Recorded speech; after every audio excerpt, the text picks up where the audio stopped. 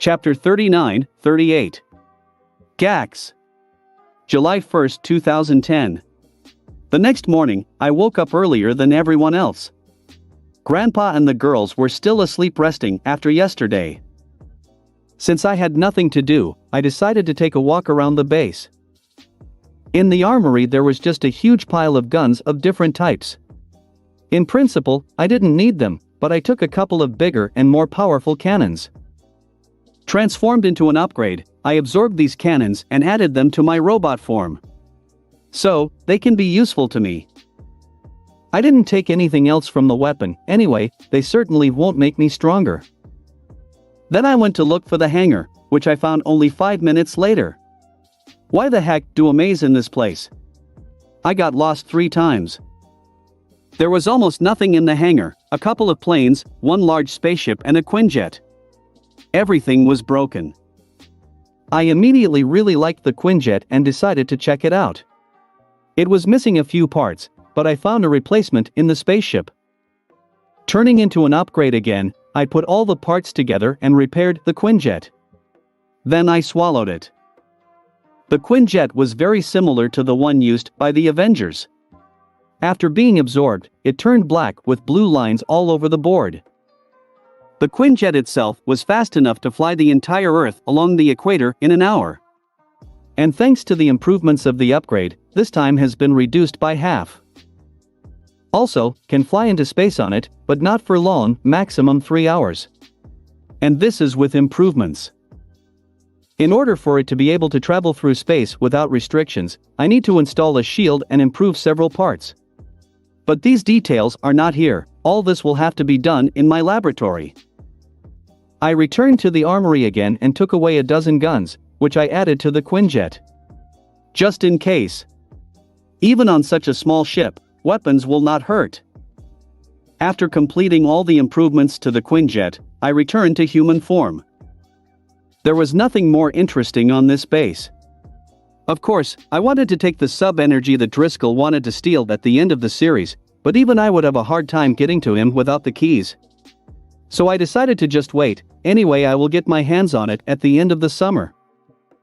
This energy source would be ideal for a spaceship that I will build in the future. I already have a course and a regulator. There are only a few main components left to get. I already have the rest of the consumables. Speaking of consumables, I remembered that now, right next to the base, there was a heap of scrap metal. It can be useful to me, it is always useful to have a supply of resources. So after transforming into the Two-Tails, I teleported outside and began to collect the remains of the robots. I decided to take whatever I can. It took me a full hour to move all the scrap metal to my cave. It's good that there was an additional warehouse under the main base. I also decided to reinforce my upgrade robot a bit again. Absorbed one of the same robot and several improved drones. Now my robot is twice as large as usual, and there are just a huge number of guns. Satisfied with my work, I returned to base at Mount Rushmore. I was sure that everyone was already awake. But it turned out not. Since I still had free time, I went to the hangar, since this base no longer has such a large and open space. I wanted to check out the alien race Chimera Sui Generis. That is, the Vilgax race. During our first skirmish, I was able to take DNA from Vilgax. I didn't want to use this alien against Vilgax himself, as I am not familiar with him. And Vilgax is clearly better at understanding his own race than I am. I would definitely lose. After activating the watch, I turned the dial to a silhouette similar to Vilgax. Slapping on the clock, I turned into my new alien. After the last modification of the Omnitrix, the transformation took only 1 second. Having transformed, I began to examine myself.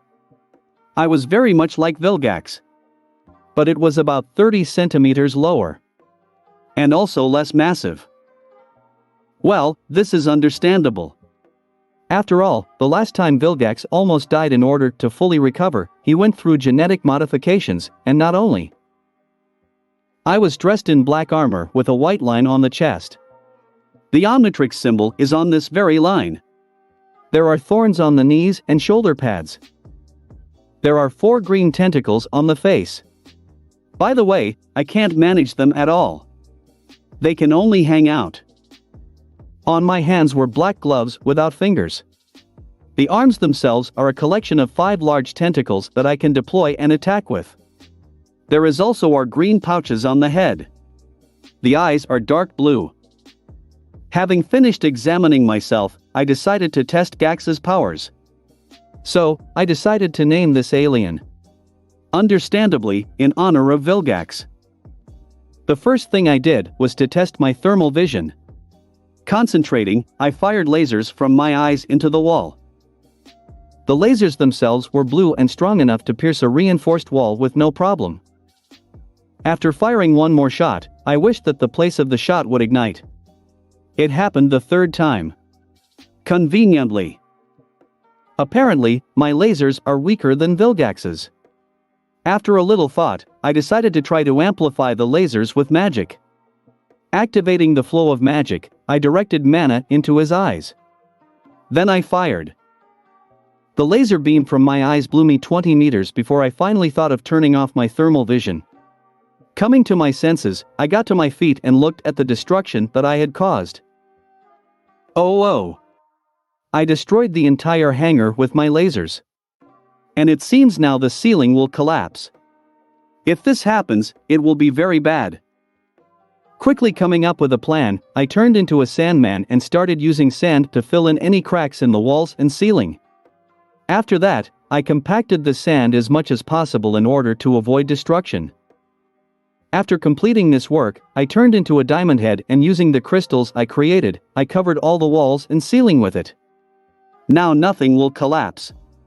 I can relax. Deciding not to take any more risks, I left the hangar. Despite all the noise I made, no one woke up. I still found a spacious enough place to test my physical strength in the form of Gax. Apparently it was once a warehouse, but now it is empty. The room itself was 3 times smaller than the hangar. But that's enough for me.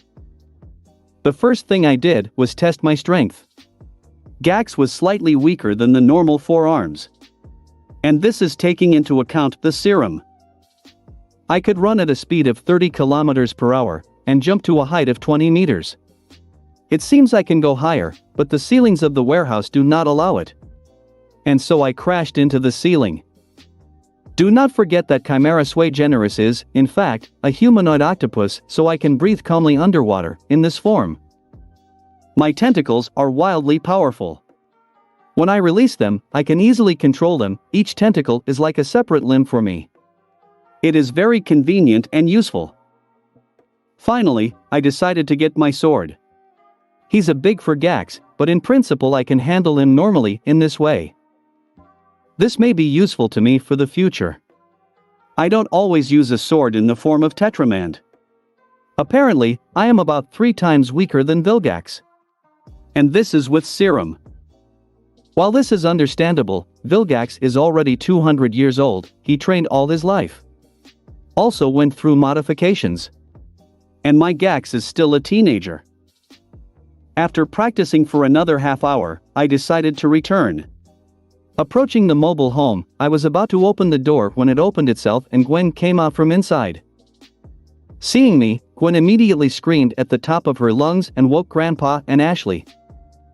Looking at myself, I realized that I had forgotten to return to human form and all this time I was in the image of Gax.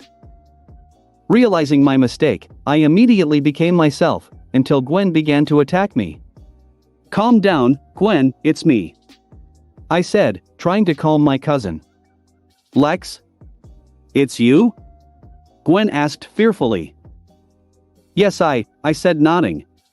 "Gwen, what is it? Are you okay?" Grandfather jumped out of the bus in only shorts, at the ready with a gun. "Grandpa, everything is fine. I scared Gwen by accident," I said soothing, this time, to Grandfather. "What's happened?" asked Grandpa, lowering his weapon. "I was checking out a new alien and forgot to return to human form. Gwen saw me and was scared," I said calmly. "Gwen, why are you scared?" Max wearily asked. What did you want from me?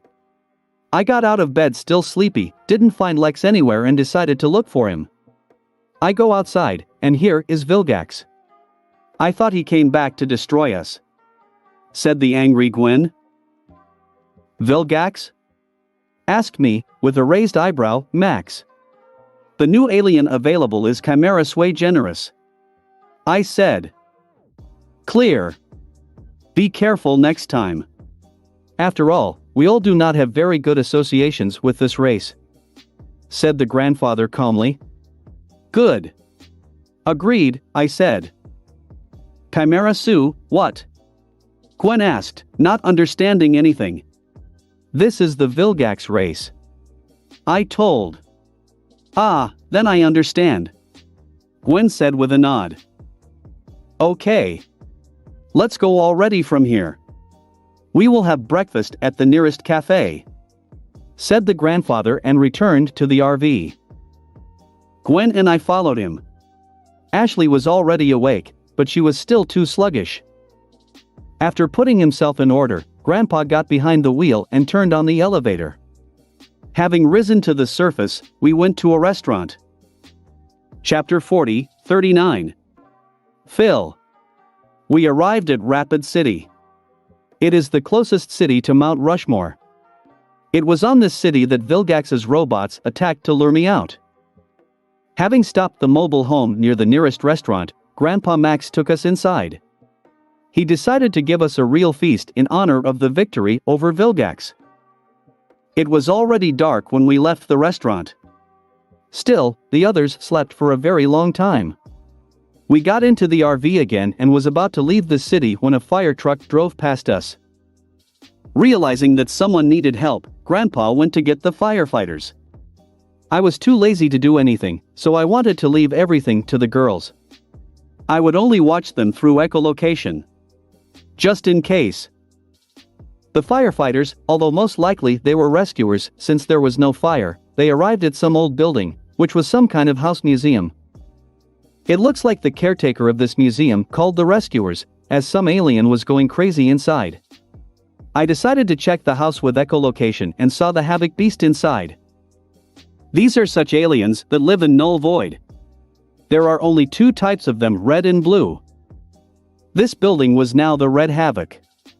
This species is small, only 30 centimeters long, but they are very dexterous. They can be difficult to catch. And they always make a mess. While Havoc was making his creative mess, a man with a weapon sneaked up behind him. It was Phil Billings, an old partner of Grandfather when he was a plumber.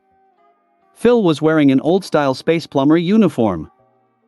At that moment, the girls already wanted to get off the bus and go to the building, but I stopped them with the words. Wait.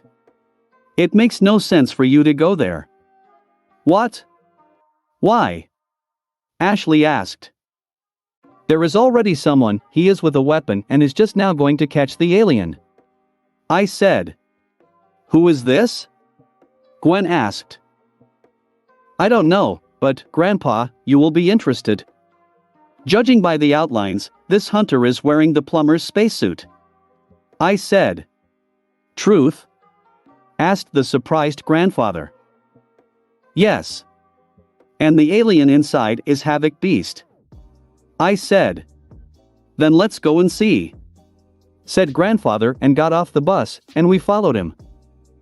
Just then, Phil was finally able to hit the alien with a weapon shot and stun him. Putting Havoc in a small safe, he went outside. The hunter caught the alien. It will be out now, I told everyone. A minute later, Phil came out of the building. He carried a safe with an alien in right hand and a weapon in left. Phil was an ordinary man, with an average face. He was about 50 years old, his hair was black with gray. Seeing the hunter, Grandfather exclaimed in surprise. Phil? Max?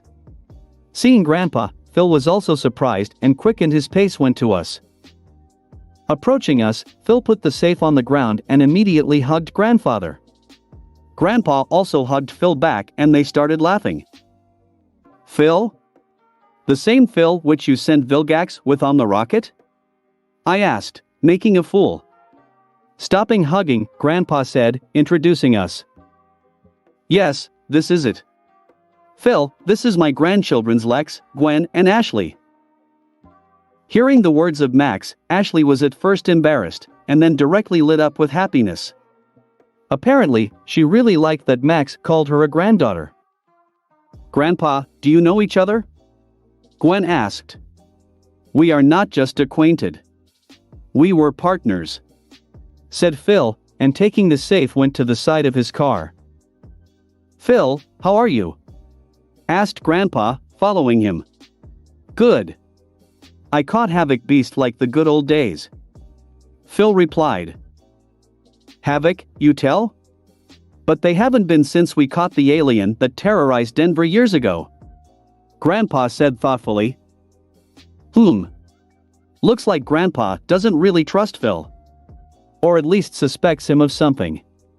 After all, I told him about the alien, but he still plays a fool. Still, Max has a lot of experience and he has seen a lot in life. I immediately realized that something was wrong here. He also seems to have noticed my wary behavior towards Phil. I just couldn't do anything about it. I know what Phil really is. And right away, I didn't like this Phil as soon as I saw him. Something emanates from him, unpleasant.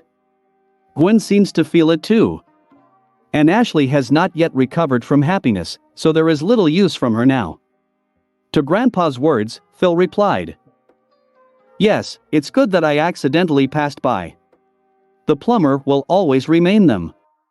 Have you thought about getting back into business again, Max? Relive glorious days. At Phil's words, I could only roll my eyes. My action, by the way, was noticed by everyone except Phil. Grandpa gave me a quick glance and then said, No, buddy, I'm retired. And the organization collapsed. Yes. It's all because of you. Once you destroyed this Vilgax, we became unemployed. Said Phil, as if in jest, but the words themselves were unpleasant. I've done my job. Replied Grandpa, frowning.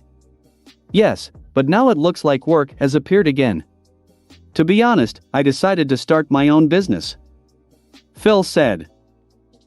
Grandpa and Phil talked a little longer, after which, under the pretext that we were in a hurry, we left. Well, tell me. Sitting behind the wheel, Grandpa asked me. What to tell? I asked. Why did you react to Phil like that? You obviously didn't like him. Max said shrewdly. I had such a feeling from him. Unpleasant. I do not know how to explain. Gwen felt it too. I said. Gwen, is it true? Asked Grandpa. Yes, Grandpa, Lex is right. With Phil, I feel uncomfortable. It feels like he will do something bad at any moment. Said Gwen and shivered a little. Clear. Said the grandfather and thought. You, too, realized that something was wrong here. Havoc Beast's inhabitants of the Null Void. They can't just randomly appear here. I said. Grandpa, why did Phil say that the plumbers' organization was closed?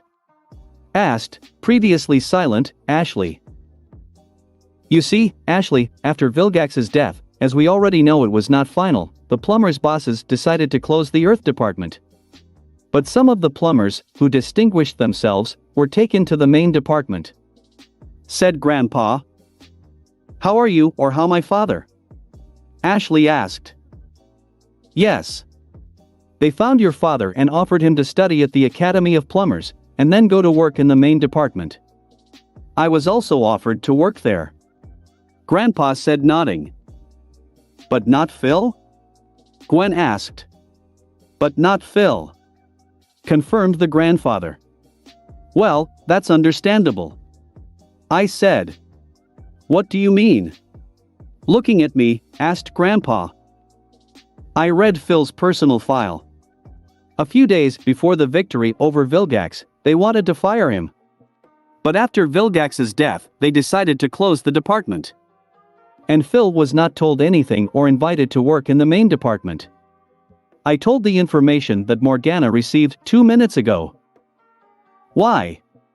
Ashley asked. It's all about his psychoprofile. The bosses were not completely confident in Phil and decided to check him. Based on the results, Phil is vain and greedy. Such a person is easy to buy, so they wanted to expel him. I said. Clear. So you think Phil released Havoc Beast? Asked the saddened grandfather. He then understood that this was all true. It's just hard for him to believe it. 100%. I think we need to watch him so that he doesn't do any bigger problems. I suggested. How do we do it? Gwen asked. Easy.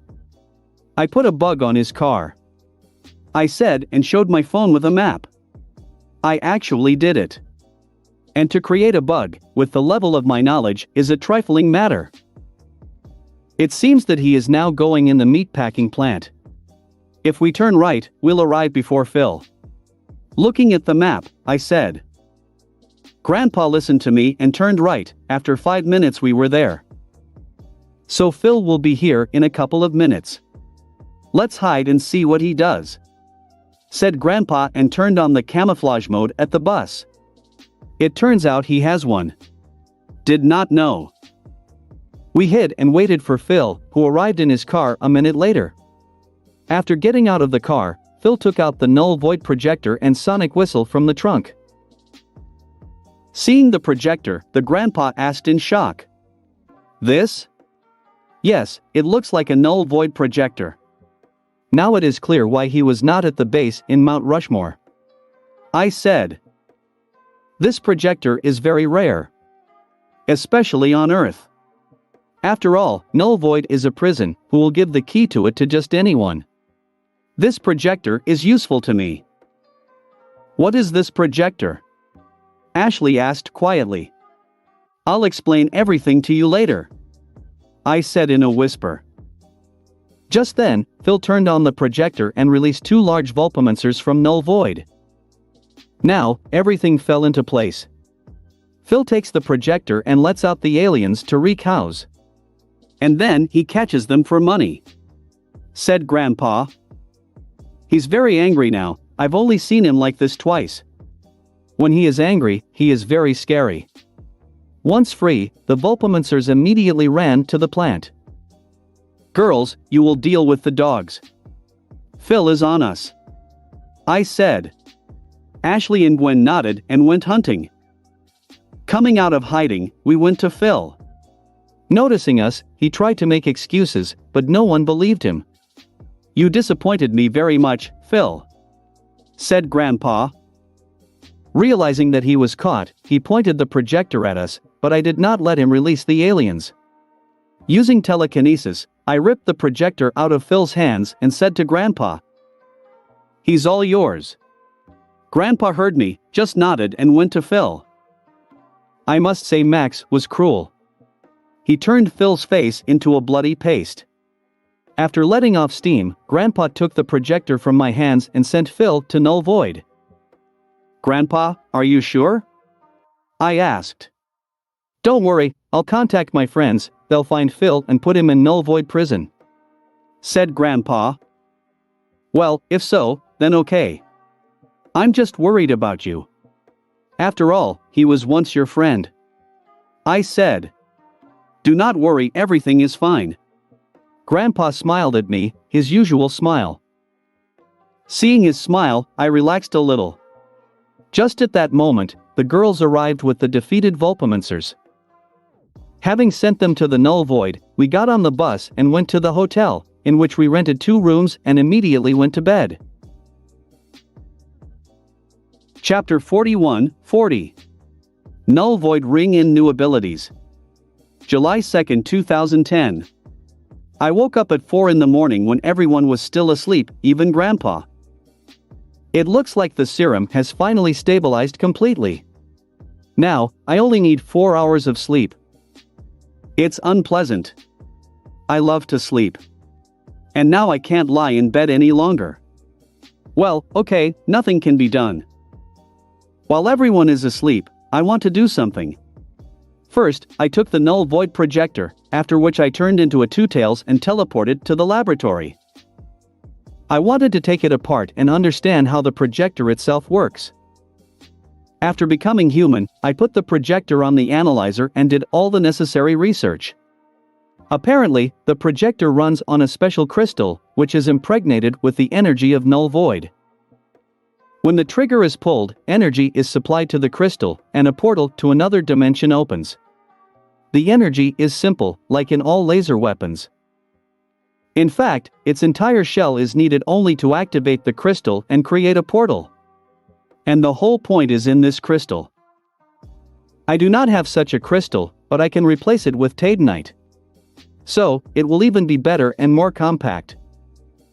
Putting the projector back together, I turned into Diamond Head and created a small piece of Tadenite, only a centimeter in size. To make it more beautiful, I also cut it.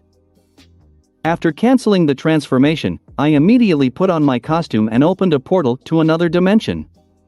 Unforgetting to grab the projector itself and a piece of Tadenite, I walked through the gate. Once in the Null Void, I immediately closed the portal so that no one would enter my world from this side.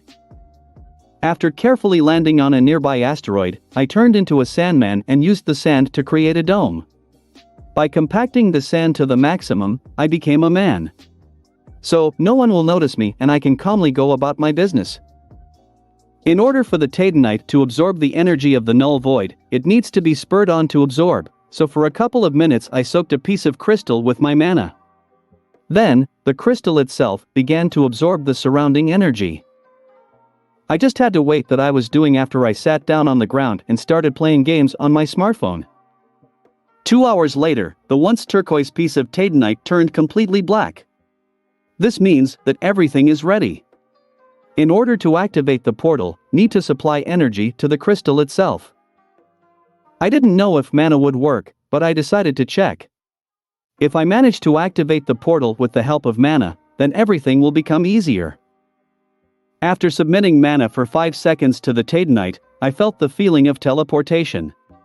When I came to, I found myself on the outskirts of Bellwood. This means that mana can also be used and everything works. It seems that I turned out not to be a projector, but a teleporter. This is understandable, after all, it's not for nothing that the projector has a lens. Well, that's even more convenient. Transformed into two tails, I returned to the laboratory. With my equipment, I quickly created a simple ring and firmly attached a Tadenite crystal to it, and then slipped it onto my finger. This time, I put the projector in my inventory. I'm not an idiot to go to Null Void without a safety net. Once again, having fed mana directly into the crystal, after 5 seconds, I was again in the Null Void. I tested my Null Void ring about 20 more times, just in case. What can I say? If I didn't have two tails, then everything would be bad. A typical projector is static. That is, the open portal remains in one place. And the one who entered it will come out in the same place. And my ring works differently. I can log in at one place and log out at any other. Even in another country. It all depends on how far I go inside the dimension. If it hadn't been for the two tails, I would have had to go back all the time with the XLR-8 or Jet Ray. And so all is well. After making sure that my invention was working, I decided to take a walk around the Null Void. Once again there, I turned into Jet Ray and flew to investigate. I flew only an hour, but I flew quite far. I saw the Null Guardians several times, but always flew away from them. I don't want to meet them. I didn't see anything else of interest, perhaps a couple of havoc beasts, but that's all. So I decided to go back.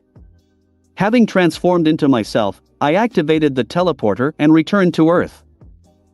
Looks like I'm in Mexico right now. Well, then I can now teleport here whenever I want. After standing for a while, I returned to the laboratory. Having taken off my suit, I was already thinking about what to do, when my eyes began to ache sharply. The pain was not very strong, but unpleasant. In 15 minutes everything was back to normal and I opened my eyes. The first thing I saw was a wall. It felt like I was now standing right in front of the wall and almost touching it with my nose. But this is impossible, since the wall was at a distance of at least 50 meters from the place where I stood. Looks like I have a new ability unlocked. Telescopic vision. This can be very helpful, but first I need to take control of my new strength. Trying to get everything back as it was, I focused on my eyes. But instead of all going back, I saw the smallest details of the wall. Cool, 2 abilities at once. Microscopic vision. Concentrating once more, I discovered another power. Instead of a wall, I saw the ground behind the wall. There was nothing further, since I am now underground. It looks like I discovered 3 abilities at once related to the eyes. I can see at a great distance, zoom in and out the smallest details, and see through walls. That is, microscopic, telescopic and X-ray vision. It took me an hour to get used to the new powers. When everything was back in place, I was able to test my strength normally. I can see 7 kilometers away. Zoom in like a microscope. And again, see through the walls. So far, I have not found anything through that I cannot see. I even looked at the Omnitrix but saw nothing out of the ordinary. Apparently, after all, there is an expanded space. It took another hour for me to be able to manage my new abilities to the fullest and so that no incidents would happen again. Having finished with everything, I decided to have some fun. Transformed into the Two Tails, I teleported out. And teleported to a height of 2 kilometers. Then a series of teleportations to the east began. After 15 minutes I got tired of it and decided to end it and return to Earth. Looks like I'm a little off course. I was still over the ocean, but I saw the island. After landing on it, I became myself and took out my phone. Judging by the map, I'm in Bermuda now. It turned out quite well. Just at that moment, my phone rang. It looks like everyone is already awake since Gwen called me. Yes? I said, picking up the phone. Lex? Where are you? Gwen's voice came from the phone. Now I'm in Bermuda. I honestly said. What? What are you doing over there? Gwen asked, surprised. Checking something. I answered. It's clear. Will you come back soon? Gwen asked. Are you leaving soon? I asked at first. Grandpa said that in half an hour. Answered Gwen. Good. I have one thing left to do and I'll be back. I said and hung up. Having become Two Tails again, I returned to the laboratory. I need to do a galvanic IQ test. Abilities don't just appear and I'm sure the new abilities are a consequence of my psionic powers. When the results came, I realized that I was right. My new IQ is 300. This is most likely the serum's job. The serum itself has stabilized today, and these are its consequences. Even though I didn't add Galvanian's DNA, the serum strengthened my entire body, including my brain. My brain became physically stronger and was able to accommodate more psionic powers. It seems like before, I just could not awaken my full potential due to my weak body. Now I can. With my psionic powers awakened a bit, I decided to test my telekinesis. After checking, I came to a disappointing conclusion. My telekinesis has become much stronger, but it seems to have reached the threshold of development. Now, my telekinesis can lift 15 tons and it works half a kilometer away from me. But that's all. I am unable to reach the molecules. This means that I will not be able to use cryokinesis or pyrokinesis, and so on. Apparently, I'm missing something. Telepathy will still need to be tested, but it seems she has become stronger too. After completing all the work, I teleported to the bus. There was no one inside yet. While no one saw it, I put the null void projector back in place. Let no one know yet that I took it. A couple of minutes later, Grandpa got on the bus. Seeing me, he said, "Lex? You are back. What have you been doing?" Nothing special. It's just that my telekinesis has become stronger and I decided to train it a little, I said. Yes? Well then, good.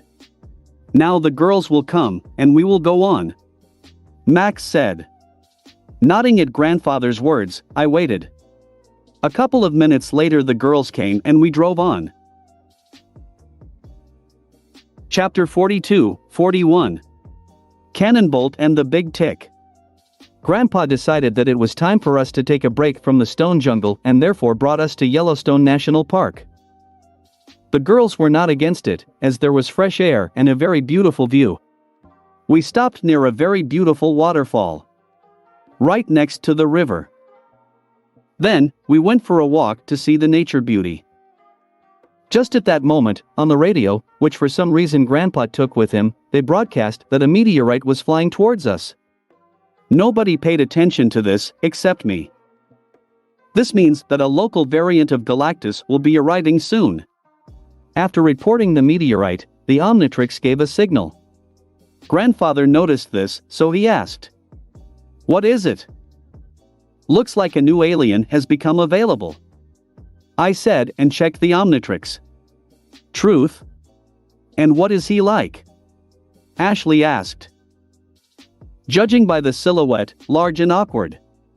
I think I even know what kind of race it is," I said, examining the silhouette. "Well, turn now. Nobody will see it anyway," said the curious Gwen.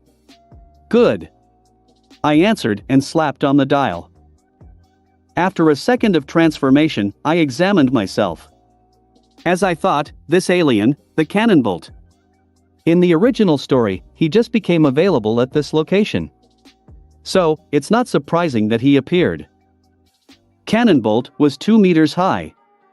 He himself was white color and there are black lines on the head. There are also black shorts that cover all legs. It has yellow armor plates on its back, arms and shoulders. The arms also have 4 long claws. The Omnitrix symbol is located on the chest. "Wow, he is cool and cute," Ashley said with a satisfied smile. "And who is it?" Gwen asked, examining my appearance. "This is Arburian Pelorota.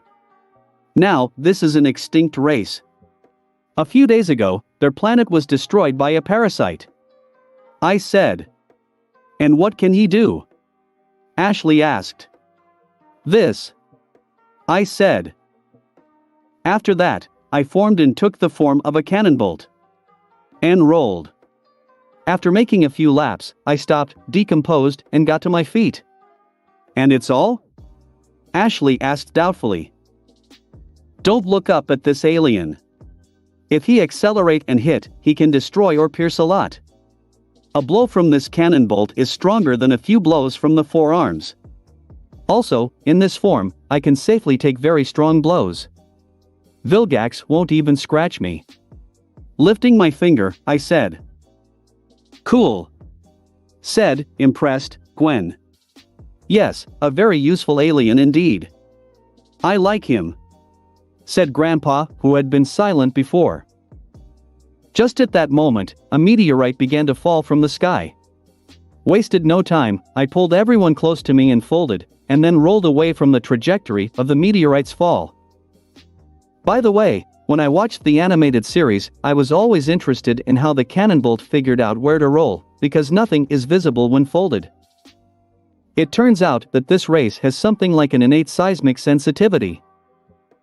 When the Cannonbolt roll, the plates on its back touch the ground, then I send a signal through these plates to the ground and I can see everything within a radius of 50 meters, at all 360 degrees. This is somewhat similar to what the blind Toph from Avatar Aang used to see. While I was thinking, I was able to travel far enough to avoid all the consequences caused by the landing of the meteorite. After releasing everyone, I cancelled the transformation and became human. Grandpa and the girls got to their feet and began to come to their senses, after all this skating. "It was," said the grandfather holding his stomach. "Looks like he's slightly seasick. Strange, he's kind of an astronaut. For him, such rolling is a trifling matter. At least that's how it should be." So cool. Ashley screamed, agitated. She liked it the most. Don't do that again, said Gwen to hold her head. It seems that only Ashley liked the ride inside the Cannonbolt. Grandpa felt seasick and Gwen felt dizzy. Well, let's know. I myself like to ride like that, but it's still the nature of this alien. It should be so. So, what was that? When he came to his senses, Grandpa asked. On the radio, they said that a meteorite was flying in our direction. But I didn't pay much attention to it, because I thought that the meteorite would burn up in the upper atmosphere, as always. And here's how it happened. Once again, I lied. Clear. Let's go check out what this meteorite is, said the grandfather and went to the place of the fall. Just be more careful and attentive. In my experience, what appears to be a normal meteorite or shooting star is not. I've already had this 2 times, I said and pointed to the disguised Omnitrix. Gwen and Grandpa looked at my hand and grinned ironically. You're right about that, Gwen said. We walked to the place of the fall for another 5 minutes, due to the fact that, just in case, I went further away. Coming closer, we saw the destruction caused by this thing. Many trees were destroyed and all the land was plowed a meter deep. It's a pity. Spoiled such beauty. Going down to the meteorite, we saw a large, ellipse-shaped stone, of an unusual color. So what's this? Gwen asked, examining the meteorite. After Gwen's words, cracks began to appear on the stone and the top layer began to fall off. He seems to be alive, said Grandpa. Having moved back to a safe distance, so that we would not get caught, we continued to watch how an alien looking like a giant tick began to climb out of the stone, which was more like an egg. Having got out to freedom, the alien released tentacles, which he pushed into the ground and sat down, ceasing to move. The only thing he did was release clouds of gas from special pillows that were at his head. This gas, I must say, just had a disgusting smell. What the hell is this? Ashley asked, covering her nose from the stench. This is problem, I said, frowning. Do you know what this is? Gwen asked. By the way, she also covered her nose. Do you remember when I talked about my new alien? About Arburian Pelorota? I asked at first. Yes. You said that this race is now considered extinct. His planet was destroyed by some parasite, answered Gwen. Right. This is this parasite. It is called the Big Tick. He travels through the universe, lands on different planets, and absorbs all the energy from the core, thereby destroying it. In the process, billions die, I said, continuing to frown. But this is horrible. Why is he doing this? Gwen asked, shocked. Nobody knows, said Grandfather, who also heard about this tick. But why was it not destroyed?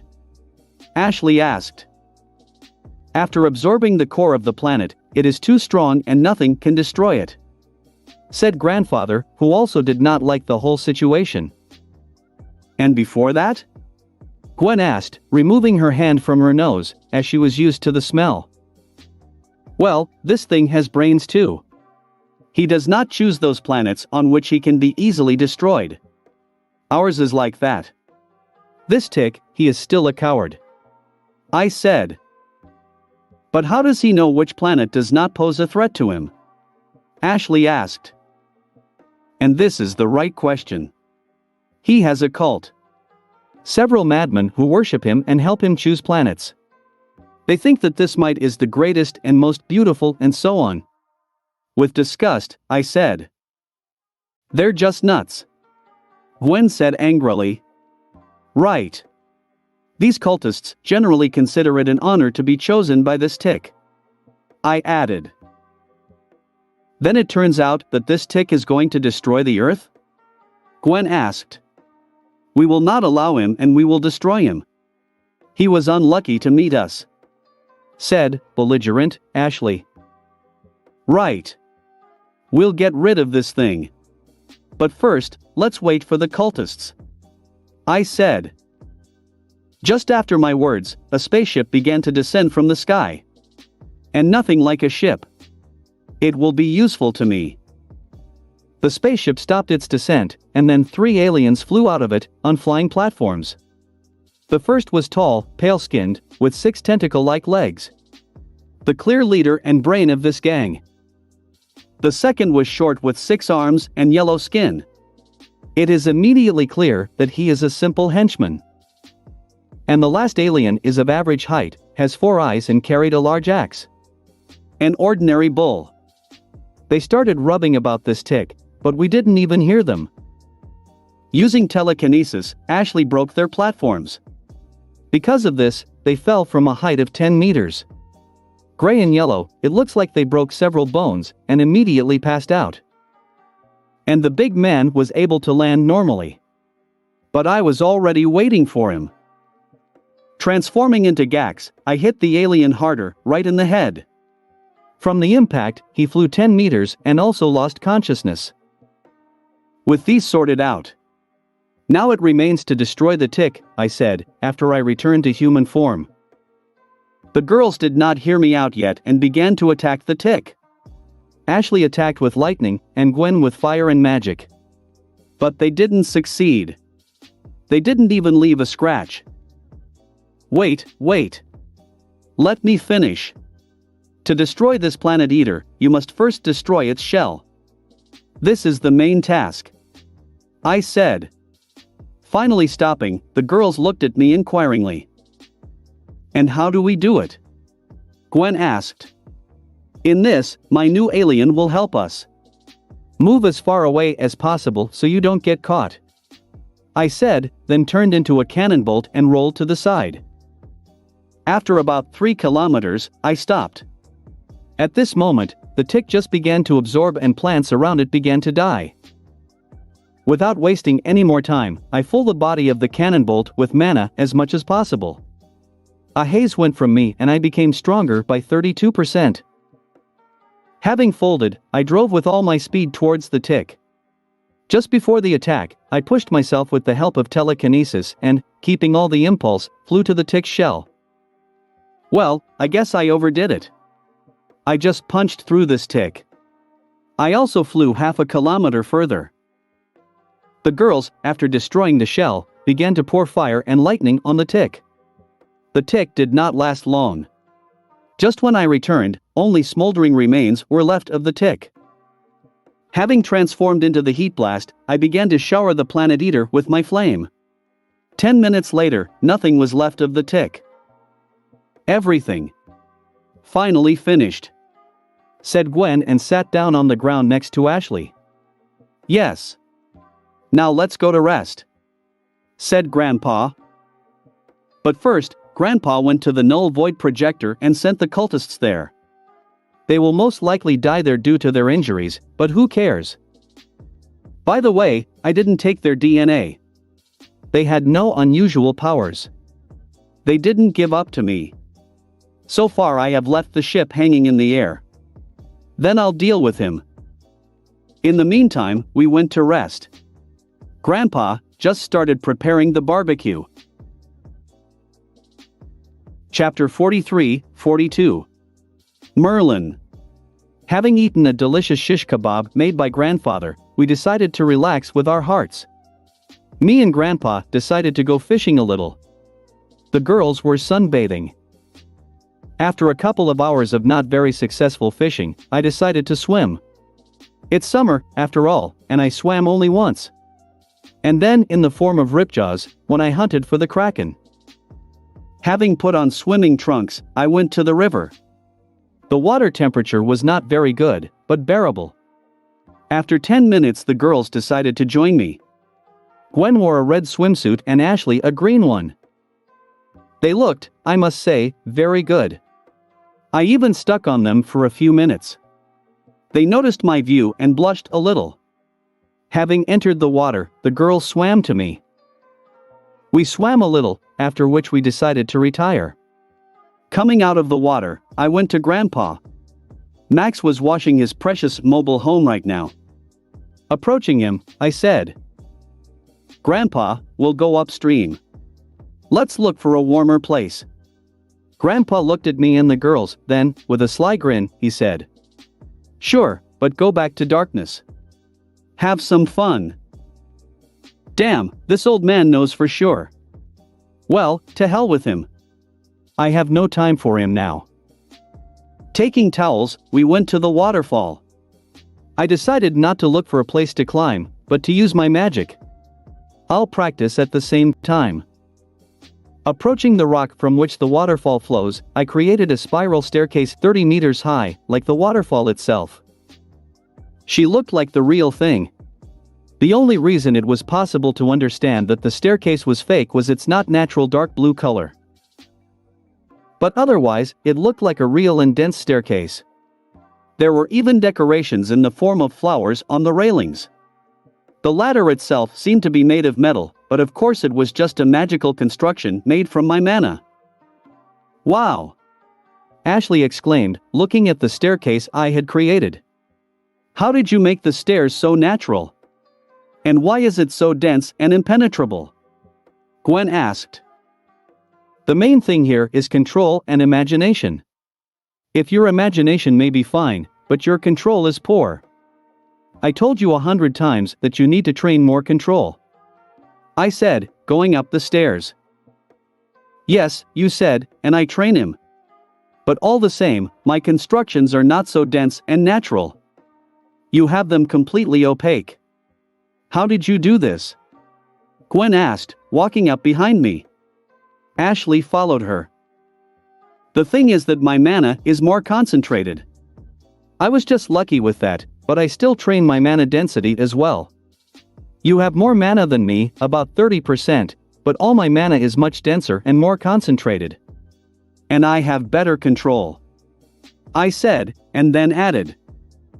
"For example, if you run out of steam after 500 magic discs, then I will after 700. And this despite the difference in the amount of mana. So also my discs will be 1.5 times stronger and they will do more damage. How can I increase the density so that it is the same?" Gwen asked. "No way. In magic, you are more talented than me and you have more strength. When you become Anodite, you will be much more powerful than me Anodite. But because of the overwhelming power, you suffer from both control and density. There are always pros and cons," I told her my latest findings on this matter. "But is there really no way to fix it?" Gwen asked, clearly disappointed. "There is one little trick. It is necessary to compress mana during meditation. This will increase your concentration slightly. Not much. But at least something," I said. "Clear. Aren't you upset that I am stronger than you in magic?" Gwen asked, considering my feelings. "Not. I already have the Omnitrix. In fact, I'm even glad that I have such magic. For me, good control is much better than unbridled power," I honestly said. "Clear," said Gwen, with a smile. Ashley, all this time, listened to our conversation and was silent. At that moment, we finally went upstairs, and I scattered the stairs. Further, we walked another kilometer just chatting until we stopped at a good place. The water was colder here, so I decided to give us a bath. Transformed into 4 arms, I dug a hole 3 meters deep and 3 meters long, not far from the river. After that, I led a canal from the river to the pit. After a couple of minutes, the pit was filled with water and I closed the channel with stones, only left a small stream. After that, I turned into a heat blast and heated a homemade hot spring to 60 degrees. Due to the fact that I left access to water from the river, the bath was very comfortable. Becoming myself, I climbed into the bath. And it was wonderful. Warm and relaxing. Seeing my happy face, the girls also jumped into the bathroom. And immediately relaxed. We lay there for about 20 minutes, after which the girls moved closer to me and put their heads on their shoulders, while hugging me. So, we lay for almost 3 hours. We kissed from time to time. First, I kissed Gwen, then Ashley. And backwards, and so on several times.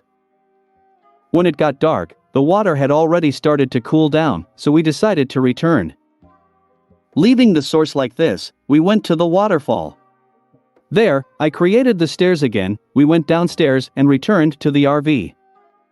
Grandpa had just finished making dinner. Seeing us, he just grinned and called us to eat. How infuriating this grin is. When we meet his ex-girlfriend, I will remember everything to him. After dinner, everyone went about their business. Gwen read books on magic, Ashley played sumo slammers, and Grandpa watched the movie. I decided to finally check the cultist's ship. Since I did not know how to operate the ship, I decided to do everything in a simple way.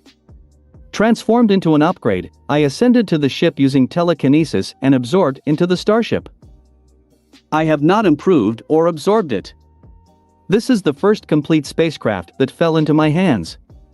And I want to study it better. The ship is called the Great One, by the way. Dios mio. These cultists even named the ship after this stupid tick. Absolutely nuts. Having soaked into the ship, I found the control instructions and memorized them. Also, I removed the entire control system so that if those cultists return, they cannot access the ship. In addition, one of the aliens had the key to the ship, which means that this system will not give me full control. So, hell with it. After finishing all the work, I got inside the starship and became Ditto, then I created one clone, which turned into an upgrade. The clone penetrated the dashboard and created a wire through which I inserted Morgana into the ship's system. Soon, this ship will be under her complete control. When the clone finished everything that was needed, he dispelled himself. When the download finished, a beautiful and sexy girl appeared on the main monitor. It was Morgana. Darling, this ship belongs to you now. What would you like to call him? Morgana asked and smiled flirtatiously. Well, since Morgana is running it, let it be called Merlin. Sounds symbolic. I said with a grin. Accepted. Welcome aboard the Merlin. Morgana said, pleased with the analogy. Thanks. Morgana, lower the ship to the ground for now, not far from the RV. Also, order the cleaning robots to remove the entire ship and destroy the personal belongings of the former owners. In the meantime, I'll check the entire spacecraft. I said and went to study the ship. Whatever you say.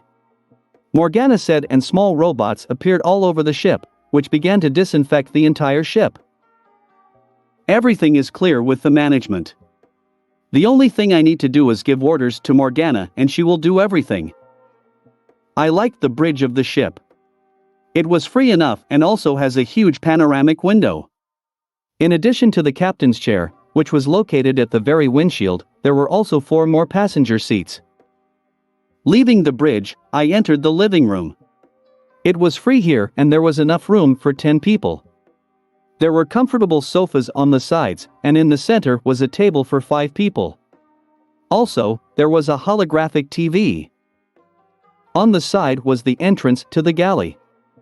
That is, the kitchen. It was pretty simple, but high-tech. By the way, there were no food. Leaving the kitchen and returning to the living room, although it is more of a dining room, I moved on. There was a door in the back that led into a hallway. There were 4 doors and an elevator. 4 doors led into ordinary cabins. Each contained a bed, a table and a chair, a wardrobe, a holo TV and a computer with access to the Galactic internet. Also, each cabin had a bathroom. There was a shower, a toilet and a wash basin with a mirror. In the room you could turn on the window and look out through it. Entering the elevator, I saw 4 buttons. First, I decided to click on the topmost button. Coming out of the elevator, I got into the captain's cabin. She was about 3 times the size of the usual. But there was the same furniture as in the other cabins. Only the bed was larger. The bathroom was also larger and there was a real alien jacuzzi. Plus, could open the ceiling and look at the sky. Back in the elevator, I went to the -1 floor. There was a medical block, a warehouse, and an exit from the ship. In general, nothing interesting. Going down to the second floor, I got into the technical compartment. Here was the core of the ship. After examining it, I was pleased. This ship was of a high-speed type. He could fly through the star system in just 3 hours. It's pretty fast. But there are also disadvantages. The ship's defense is weak, and there are also no weapons. Well, I still didn't want to leave him like that for long. Merlin will be the foundation of my own ship, which I will build myself. Merlin is actually a very nice ship. But I want a bigger ship. Also, I want to make it the fastest in the universe. And set up a powerful defense. Plus, a weapon that can destroy Vilgax's ship in just a couple of seconds. After finishing the inspection, I left my spaceship to show it to my family. Chapter 44-43. Tour and Magic Constructs. After leaving the ship, I saw Grandpa and the girls who were looking with curiosity at my new spacecraft. "You were able to reprogram him?" Max asked. "Yes. I loaded Morgana into it. Now this ship is completely mine. I renamed it and it is now called Merlin," I said. "Cool."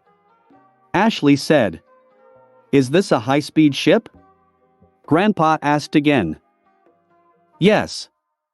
It has no weapons, and the defense is very weak.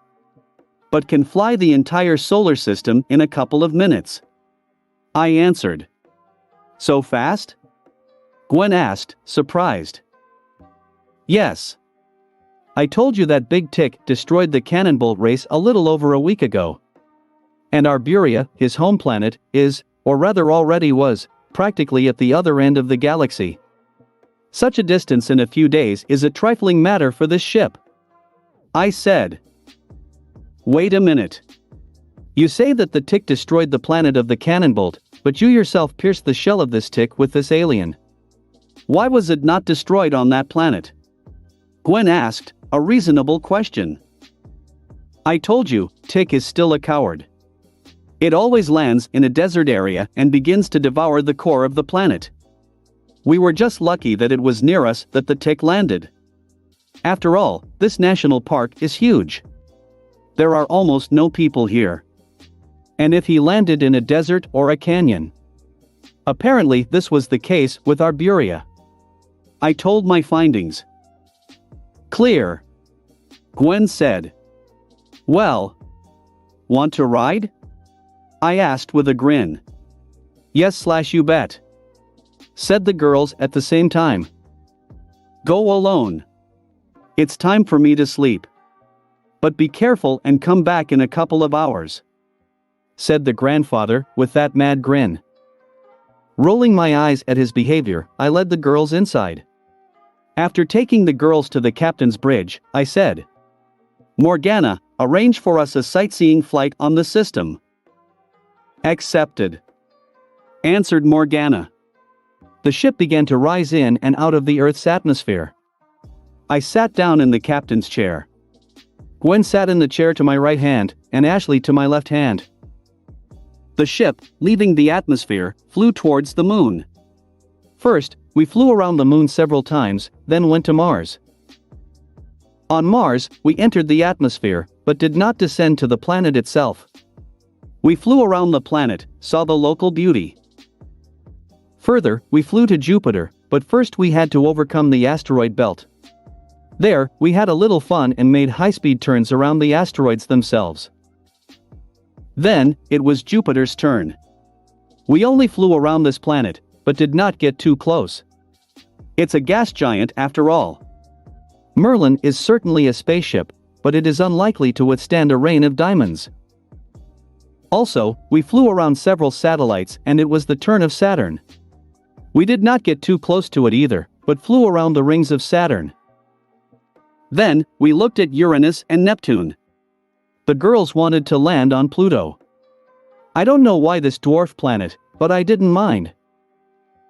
Having completed the flight on Pluto, we decided to fly a little around the Kuiper belt. There, we also arranged a test drive of the ship and checked it for speed and maneuverability. On this, we decided to finish and flew home. We were there in 10 minutes. This whole journey took us only 2 hours. It was really cool. I never thought that space was so beautiful. Having dropped the girls, I decided to send the ship to my base. Turning on the camouflage field, yes, there is such a thing, I flew to Bellwood. More precisely on the outskirts of the city. There is a special entrance for spaceships. Once near the entrance, I removed my disguise and opened the entrance. I said that I did it all, but in fact, Morgana does it all. Still, I have never regretted that I created it. Without her, I feel like I have no hands. Having flown into the secret entrance, the ship went to the hangar. After landing, I got out of the starship and left the ship alone. Then, having turned into the Two Tails, I teleported to the bus and went to sleep. It was already late and by that time everyone was asleep. July 3, 2010. I woke up 4 hours later, before dawn. I didn't feel like sleeping, so I decided to practice some magic. To be precise, I want to practice my magical constructs. As I recently realized, I can make whatever I want out of my designs. Weapons, vehicles, technical equipment, and so on. It has always been understood that the Anodite's abilities are similar to those of the Greens and the other Lanterns. And now I understand it perfectly. After all my mana was refreshed, when I absorbed all the magic of the Hex Staff, my constructs took to the next level and now they are definitely no different from Lanterns. The only difference is that I use my inner strength, not the strength of the ring. Moving away from the bus into the woods, I began my workout. To warm up, I started building weapons. First created a simple claymore. Even though it was kind of just a compressed mana, this sword was incredibly sharp. Just as I imagined it. To test this, I slashed the nearest tree with claymore. The tree, with a trunk of 30 centimeters, was instantly cut in half. Further, I began to create other weapons. Axes, spears, halberds, throwing knives and the like. By the way, I immediately decided to check how long my designs can hold out if I don't pay attention to them. Having created a simple 20 centimeter throwing knife, I put it in my pocket and forgot about it for a while. Next, I decided to check the firearms. Having created a simple pistol, I fired it into a tree. A simple-looking bullet flew out of the pistol and hit a tree. The pistol did not make any noise at all. And the sleeve immediately scattered after use. Then, I checked out a few more firearms. I didn't use anything lethal, such as bazooka, because I'm sorry to spoil nature. Next came the alien guns. Created a simple laser pistol and fired. A dark blue laser shot out from the gun barrel, piercing through the tree. Powerful. Therefore, I created a couple of guns from grandfather's collection. And one idea came to my mind. I tried to create a null void projector. I managed to create it, but when I wanted to use it, the projector just disappeared. Apparently I still lack something to create truly real constructs. And finally, I decided to create myself a transport. First, I made my motorcycle out of mana. It turned out to be the same as the original, only it does not make any sounds. Sitting on the motorcycle, I turned on the gas, created a road from a construct that passes over the forest, and drove off. It is quite unusual for the motorcycle you are riding to make no sound, especially when you are driving at 200 km/h. And most importantly, even the speedometer is fully operational. After riding a little, I stopped and scattered the motorcycle. Now I decided to try creating a Tetrax board. Having formed a board from mana, I stood on it and flew.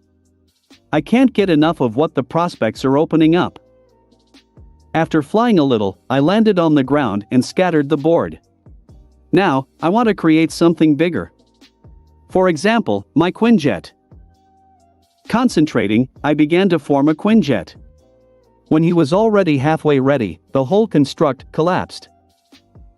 I felt that mana was enough for me, but unfortunately, I still could not create something that big, yet. It's a pity. Quickly putting aside my frustration, I decided to create something easier. Grandfather's house on wheels. The bus formed in a few seconds and was indistinguishable from the original. I went inside and checked it out. It turned out to be even too similar. All the scratches and cracks that were on the bus were in place. It seems I unknowingly created all these defects. Well, I still know this RV very well, and for me it comes naturally. After going out and destroying the replica, I decided to check the ladder. Creation of living beings from magic constructions. I decided to start simple, so I formed a simple rabbit. The rabbit appeared in my arms and was indistinguishable from the living, well, except for its color. He even wrinkled his nose a little. Nicely. After scattering the rabbit, he created a horse along with a saddle. Sitting on a horse, I galloped towards our parking lot. It was already almost 7 in the morning, and soon everyone would wake up. After 10 minutes I galloped to the place. The horse, by the way, was very cool. It was convenient to ride on it. And most importantly, my horse is quiet and leaves no waste. After scattering the horse, I decided to test my throwing knife, which was already almost 3 o'clock. Despite the elapsed time, the knife was still in perfect order. So I put the knife back in my pocket for now. I'll check it in a few hours. By this moment, everyone had just woken up. So we had a quick breakfast and drove on. Chapter 45-44. San Francisco and Legion. We arrived at our next destination only in the evening. All along the way, I was lounging around and playing a game on my laptop. By the way, I realized that I did not try to make a magical construct of a computer or telephone. After realizing this, I tried to make a copy of my laptop. The shell of the computer turned out to be easy to make. But that's all. His entire operating system and other internals of the computer did not work. I tried to make a phone as well, but again, the only thing that worked was its appearance. For that, I'm still missing something. Having discarded this idea for the future, I continued to play. By the time we arrived in San Francisco, I had completely finished the game. This game was from the Sumo Slammers series. Normal such a game, in principle, but does not go to any comparison with some games from my old world. For example, even the first Mass Effect is 10 times better than this game. I can play it, just to kill time. I don't understand why Ashley is so crazy about this game. Never mind. Grandpa decided again that we needed to stay in a hotel, so we rented a large room and settled in. When we finished packing, I decided to test my mana knife. I took it out of my pocket and examined it. It's been almost 14 hours since its inception. It faded a lot and began to lose its clarity. Also, it is no longer as hard as it was originally, but still, it can still be used. I decided to leave it on the bedside table. Let's see what happens to him tomorrow morning. Having completed all the affairs at the hotel, we went for a walk around the city. I knew that in canon it was Kevin who caused the mess in this city. But since Kevin does not exist, but there is Ashley, now my girlfriend, and she is with us, then everything should go without incident. Unless, again, we will stumble upon some thieves, robbers, or hijackers. But this is already in the order of things. We meet such villains in every more or less large city. But suddenly I didn't. We didn't encounter any robbers, we found the fire. In an ordinary, 9-story building, a gas pipeline exploded, which started a fire. When we approached the building, there were still no firemen, but there were already a bunch of onlookers in the area. First of all, I used X-ray vision and checked the whole house. Still, it's a useful ability. As always, when we were near, there were no casualties. On the 7th floor, by the side of the window, there was a man. He had just broken the window and was preparing to jump off. But he still couldn't make up his mind. The fire was already nearby, and almost 25 meters to fall down. The flame is certain death, and falling from such a height is possible death. So he couldn't make up his mind. To help the poor man, I created a magical construct, in the form of a spiral slide, right next to the window where he was standing. A man, seeing from nowhere a blue slide that appeared, was taken aback at first, and then looked at the fire and, spitting on everything, sat down on the slide and rolled down. Below him was already waiting for a soft mattress from Mana, on which he landed successfully. I'm not an idiot, leave everything as it is. From such a height and at such a speed, if there was not something soft on which he could land, then the poor man would have broken all his legs. Standing on his feet, the man looked dumbfounded at how the slade that saved his life dissipated. And the fire that raged in the mission began to subside. This was done by Gwen with the power of the charm of pyrokinesis. In fact, putting out such a fire is a matter of 5 seconds for her. Previously, she could not do this, because the man could suffer. And when I saved the man, Gwen could put out the flames. And most importantly, no one even noticed that we did it. Having made sure that everything ended well, we continued our walk. Before leaving, I heard some people say that a man was saved and the fire was put out by the Legion. I found this strange, so I decided to check it out later. By this time, it was already dark and we were hungry. Finding a decent Chinese restaurant nearby, we went in and had a bite to eat. After walking for another hour, we returned to the hotel. This time, I was able to persuade Grandpa to rent a cooler number. It was a 3-room suite. 1 large living room and 2 bedrooms, each with 2 beds. I wanted to pay for everything with my own money, but my old man was too stubborn and refused such an offer. But while he did not see, I asked Morgana to change the bank account and it turned out that I paid the money for the number. So, in my opinion, it's more honest, because it was I who wanted this number. When we got back, we sat down in the common living room and started watching TV. And at this time, on the news channel, they showed a report about one well-known, in this world, thief. Shadow. A thief who steals art and treasures all over the world. But he is not a simple robber who is greedy for profit. He can even be called a hero in some way, which restores justice. Everything that he steals was once stolen from their historical homeland during all sorts of conquests. For example, the paintings that the Nazis captured throughout Europe during the Second World War. Or, the treasures of the Chinese dynasty, which at one time were captured by the British Empire. So, the Shadow is looking for such treasures in various museums, depositories, or in the collections of wealthy collectors, and steals them, after which he returns them to his homeland. The Shadow itself has been doing business for 25 years. And he was never caught. No one, until now, knows how he commits his robberies.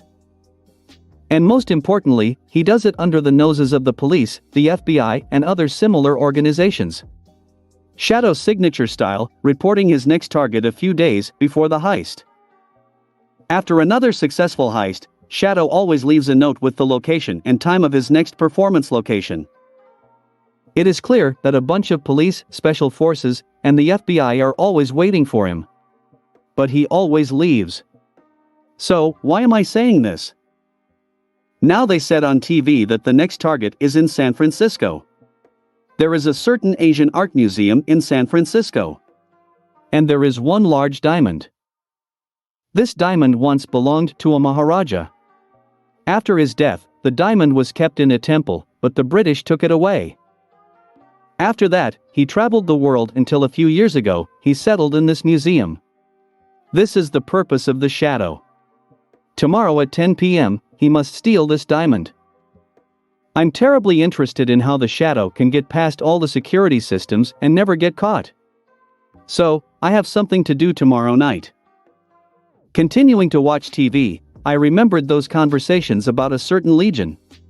Taking out my laptop, I started looking for information. Not expected. This legion is me. It seems that some craftsman was able to notice that some of the aliens that appeared in the cities and stopped the robbers and things like that are the same person. I found one site full of photos of me as different aliens. Also, it is in my usual suit. This person even realized that I can create magical constructs. Therefore, people thought that the Legion had saved that man. In general, it is. I checked this whole site and I have to admit that this dude is great. He did a great job.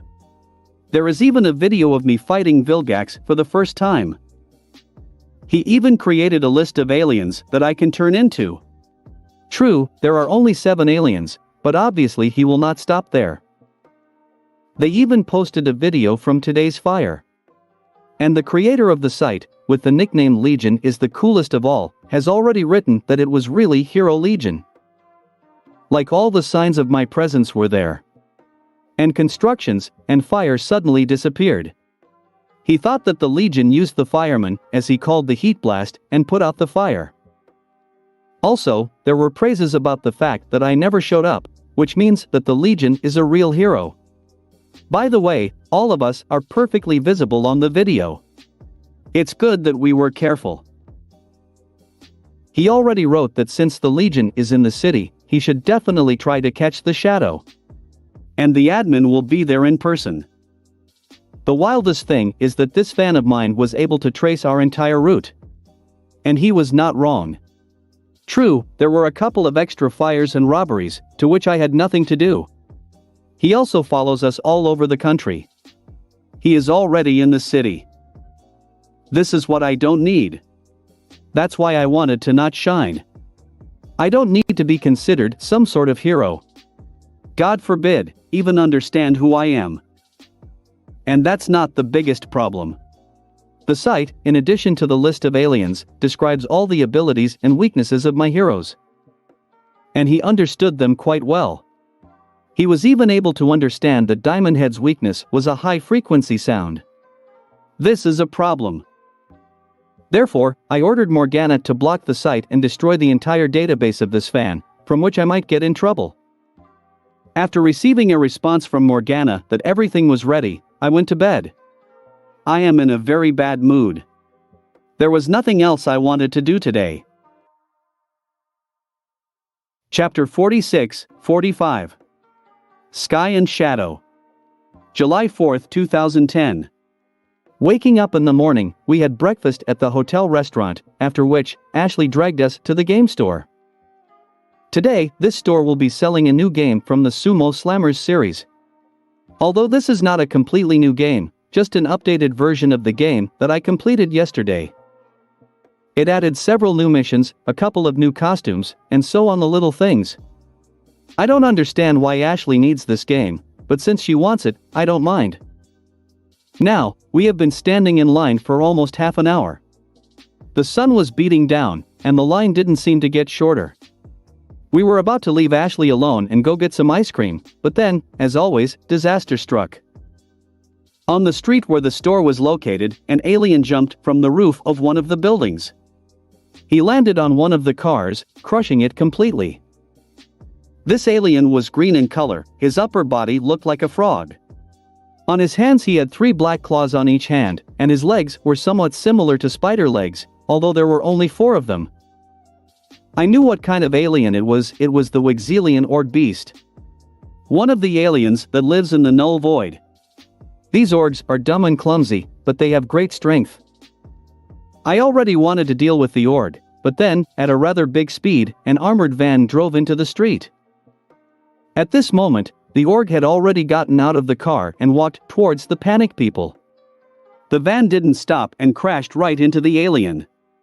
The Org flew 5 meters away from the impact of the car and crashed into the wall of the building. Several uniformed men stepped out of the van. Chief among them, a tall blonde man, began to give orders to his men. Following orders, the officers took out a huge cannon from the van, after which they fired at the already standing Org. The Org took the shot and screamed in pain, and the soldiers fired several more shots. After the last shot, the Org lost his creation. The commander of these people gave another order to get the power grid out of the car to tie the monster. After tying up Ord, the soldiers lifted him up and dragged him into the van. Having loaded the alien into the car, all the soldiers and the commander got into the car and left as if nothing had happened, leaving the shocked audience. I knew who it was. It was a government organization, the Special Extraterrestrial Containment Team. And their commander's name is Lieutenant Steele. Their department was created quite recently. The USA government noticed that a large number of aliens began to appear in the country, and they decided to do something about it. Of course, as always, they are also looking for personal gain. All aliens captured by Steele's team are taken to Area 51, where they are caged, examined, and dissected. They also often steal alien technology that remains after their appearances or, for example, my battles. This is clearly seen in their weapons. In fact, the actions of the government and this organization are illegal. They break interstellar law by trapping aliens and dissecting them. But there is also the fault of the plumbers. After the first victory over Vilgax, the plumbers closed the office on Earth, because they decided that now no one needs our planet. In a way they were right, because for almost 20 years everything was quiet. But with the advent of the Omnitrix, everything began anew. And in order to do at least something, the government decided to create this organization. Good thing, so far, the government has only been able to catch violent and brainless aliens, as well as criminals. I don't care about him. But I still look through the Special Extraterrestrial Containment Team files quite often to make sure they haven't crossed a line. For now, everything is tolerable. Well, nothing. In a couple of years the plumbers should return to Earth and they will settle all the problems that suit the government. In the meantime, I will protect the Earth from very strong enemies. Moreover, all of them will come for my soul, or rather for the Omnitrix. After 10 minutes, people finally calmed down and we were able to buy Ashley her long-awaited game. We are actually lucky. Because, seeing the alien, many ran away and we no longer had to stand in line. Having bought the game, we went to have lunch at a pizzeria. During the meal, I told the girls about the Special Extraterrestrial Containment Team. After eating, we went for a walk around the city further. We went to the Golden Gate Bridge, rode the tram and saw other sights. We returned to the hotel at 6 p.m. After a bit of rest, I decided to do something quick. Transforming into the Two Tails, I teleported to my cave. I want to make a camouflage system for my suit. I just now noticed that my costume is quite bright and conspicuous. The whole thing took only an hour. I made a small device, only 5 centimeters long, that I attached to the inside of my backpack that holds my suit. Everything works very simply. When I'm wearing a suit and I need to be invisible, I give a signal to Morgana and she activates the device. My entire costume is being repainted in dark shades, and all the luminous elements are darkened. It's basically a device that activates stealth mode for my suit. Very convenient and simple, and most importantly, sometimes it can be very useful.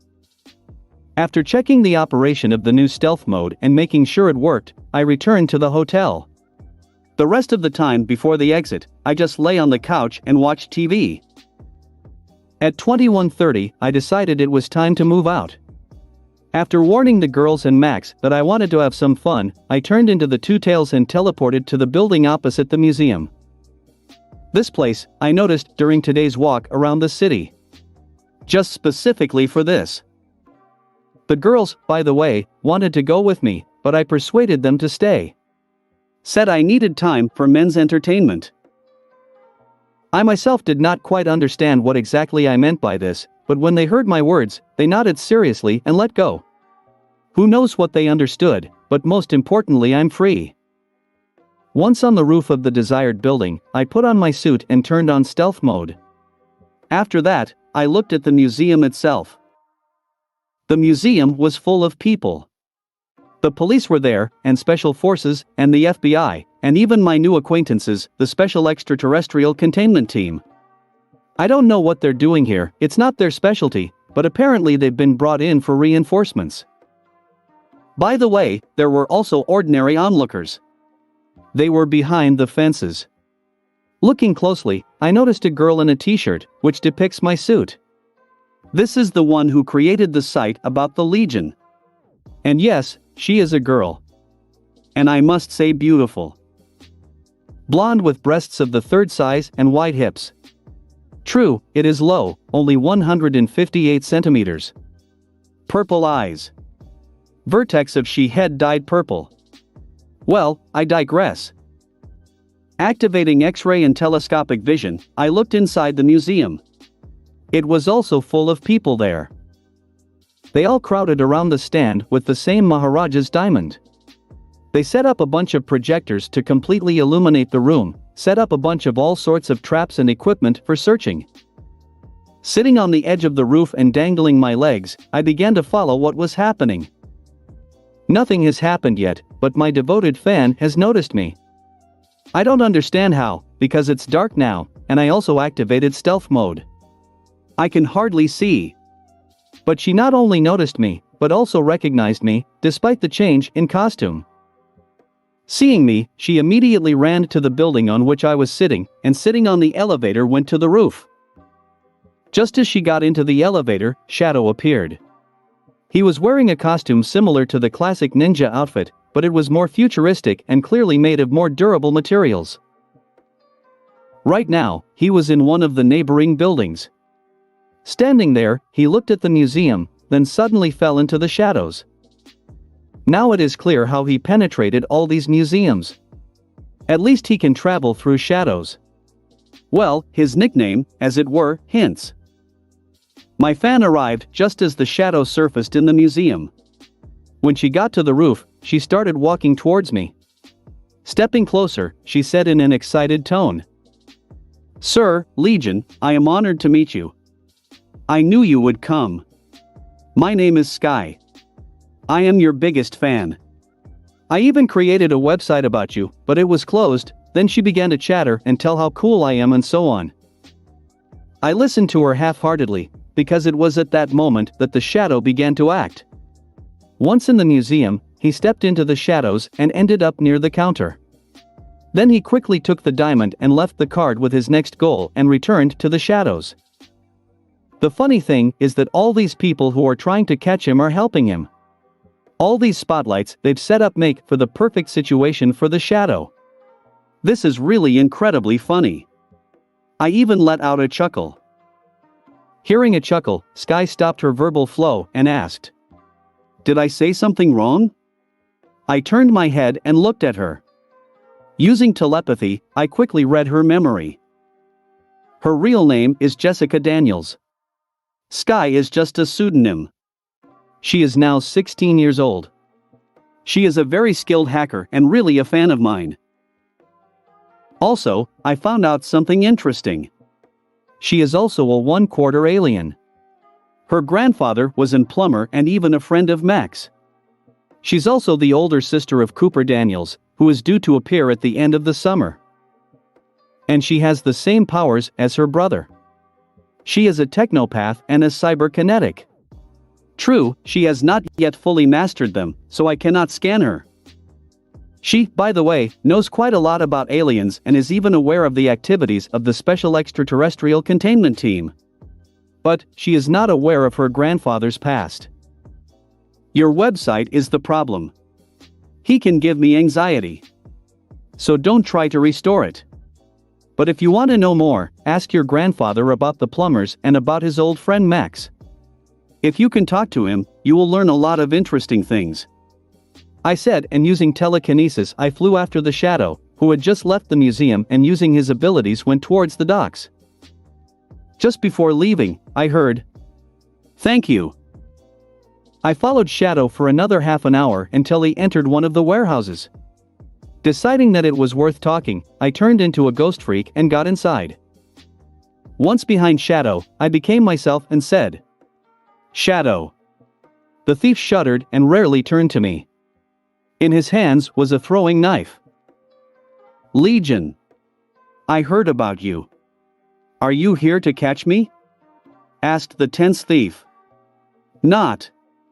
I came to talk and make sure of something," I said. And he read the memoirs of the shadow. Or rather, Lee. His name is Lee Shun. 50 years old. He is a native Chinese. And also the last representative of the Chinese imperial dynasty. And he's not exactly human either. His grandfather was an umbrament. This race was known for their ability to manipulate shadows. Although, they seem to have died out. I wanted to make sure of this man. Because he can help me. It turned out he was a really nice person. Never killed and steals only for the sake of his sense of justice. Talk? But I'm a thief. Shouldn't the hero want to catch the thief? Lee asked. I'm not a hero, but rather a protector. And you are doing a good job. I don't mind at all. Someone had to flick those greedy bastards on the nose. I said with a smile in my voice. Lee let out a chuckle and visibly relaxed. So what do you want? I need your help. You know the underworld very well. You are aware of all sorts of black markets, auctions and things like that. I want you to be my informant. I suggested, although the idea had only just occurred to me. What do you want to know? Lee asked, clearly interested in my offer. As you may have noticed, more and more aliens have been coming to Earth lately. And they leave their technologies here. I want you to let me know if anything really dangerous comes up on the black market. I said. And what are you going to do about it? Lee asked with interest. I'll take it and destroy it, or hide it as deep as I can. It's better not to trust people. I said seriously. Here I agree. That's all? The thief asked, nodding. There is one more thing. When you infiltrate some rich people, their private collections, also look for dangerous technologies and let me know. I said after a little thought. Okay, I agree.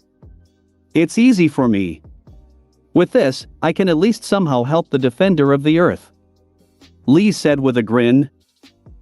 I just rolled my eyes at his words. And he seemed to understand this and grinned even more. Damn, I like this old man. Here is my number. Call if you find something interesting. And call if you need help. I will always help if I can. I said and created a magical structure in the form of my number. Lee quickly memorized the number and nodded. Dispelling the construct, I said. Well, see you soon, Lee. Hearing his real name, Shadow shuddered and was about to ask something, as he was doused with a flash of yellow light. When the Shadow came to his senses, I had already turned into a ghost freak and flew away. Yes, I scanned his DNA and got the form of umbrament. He's developed his powers enough for me to get a complete DNA sample for the Omnitrix. And it's incredibly cool. Not for nothing, I arranged this adventure for myself. After flying far enough, I turned into the Two Tails and returned to the hotel. When I became a man, I immediately went to sleep. Today was a long day. Chapter 47-46. Gwen 10. Part 1. Alternate Dimension, Gwen 10.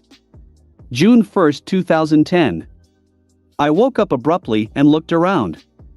At that moment, I was lying on the bed, in grandfather's mobile home. Looking at my hands, I noticed two things. First, my arms are smaller than they should be. It's like I'm 10 years old again. Second, there is nothing on my hands. The right one doesn't have the Omnitrix, the left one doesn't have Morgana's bracelet or my tattoo of luck. I got out of bed and walked over to look in the mirror. In the mirror, I saw myself, but 10 years old. And I was dressed in the clothes of the original Ben, consisting of a black and white t-shirt and green pants. Never wore this. Well, at least it has its own appearance. The body is also mine. Since it is trained in the same way as it was in my 10 years. First I decided to test my other abilities. Concentrating, I tried to pull the bottle of water with my telekinesis. But nothing happened. Supervision didn't work either. Without despair, I tried to feel my mana. And it worked. Whoa. Thank God. I thought I was completely powerless. Magic, by the way, hasn't changed at all. It is exactly as much as it was when I fell asleep yesterday. Both concentration and density also did not change. To check, I even specially created several magical constructs in the form of different knives. Everything was the same as 2 days ago. They were just as sharp, dense, opaque, and looked like real ones. Straight from the heart. But the absence of Morgana upsets me wildly. Well, at least return Morgana. I can't do without her anymore. I complained out loud. And suddenly, a green portal appeared above my hand, from which my bracelet fell out. And the ring? It will be very useful to me too. I said, and again from the portal that appeared, my spatial storage fell out, in the form of a ring. Thank you. I said and put the bracelet on my right hand and the ring on my finger. After checking the bracelet, I made sure that everything was in order with Morgana and I got full access to her again. But there was nothing in the ring. Just empty space to store things. You won't return the sword, yes? I asked into the void. After not receiving an answer within a minute, I realized that they would not return it. I hope my things will be returned to me when I get home. I complained.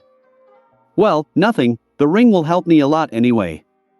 If anyone does not understand what is happening, then I will explain. At the moment, I am in an alternate dimension where history has taken a different path. Although more likely to go. In the series, this episode was just for entertainment and was created by the authors to show what would happen if Gwen, not Ben, found the Omnitrix. Of course, the authors could not do this with me, since this is the real world. And judging by the way Morgana and the ring were returned to me, I can easily understand who arranged all this. Professor Paradox sent me here. Professor Paradox is an incredibly powerful being that was once a human. Due to one failed experiment, the professor fell into the event horizon. It is a place where there is nothing, because nothing exists yet. Before the Big Bang. Before everything. There he spent 100,000 years. During this time, he forgot his name, lost his mind, and gained enormous powers. His ability is to control time and space.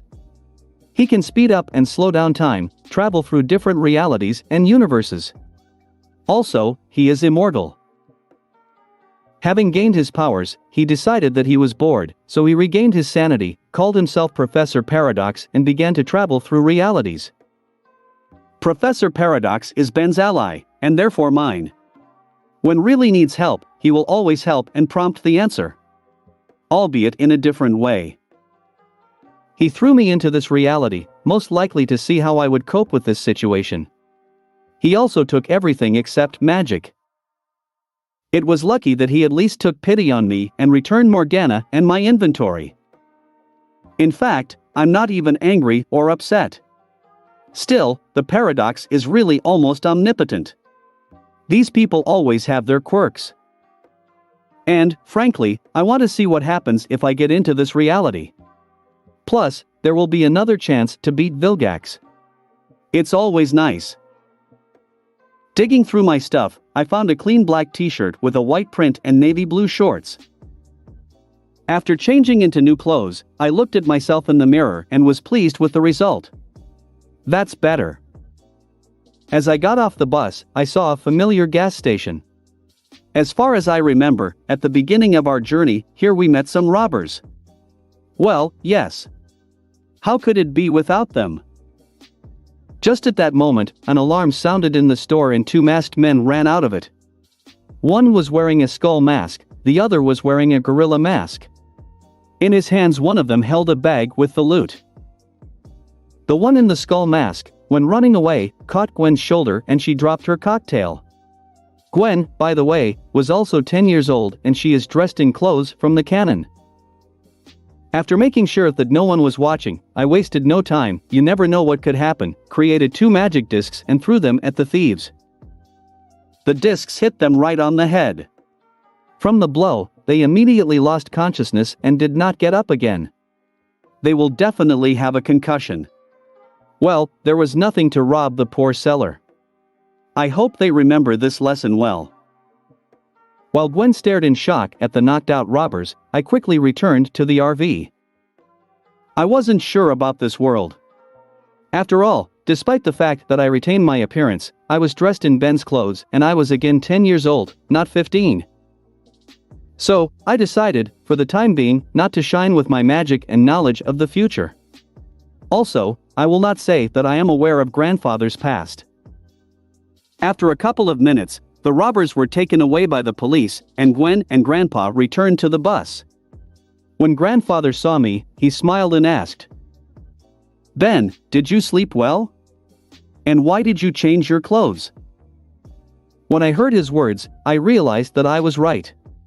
They don't seem to see my true appearance. Okay, I'll have to be Ben, although I'm already Ben, after all, this is also my name, just a second name. I slept well, but I didn't have enough. Also had a nightmare. And I changed because I was sweating. I don't want to wear smelly clothes. I quickly got my bearings and said, "It's time for you to change clothes," said Gwen, with a defiant smile. Looks like Gwen here is the same as in canon. And she always fights with Ben. Good thing my Gwen isn't like that. At least with me. Ignoring Gwen's words, the grandfather argued. Yes? And what happened? Some strange alien. He's tall, muscular, and has an octopus for a head. He called himself Vilgax. I said. Of course, I can't say anything, but it's easy to make hints. Hearing Vilgax's name, Grandpa jerked the steering wheel and almost crashed into the car. Thank God he got it under control. Grandpa, be careful. Gwen said. Sorry. So what did this alien tell you? Max asked. He said he would come for us very soon. And that the Omnicrits, or something like that, would be his. I said. Omnitrix. Grandpa automatically corrected me. What? I asked, making a fool of myself. Nothing. Grandpa said quickly. Okay. I'll go to sleep then. Wake me up when we arrive. I said and went to bed. I need strength tonight. 3 hours later, Grandpa Max woke me up and said that we were there. Finally waking up, I got off the bus and saw a familiar clearing. Already struck by nostalgia. Although only a month has passed since the beginning of the journey, I have the feeling that more than 1 year has passed. Strange feeling. Grandpa cooked his octopuses and we sat down to dinner. During dinner, I did not shine and quietly ate food. Gwen tried to hurt me with her comments, but I did not react. Gwen and Grandpa noticed my behavior. Still, I sat quietly and calmly, which is not typical of the local Ben. So they decided that something happened. This is understandable without telepathy. Ben, is something wrong? Grandpa asked. Are you angry with me for what I said? Don't be angry, I was just joking. You know I still love you. After all, you are my cousin. Gwen said sympathetically. Eh? No. I'm not mad at you, Gwen. I just can't forget my dream about this Vilgax. I have never seen such dreams in my life. It was so real, it felt like it was not a dream, but a vision. Do not pay attention. I said as I continued to acting. Grandfather heard me, frowned and thought hard about something. After dinner, I sat by the fire and roasted marshmallows. Half an hour later, Gwen felt like taking a walk and went into the woods. Well, the first act begins. Chapter 48-47. Gwen 10. Part 2. After 10 minutes, I asked for leave from Grandpa and went into the forest for Gwen. I quickly caught up with her, and then followed her so that she did not notice me. After 15 minutes, Gwen came to a familiar clearing. I hid in the forest and watched her. After another 2 minutes, an Omnitrix capsule fell from the sky, nearly crushing Gwen. Standing up, Gwen walked towards the capsule. I did not see further, but I can say with certainty that Gwen put on the Omnitrix. This became clear, because a flash of pink appeared from the pit. Disgusting color. A minute later, Gwen jumped out of the pit, trying to take off watch. Giving up, Gwen decided to test the Omnitrix. After activating the watch, she pressed the dial and after a flash of pink light, she transformed into a female version of Heat Blast. Quite quickly recovering from the transformation, Gwen moved a little to the side and began to play with fire. Literally. It's good that she is not an idiot like Ben and understands that she needs to be more careful. I think my time has come. Coming out of my hiding place, I walked towards the crater that the Omnitrix capsule had left with its landing. As I approached the crater, I showed myself to Gwen on purpose. Pretending to carefully examine the capsule that was still in the crater, I waited for Gwen's actions. That fool decided to sneak up behind me and scare me. Well, she made up her mind. I'll teach her to think about the consequences. Creeping up behind me, still in her Pyronite form, Gwen said, "Hey Ben, look." Pretending to have only noticed her, I turned and looked at her. "Boo," Gwen said, trying to scare me with her appearance. Pretending to be frightened, I raised my hand and formed a magical construct, in the form of an Iron Man glove. Of course everything turned out blue, but who cares? Main efficiency. Activating the repulsor on my glove, I fired a beam of energy straight at Gwen. From the impact of the repulsor, Gwen was thrown back 3 meters. After falling, Gwen, with a flash of light, became herself. What was it? What was it? We asked at the same time. Gwen decided to answer first. I was walking in the forest, and then a star fell from the sky, almost crushing me. Approaching, I saw that it was not a star, but a container. There was this watch inside. They jumped into my arms. I tried to take them off, but it didn't work. Then, I decided to check what this watch can do. Turning them on, I saw a silhouette. By pressing the dial, I turned into a fire girl. Then you came. I wanted to scare you, and when you saw me, you created a blue glove around your hand and attacked me. After that, I became myself. Now, explain to me what that glove was? Gwen demanded after her story. I do not know. You scared me. I thought you were some kind of fire monster, so I wanted to protect myself. This glove formed on my hand, and then, I acted on instinct and shot at you. That's all I know. I said. Well, of course, I lied. True, for the first time I tried to make such a glove, but I succeeded. Let the local grandfather think that I discovered my anodite abilities out of fright. It will be better this way. It is clear that nothing is clear. Can you make the glove again? Gwen asked. I pretended to focus very strongly on my hand, after which I created the same construct as before. I can. I said and fired the repulsor at the tree. The tree was broken in half by my attack. It works. With this shot, I wanted to test the power of the repulsors. When I first shot Gwen, I certainly didn't mean to hurt her, just to scare her.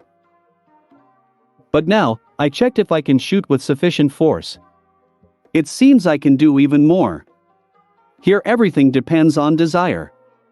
Very comfortably. Gwen, seeing the state of the tree, swallowed. Show me the clock. It seems that this is the Omnitrix that I dreamed about today. I said and took Gwen's hand. Did you dream? You mean the dream about that alien with an octopus head you were talking about? Gwen asked. Pretending that I was studying the clock, I said thoughtfully. His name is Vilgax. And yes. He said he would come for the Omnitrix. And now, the Omnitrix is on your hand. After my words, I pressed the clock button and the dial popped up. Is this the fire girl you turned into? I asked, pointing my finger at the silhouette of Heat Blast. Yes. Gwen said, nodding. At Gwen's words, I turned the dial and another silhouette appeared. Look, there are other aliens here, I said and scrolled the dial a few more times. Total 10. Gwen said that she was closely following my actions. Will you try again? I asked.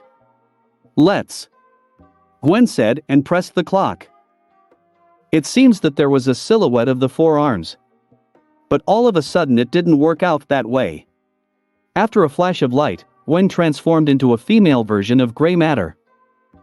It's a good thing I lowered the brightness of that flash a long time ago. She's really annoying. And it's good that I removed the random transformation function a long time ago. It's such a headache. I thought to myself, closing my eyes, shielding them from the light. How small you are, I said and lifted Gwen by the scruff of the neck. What is it? I chose a different silhouette, complained in a squeaky voice, Gwen, standing on my palms. I don't know, maybe a glitch, I said indifferently. It was at this moment that Vilgax's robot began to fall from the sky. Seeing a new shooting star, Gwen screamed. Ben, be careful. I ran a little into the forest so as not to get hurt. Gwen, on the other hand, jumped on my back so as not to interfere. After landing, Vilgax's robot assumed its true form and walked towards the campsite. There's Grandpa. Gwen screamed, worried. Without saying anything, I formed the Iron Man suit myself. Of course, the entire armor was made of mana and it was completely blue color.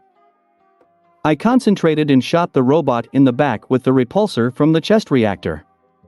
The robot was simply torn apart. It's been powerful. Not expected. Cool. Gwen said that she was still in her gray matter form. Just at that moment, Grandfather came running. When he saw us, he froze. I dispelled the Iron Man suit and began to tell everything that had happened. By the time I finished the story, Gwen had already become human since the charge had run out. Okay, I understand everything, said Grandfather, then after a little thought he asked. Ben, are you saying that you dreamed about this particular watch? Yes. Exactly the same. In the dream, they were called the Omnitrix. And this Vilgax said that he would come for us as soon as the Omnitrix was in our hands. Once again, I lied. Hearing my words, Grandfather thought for a few minutes, after which he said, Get ready, we're leaving immediately. What? But where? Gwen asked. Mount Rushmore. Now is not the time to ask questions, I will explain everything later, Max said in a voice that brooked no objections. Quickly packing our things, we got on the bus and drove to Mount Rushmore. During the journey, Gwen managed to talk to Grandpa and he told everything. And didn't forget to tell even about Verdona and the Anodites. So, you were a Galactic cop, then? Gwen asked, shocked. Yes. Grandpa said shortly. And you fought this Vilgax before? Gwen asked again. Yes. I thought he was dead, but it doesn't seem to be, Max answered. But why do you believe in Ben's dream? Gwen asked doubtfully. Too many coincidences for a simple dream, Grandpa said with a frown. Ben, why are you silent? Say something. Gwen practically screamed, for whom the whole situation was too crazy. In a dream it was about your past, Grandfather. But I thought it was just a dream. I lied. More proof that Ben's dream is true, Max said calmly. What is Ben's armor? Gwen asked, calming down a bit. I think Ben awakened his anodite abilities. But they are different for him. More unique. Can you craft only this armor? After a little thought, Grandfather said. I do not know. It's sort of instinctive.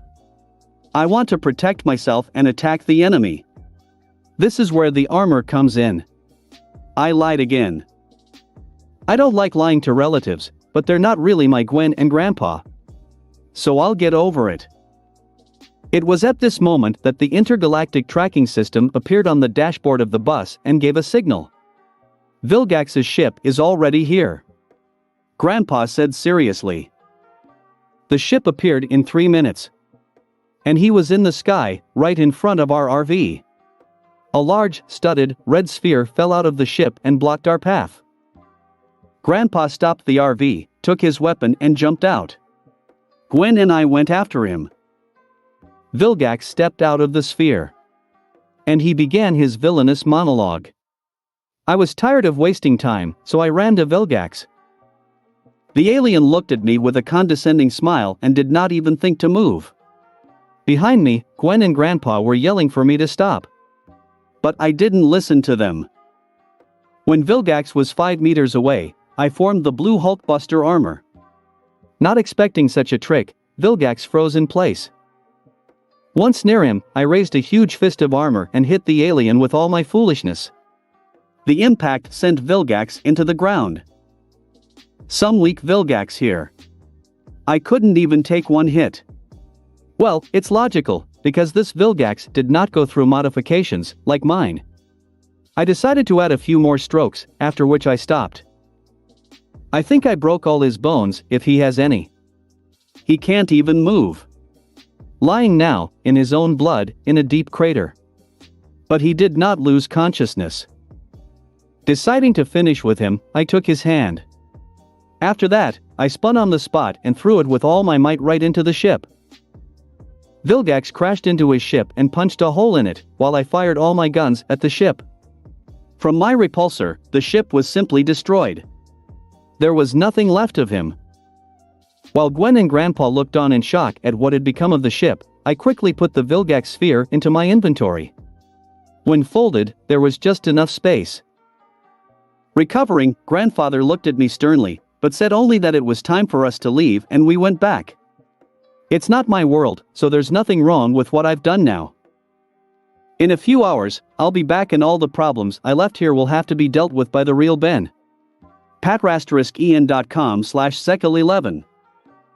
I started a pat*rayon here, or if there are still those who want, which I sincerely doubt, you can support me, and at the same time get a few chapters in advance.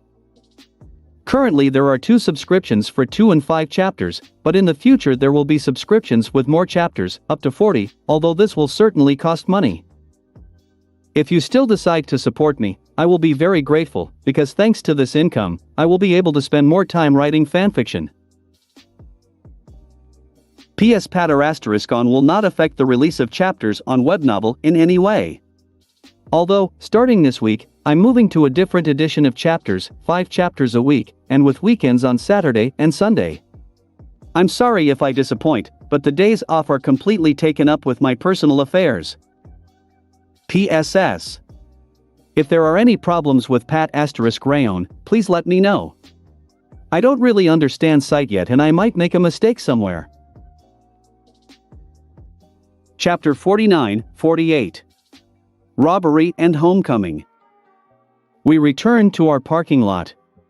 After talking a little about various things, but completely ignoring what happened earlier, we had dinner and Grandpa and Gwen went to bed. Pretending that I was sleeping too, I waited for them to fall asleep. Since I will most likely return to my reality as soon as I fall asleep, there are a few things I need to do. An hour later, Grandpa and Gwen had a second dream. After getting off the bus, I created the Iron Man armor and using the repulsors on my arms and legs, I took off into the sky. It was a risk, but it all worked out. After climbing a kilometer, I used the Morgana to pave the way for my goal. Following Morgana's instructions, I changed course. Even though this whole armor is just a magical construct, I could reach Mach 3, but I didn't risk it. If anything goes wrong, without the Omnitrix and my psionic abilities, I'm probably a corpse. Therefore, I flew at a speed close to the speed of sound, but no more. Just in case. 5 minutes later, I was already there. Freezing in the air with the use of repulsors, I looked at my target. At the moment, I was above the castle of the Forever Knights. This is the same castle that I once invaded and borrowed a couple of things. I thought, since this is a different universe, especially a month in the past, then I can arrange an invasion again. Moreover, there are a couple of things here that no one needs, but they will come in handy for me. This time, I wasted no time and dived straight into the alien technology storage. It's good that this room was on the second floor. Breaking through the roof, I landed in the center of the room. Automatically, I used a spell to block the cameras. There were 5 guards in the vault itself. Before they regained consciousness, I attacked them with repulsor shots, from which the knights quickly lost consciousness. After making sure there was no one else, I dispelled my armor. After that, I blocked the doors with mana shields. I was too lazy to deal with the rest of the knights, so I decided not to let them inside and finish my business quickly. First of all, I went to the stand with a small cube. Yes, it's exactly the same spatial storage as mine, just from a different dimension. Taking the cube, I went to another stand. On this stand lay the exact same broken spaceship core as the one I took on my first invasion of the Castle of the Forever Knights. Using the second core, I will improve the first and make it more powerful, at least 1.5 times. Even more if I'm lucky. Previously, using one core, I could make one of the fastest ships in the universe. Now, with 2 such cores, I will definitely make the fastest ship in the entire universe. And this is without too much difficulty. I put the core in my new inventory as there is not enough space in my ring. Everything was filled by Vilgax's sphere. Taking a few more parts that will help me fix this core, they are exactly the same as in my world. I dispelled the shield construct, created the armor and flew away. After flying about 200 kilometers, so that the knights would not find me, I landed in a forest. Finding a good clearing, I dispelled the armor and pulled out the Vilgax's sphere, the core, and the components to repair it. I took off my ring and put it in my pocket. After that, I took the cube and began to feed it with his mana. 5 minutes later, I stopped, created a simple knife, cut my hand and began to pour my blood on the cube. When the cube had absorbed almost half a liter of blood, I quickly took out my ring. At that moment, the cube glowed blue, the color of my magic, and began to break into pieces. I acted quickly. Until the cube completely disintegrated, I brought my ring to it. The ring also shone with light and instantly absorbed the cube. After 10 seconds, only my ring was in my hand. It hasn't changed its appearance at all, but I knew that everything worked out. Putting the ring on my finger, I injected some magic into it to feel its capacity. Suddenly, I thought that after their merger, the capacity of my inventory would be 8 cubic meters. Since, in each cube there was 4 cubic meters of free space. But there is more space in my space. As much as 10 cubic meters. I don't know why, but I really don't care. The more space the better. Making sure everything is okay. I put all my things back in storage. Now, I need to drop in one place and I can go back home. After creating the Iron Man armor construct, I took off into the sky, where I again asked Morgana to give me a route. My next target is also related to the Forever Knights. I'm flying to Alaska. Here is one of the secret vaults of the Knights. It is in this warehouse that they store a variety of metals. Rare, valuable, and not very. I have already been here once in my reality. Here, I then needed a rare metal to create my costume. There were only 10 kilograms of this metal in the warehouse at that time. This time, I want to completely enclose this warehouse. Well, completely, I'll take everything that will fit in my inventory. Half an hour later I was there. This warehouse is for emergencies, so there is only one Forever Knight on guard here. Dive down again, I broke through the roof and found myself in the center of the warehouse.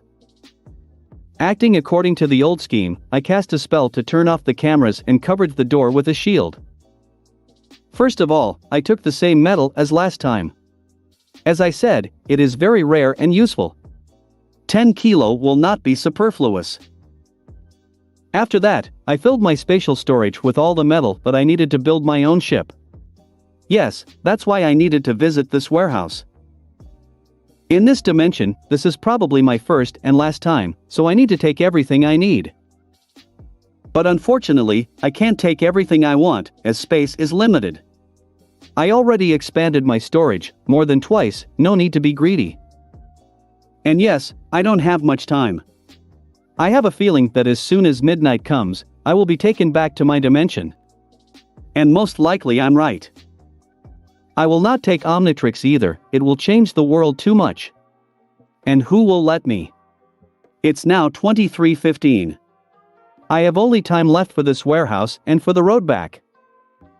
I took all the metal that will be useful for the skin of the ship and its innards. Of course, not everything fits, but the metal that I took is enough for a lot. When I take on the construction of the ship, I will visit here again in my reality and take everything I need. With this metal, what I borrow from my world, and Merlin as a base, I'll have enough metal for a ship. Other necessary components for the ship I will have to get myself or look for in the warehouses of the Forever Knights, but this is a matter for the future. Having completed all my business, I created the armor, soared into the air and flew to the mobile home. When I got there, it was already 23:58. I quickly got on the bus and, trying not to wake anyone, climbed into bed. Relaxing in bed, I quickly lost consciousness. In a dream, I saw Professor Paradox. Looking at me, he said, "Since you've done well, I'll let you take whatever you've borrowed." Before I could say anything, I had already passed out. Home Dimension, Lex 13. July 5, 2010. I woke up abruptly and sat on the bed. Looking around, I realized that I had returned home. I was in a familiar hotel room and Grandpa was sleeping in the next bed. Looking at the clock, I saw that it was almost 5 a.m. This time, I slept for a long time. It's good to be back home. Before getting out of bed, I checked my ring. Everything is in place. Spatial storage is now 10 cubic meters. Metal, Vilgax sphere, core and components in place. Thank God. patrasteriskian.com/sekal11. Check out my Patrasteriskian if you want to get a few chapters in advance. Chapter 50:49. Sphere and Cloak. I had a few more hours until everyone woke up, so I got out of bed, got dressed and turned into the Two Tails and teleported to the cave. First of all, when I arrived at my laboratory, I got the core of the spaceship. In 45 minutes, I completely fixed it using the parts which I borrowed from the Forever Knights. After completing the repair of the core using telekinesis, after all, this thing is not easy. I took it to the warehouse and put it with the first core. Let them lie together for a while, then I will connect them. In order not to go far later, I immediately went to the hangar and took out Vilgax's sphere. Well, it's healthy. As many as 4 meters in diameter and full of spikes. That's assuming it's closed. The fastest way to open it is to use Morgana. So I turned into a Ditto and created a clone. Then, the clone and I turned into human form, and I ordered the clone to become an upgrade and help me. Using his powers, the clone soaked into the sphere and created a wire. I took the wire and attached it to my bracelet. After 3 minutes, Morgana has already entered the sphere's system and destroyed everything extraneous, thereby taking the sphere under her full control. Having finished all objective, the clone in the form of an upgrade returned and I dispelled it. I recently learned how to do this without my becoming a Ditto. Previously, in order to dispel a clone, me and the clone needed to turn into Ditto. And then, I would dispel the clone and become human again. This is quite a long time. Now, I can dispel the clone even if I'm in human form. I don't know why, but I feel better. I would also like to learn how to create clones faster, it would be great. Pushing those thoughts aside, I ordered Morgana to open the sphere. The capsule split in the middle and a cabin appeared inside. Opening the door, I climbed inside and sat in a chair. And the chair is comfortable. Vilgax seems to like comfort. And most importantly, it is adjustable and I can sit comfortably in it, despite the fact that I am several times smaller than Vilgax. After closing the door, I looked at the interface. Everything here used to be in shades of red, but now, thanks to Morgana and my obsession with blue, everything burns with different shades of blue.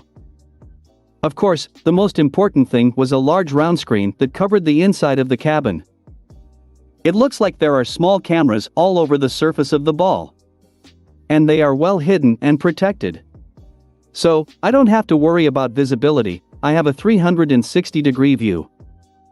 Management is handled by Morgana, but just in case, I learned how to manage the sphere without the help of Morgana. The controls are quite light, somewhat similar to my Quinjet, but a little lighter. Of the weapons in this sphere, there are 2 laser cannons. Also, can shoot with a special energy web. It is not very powerful, but it can delay for a minute, although it all depends on the alien. Plus, can push special weapons from the sides of the sphere that shoot 10 cm spikes. It's dangerous enough. Well, the last weapon is external spikes. They are almost 30 centimeters long and, if necessary, they can be shot. After finishing the check, I climbed out of the sphere. Before I test it, I want to do something. Turning into an XLR-8, I ran out of the lab and ran to the store. It was still only 6 in the morning and the store I needed was still closed. So I ran to another state where there was a convenience store. Becoming myself, I entered the store and took the cart. Arriving at the right department, I completely filled the cart and went to the checkout. After paying for the entire purchase, I put everything in my inventory and turned into the 2 tails and teleported to the sphere. After taking out all the purchases from the spatial store, I set to work. After 25 minutes everything was ready. And once a dark red ball turned into a dark blue. Yes, I went to the store and bought paint. It was an expensive, fast-drying paint, so in 10 minutes it was all done. After throwing out the rest of the paint, I put the sphere in my inventory. Transforming into the 2 tails, I teleported to the desert, not far from Slaterville. Taking out the sphere, I climbed into it and closed the door. Having activated all the systems, I began to roll forward. It was cool. This sphere is just incredibly cool. Because of the spikes on it, there are no obstacles for the sphere. I'm a fool not to take such a sphere when I meet it for the first time. It's good that I had the brains to take this orb in an alternate dimension. After writing for about an hour, I decided to finish. After leaving the sphere, I put it in my inventory and returned to the laboratory. I took out the orb, left it in the hangar next to the Merlin and went to the training ground. It's time to look at my new alien. I was able to copy Shadow's DNA because he fully awakened his heritage. As I said, Shadow's grandfather was an Umbrament. This race died out several centuries ago. Despite the fact that they controlled the shadows and looked quite creepy, they were a peaceful race. The exact reason for their disappearance is unknown, but it seems that one of the last representatives of this race visited Earth and had a child, who later became the father of Lee. Wasting no more time, I turned into a new alien. After the transformation, I examined myself in the mirror that stood nearby, especially for such cases. I was completely black. I didn't even have a mouth, only eyes that shone blue. I was wearing a cloak with a hood that enveloped my entire body, also black. Although I would say that this color is darker than black. The hands that peeked out from under the cloak had 5 long fingers with sharp claws. Using my long fingers, I pulled the hood off my head. Looking in the mirror, I saw hair sticking up on my head, which seemed to consist of darkness itself. Pulling back my cloak, I looked down at my body. I was quite tall, as much as 2 meters, but at the same time I was very thin. I had no legs, instead of them there were several tentacles from the darkness. I just now realized that I have been hovering above the ground all this time. The symbol of the Omnitrix, as always, was on my chest. Pulling back the cloak once more, I looked at its inner lining. It was different from the rest of the cloak. In addition to being completely black, stars shone all over the lining. It was like a starry sky. Very beautiful. It was written in the plumber's files that the Umberments used this part of the cloak to take long-range attacks, such as laser shots, and send them to the shadow dimension. Having finished examining myself, I decided to test my abilities. After transforming back into a human, I put on my costume and used the Null Void Ring to travel to the Null Void. I decided that since I have access to such a good training ground, I should definitely use it. Once in another dimension, I used telekinesis to fly. It took me 20 minutes to find a good spot with lots of shade. Landing on this piece of stone, I turned into a cloak, so I decided to name this hero, and began to test my strength. First of all, I decided to test Umberment's main ability. Journey through the shadows. Finding a good shadow, I flew towards it. Once near the shadow, I dived into it and fell into another world. It was the shadow dimension. Thanks to this dimension, I can travel through the shadows. But for this, I need a little skill. Still, this dimension is incredibly huge. And it's easy to get lost in it. Following my instincts, I emerged from this world and ended up 10 meters from where I entered. Happened. A little more practice. I have come to several conclusions. Using the shadow dimension, one can travel great distances. But it will be too long. The speed at which I fly in that world is quite small. For some reason, time goes more slowly there, but not only time, everything moves slowly. For traveling long distances, I have the two tails. But cloak is very good for infiltrating and spying through shadows. It is very convenient and useful. After completing this power check, I moved on to the next one. Umberment can also manipulate shadows. Concentrating, I tried to move the shadows. And I did it. Once I got the shadows under control, they became very easy to control. And they do whatever I want. The ability of the cloak itself, I can't test yet, but I knew one trick. Opening the cloak, I released several shadows' tentacles from them that attacked the nearest stone. The tentacles had enough strength so that the stone was simply crushed. Deciding that it was finally time to return, I became myself and used the ring to return to my dimension. Judging by the map on the phone, this time I was brought to Uruguay. Too far. Transforming into the Two Tails, I teleported to the hotel. Grandpa and the girls just got up. Therefore, having collected all things, we took them to the RV, after which we went to have breakfast. patrasteriskien.com/sekal11. Check out my Patrasteriskien if you want to get a few chapters in advance. Sorry it's so late today. Yesterday I had a toothache and had to pull it out, since it was already impossible to cure. Chapter 51-50. Gladiators and Megacruiser. After breakfast, we got into the RV and drove on. While we were driving, Ashley decided to play the game she bought in San Francisco. I was bored, so I joined her. Fortunately, the game allowed us to play together.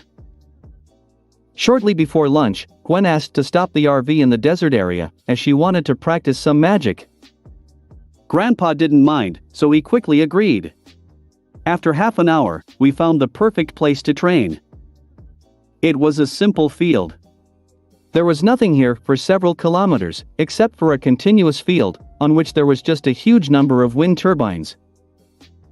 Stopping, Grandfather told us to have lunch first, and only then go to train. This time, lunch was a simple pizza that Grandpa bought before we left San Francisco. It was quite tasty, I must say. After eating, Gwen went to train magic, and I decided that this was a good time to continue Ashley's training. Ashley, come with me. I'll train you a little, I said and went deeper into the field. Ashley followed me. So, how are you with the cover? I asked when we were far enough away from the RV. Not bad. I can finally hold a full stone cover for 5 whole minutes. The truth is no movement. And if I move slowly, it flies in a minute. And if you move sharply, the cover will disappear almost immediately. Ashley spoke about her successes. Very good, you are great. I think it would be nice if we had a sparring match. You can use your cover and charms. I will use only magic constructs. So, I can understand your approximate level in the possession of amulets, the strength of your cover and your ability in a real fight. After thinking for a bit, I suggested. Good. Ashley said excitedly and nodded her head. Attack when you're ready. I said and created a magical construct in the form of my suit. Hey, that's not fair. You said you'd only use your magic. Ashley said, pointing her finger at me. Everything is fair. So, I use my magical constructs. I said, spreading my arms out to the side. Since when? Ashley asked, frowning slightly. Since recently. I said with a grin. Good. I start. Ashley said and threw a lightning bolt at me. From the lightning, I rolled to the side. After stabilizing my position, I created a magic disc and threw it at Ashley. Ashley covered both arms in metal and crossed them in front of her face to protect herself from the disc. The metal, by the way, she took from a metal bracelet that I gave her. I made this bracelet the other day, during one of the stops. I took a simple piece of alien metal, I don't know exactly which one, melted it down with heat blast and shaped it into a simple bracelet with my telekinesis. Despite the fact that the bracelet weighs only 300 grams, there is enough material in it even for a full cover.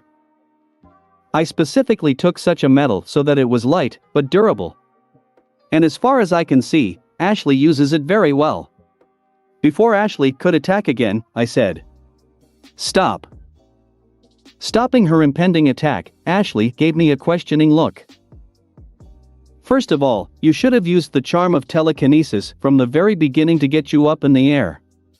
From a height it is easier to attack and thus you become a more difficult target. Secondly, the lightning bolt that I just dodged, you should have taken control and attacked me in the back. Yes, it would be more efficient. And thirdly, you shouldn't have used the veil to protect yourself from my attack. You could use telekinesis to crush my disc while still flying. And so, you closed your review with your own hands. Using this time, I could easily get close to you and attack at close range. Or create a more powerful magical construct, such as some kind of big gun. Understood? I said. Yes. Ashley nodded her head quickly. Okay, let's continue sparring. But this time take into account your mistakes and correct them. I said. After listening to me, Ashley used the charm and flew up 3 meters, and then attacked with lightning again. I just jumped away from the attack, but as expected, the lightning turned and flew at me again. I just created a mana shield that completely blocked her attack. I was about to attack Ashley when a column of red light fell on us from the sky and we were teleported. After a few seconds of disorientation, I found myself in a dark room, and a spotlight shone on me. As soon as I stood firmly on my feet, I heard a voice. In our ring, a new gladiator from planet Earth. After that, the room was lit up and I realized where I was. I just now understood why those wind turbines seemed so familiar to me. For all my intelligence and absolute memory, I am sometimes such an idiot. Well, here I can make an indulgence. After all, memories from a past life fade and I can forget something. After all, I didn't have an eidetic memory before. On a note, then I need to remember better the future, when there is free time. And at the moment, I was in a giant arena. Looking up, I saw a large number of spectators, but they were all here only virtually. And above, I saw a large window, beyond which there was outer space. Yes, this entire arena was on a large spaceship. It was at that moment that a robot entered the stage and stopped near me. It was a droid gladiator, rather weak, I must say. Gathering, the robot wanted to attack me, but I just pushed it away with a telekinetic blow 10 meters away. Until the robot came to its senses, I did a few things. First, I took out my backpack from the spatial ring, put it on my back, and put on my suit. After that, I dispelled the magical projection that had been on me all this time. Second, I contacted Morgana. Morgana, try to infiltrate the ship's system and take control. I ordered. I obey, my love. My AI answered me. At that moment, the Gladiator robot was finally able to stand up and run towards me. I just created an Iron Man glove construct and fired the repulsor at the droid. From the shot, he was simply torn apart and he was completely out of order. The audience burst into applause at my actions. Using X-ray vision, I looked through the wall and saw Ashley. She was also attacked by a Gladiator robot and she fought with him. In a couple of minutes, she'll be done with him. While there is time, there is one more thing to do. I took my phone out of inventory and called Grandpa. After a few seconds, he picked up the phone and said, "Hello. Lex, is that you? What happened to you and Ashley? You suddenly disappeared." "Calm down, Grandpa, everything is fine with us.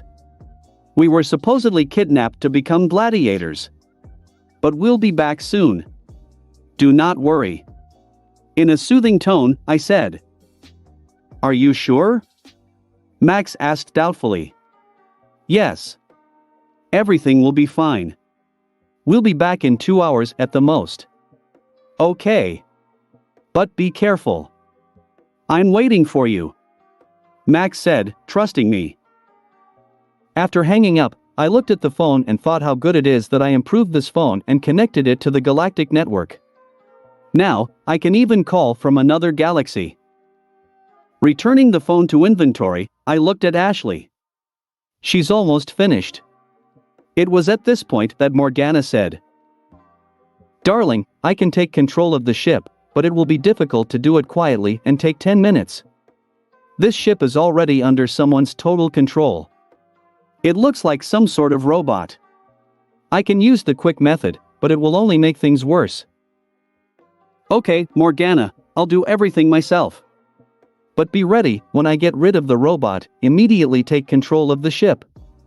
Expecting this, I quickly said, "Will be done," the AI said cheerfully.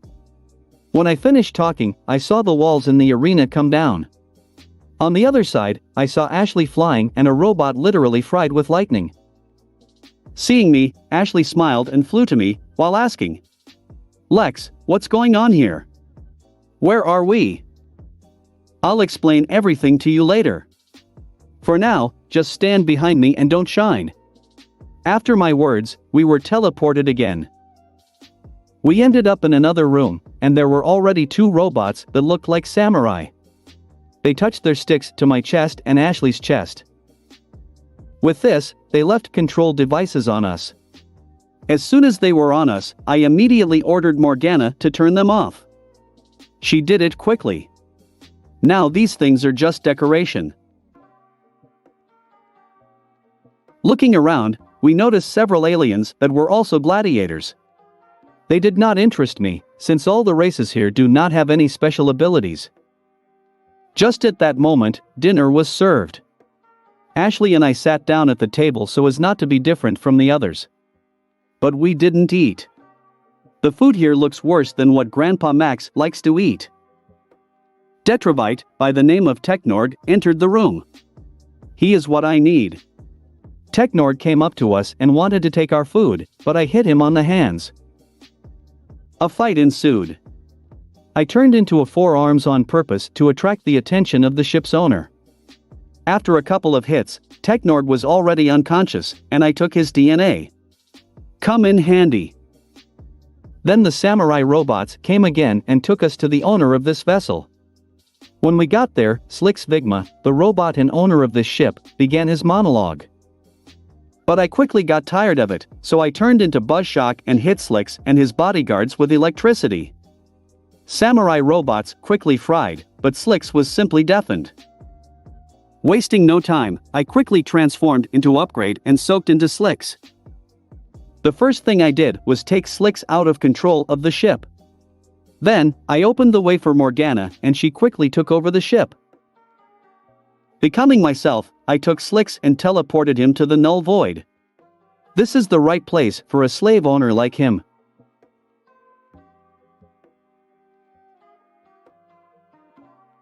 When the whole ship became my own, I released all the gladiators and allowed them to return home. After 15 minutes, the last alien left in an escape pod.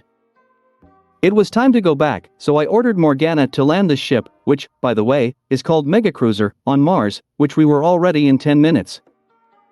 I turned into a Sandman and went outside.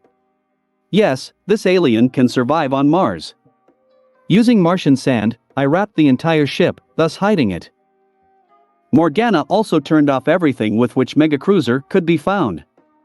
Returning to the ship, I turned into the Two Tails and, taking Ashley with me, teleported to Earth. patrasteriskien.com/sekil11. Check out my Patrasteriskien if you want to get a few chapters in advance. Chapter 52-51. Busashoku Mana and Detravite. After teleportation, we ended up near the RV.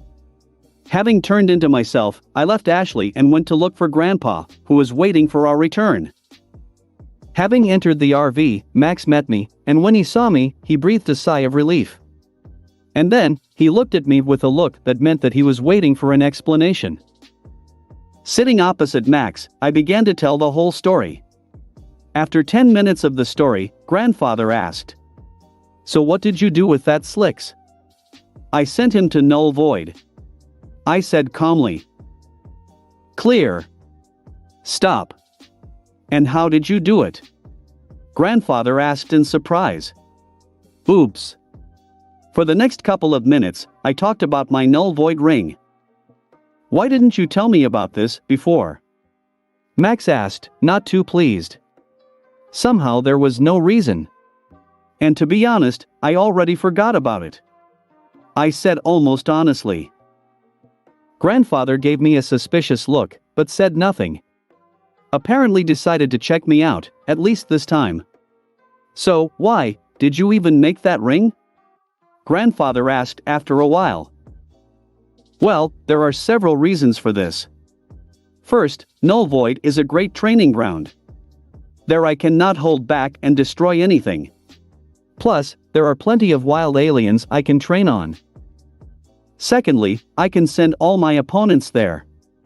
As they say, out of sight and out of mind. And thirdly, if someone wants to use the Null Void projector against me and I get pulled there, I can always go back. Should always have an emergency exit," I said honestly. "Logically. Why didn't you make the same rings for girls?" Grandfather said with a nod. "This ring is not perfect. It works like a teleporter. That is, I enter in one place and exit in another. After the exit, I can get to another country or even to another planet. If I didn't have the Two Tails, I wouldn't be using this ring," I said.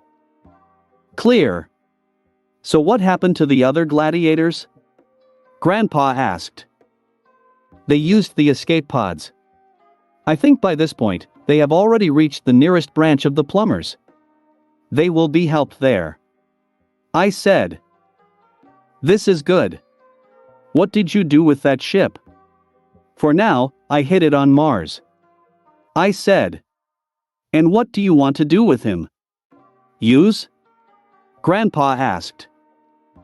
"Not. It's too big and slow.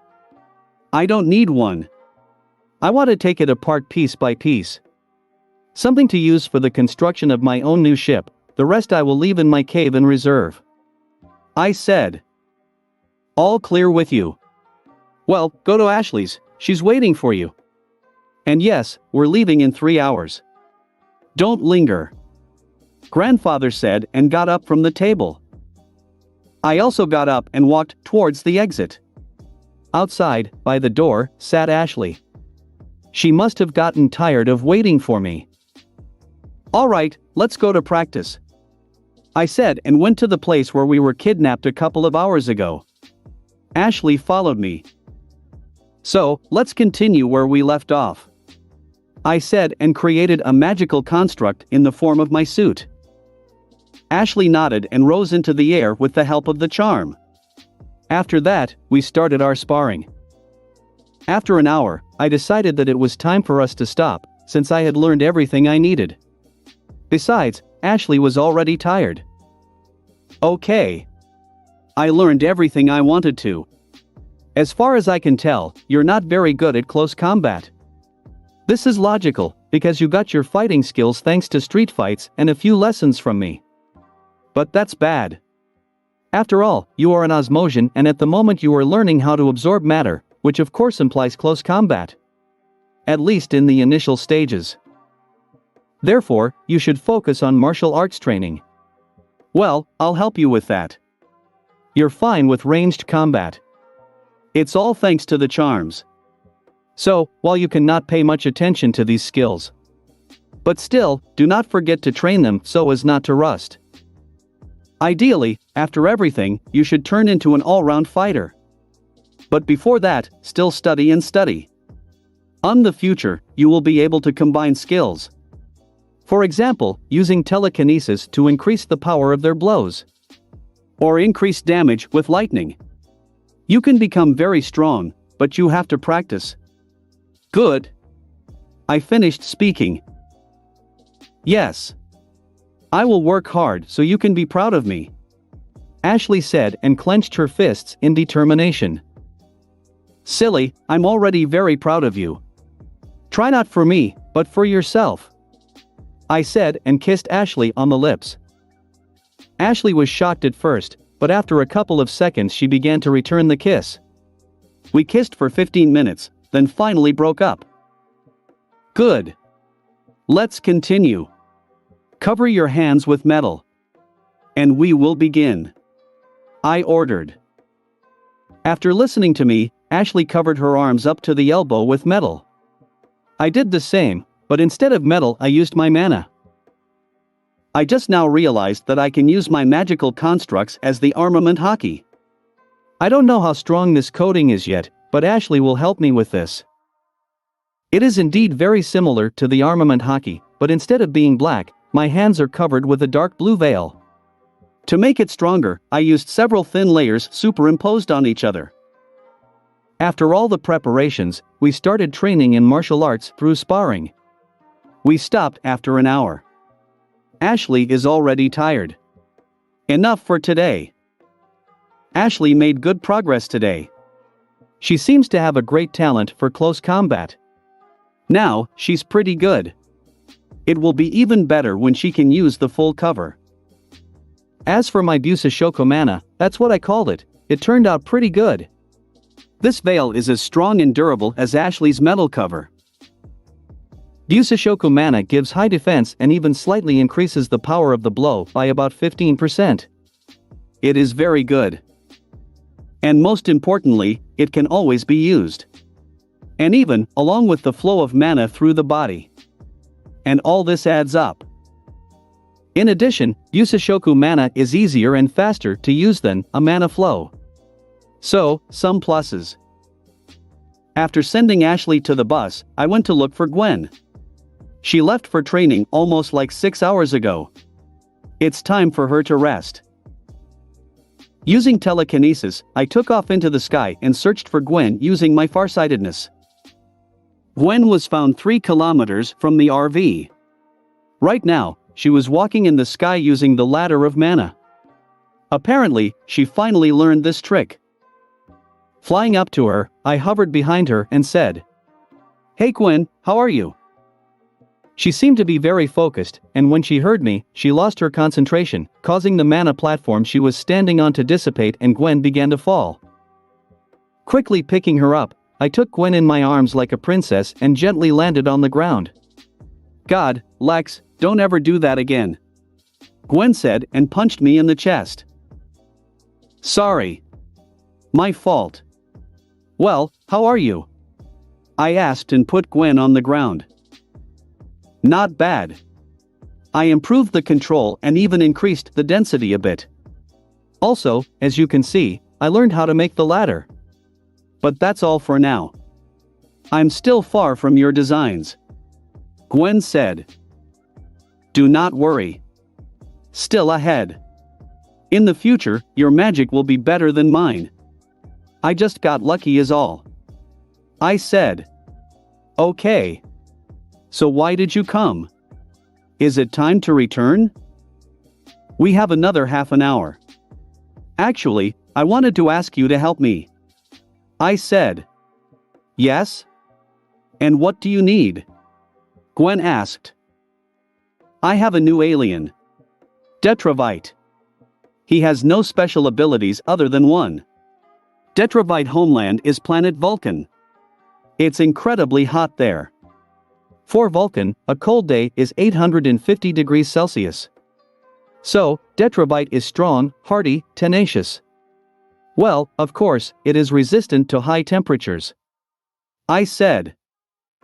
So, you want me to use the charm of pyrokinesis to test your new alien's heat resistance? Gwen asked, understanding my idea. Right. So, can you help? I asked with a nod. Certainly. In addition, we will be able to find out the maximum temperature of my flame. The girl said enthusiastically. Fine. Then, I turn. I said, and with a flash of light, I turned into an alien. I was 3 meters tall.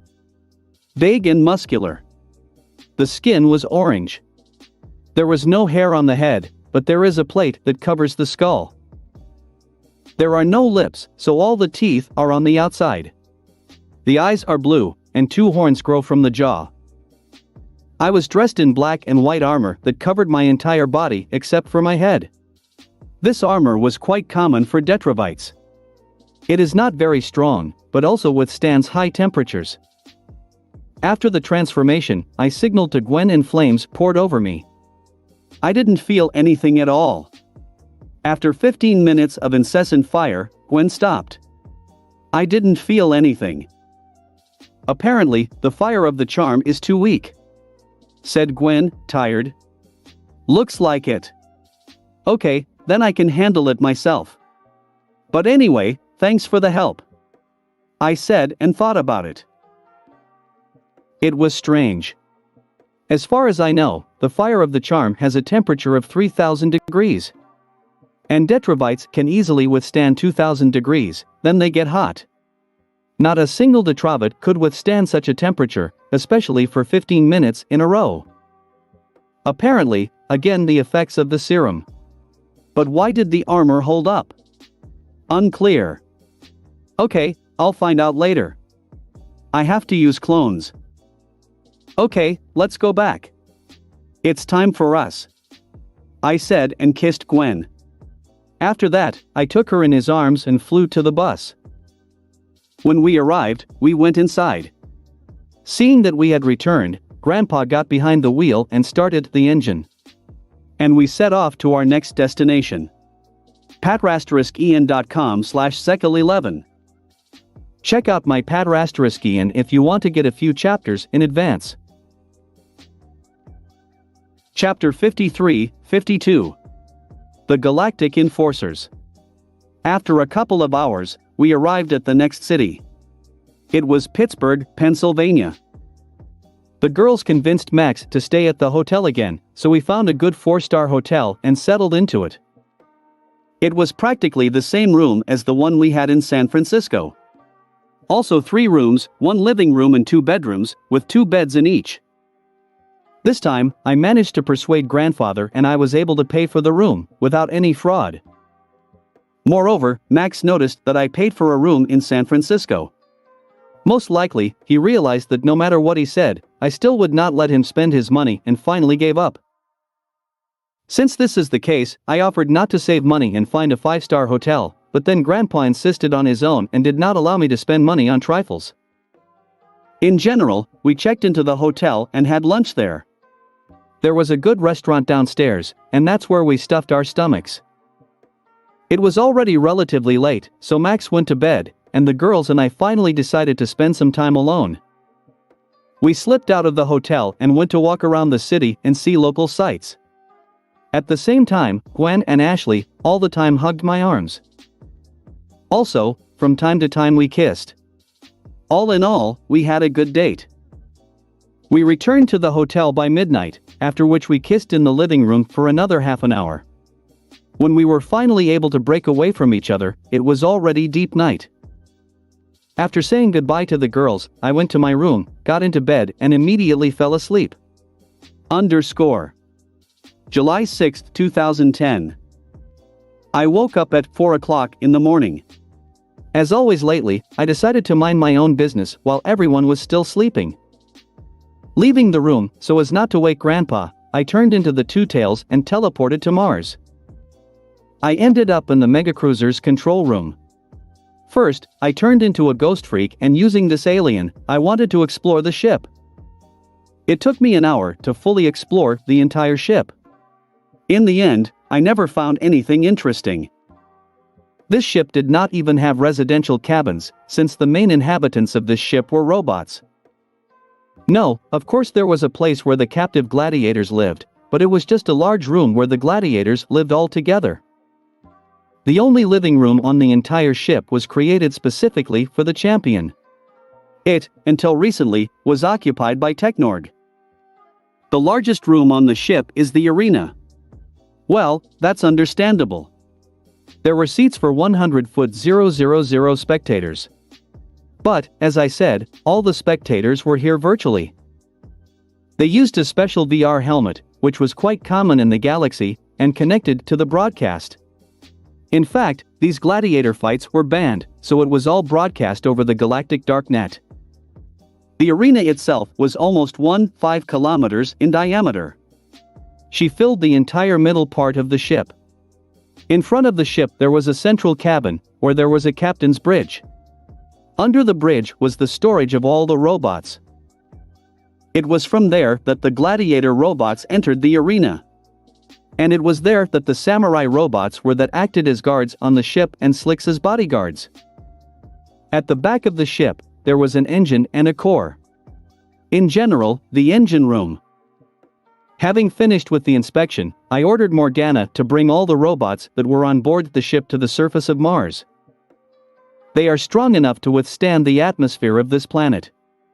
Moreover, thanks to the dome of sand, they will not suffer from strong winds. There were 3,000 gladiator robots and 500 samurai robots in total. The truth is, I don't need those gladiators. To me, they are just pieces of metal. Plus, they're not very good. But the samurai, I can use. When I reprogram them, they'll be good guards or cooks. Basically, servants. But that's later. When all the robots were outside, I put on my suit and went to the surface of the planet. Just before leaving, I covered my body with a layer of magic to protect myself from the harsh conditions of Mars. This is somewhat similar to what the Green Lanterns use to be in the vacuum of space. But, I'm not sure that I can be in a vacuum. I'm not crazy to check it out. And where can I get oxygen for breathing? Now, I just held my breath. After the serum stabilizes, I cannot breathe for a whole 10 minutes. This time is enough for me. When I went outside, I turned into Ditto, after which I created 3 clones, which immediately turned into Upgrade. These clones will dismantle the ship. It will take them a few days to finish everything. Still, this ship was called the Mega Cruiser for a reason. It is almost 4 kilometers long and 2 wide. With this I will also check how many clones can exist. And also, won't something happen because of such a great distance? The clones went to do their job, and I turned into the Two Tails and teleported to the hotel room. It was already 6 a.m. Grandfather was already up, but the girls were still sleeping. I was too lazy to do anything else, so I just lay on the couch and watched TV. 2 hours later the girls got up and we went to have breakfast. After breakfast at the hotel, we all went for a walk around the city while Grandfather told us stories from his life related to the city. I can't help but wonder how busy Max's life was. He has a story for all occasions.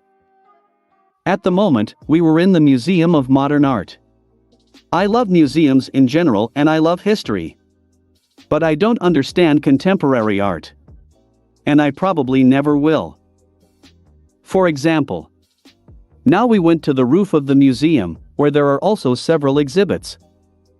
There is a fountain here. Well, the fountain is like a fountain. Pretty simple and small. This, I can understand.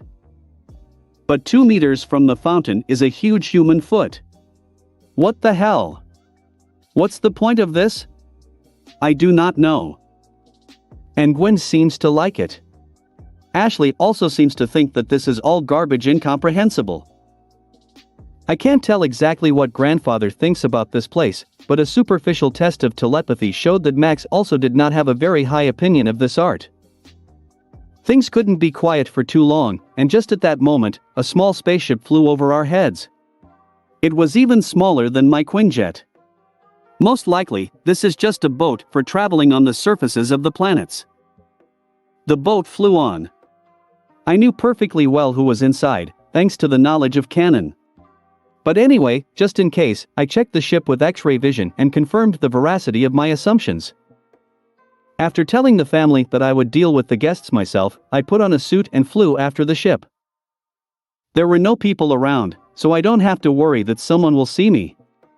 I tested it with a new trick. Using my telepathy, I send out a wave similar to echolocation, then the wave returns and I learn the location of the nearest sentients. Morgana took care of the cameras. After that story with the Legion, I ask my AI to always check nearby cameras and remove what they don't need to see. The boat landed in the center of the street 2 blocks from the museum.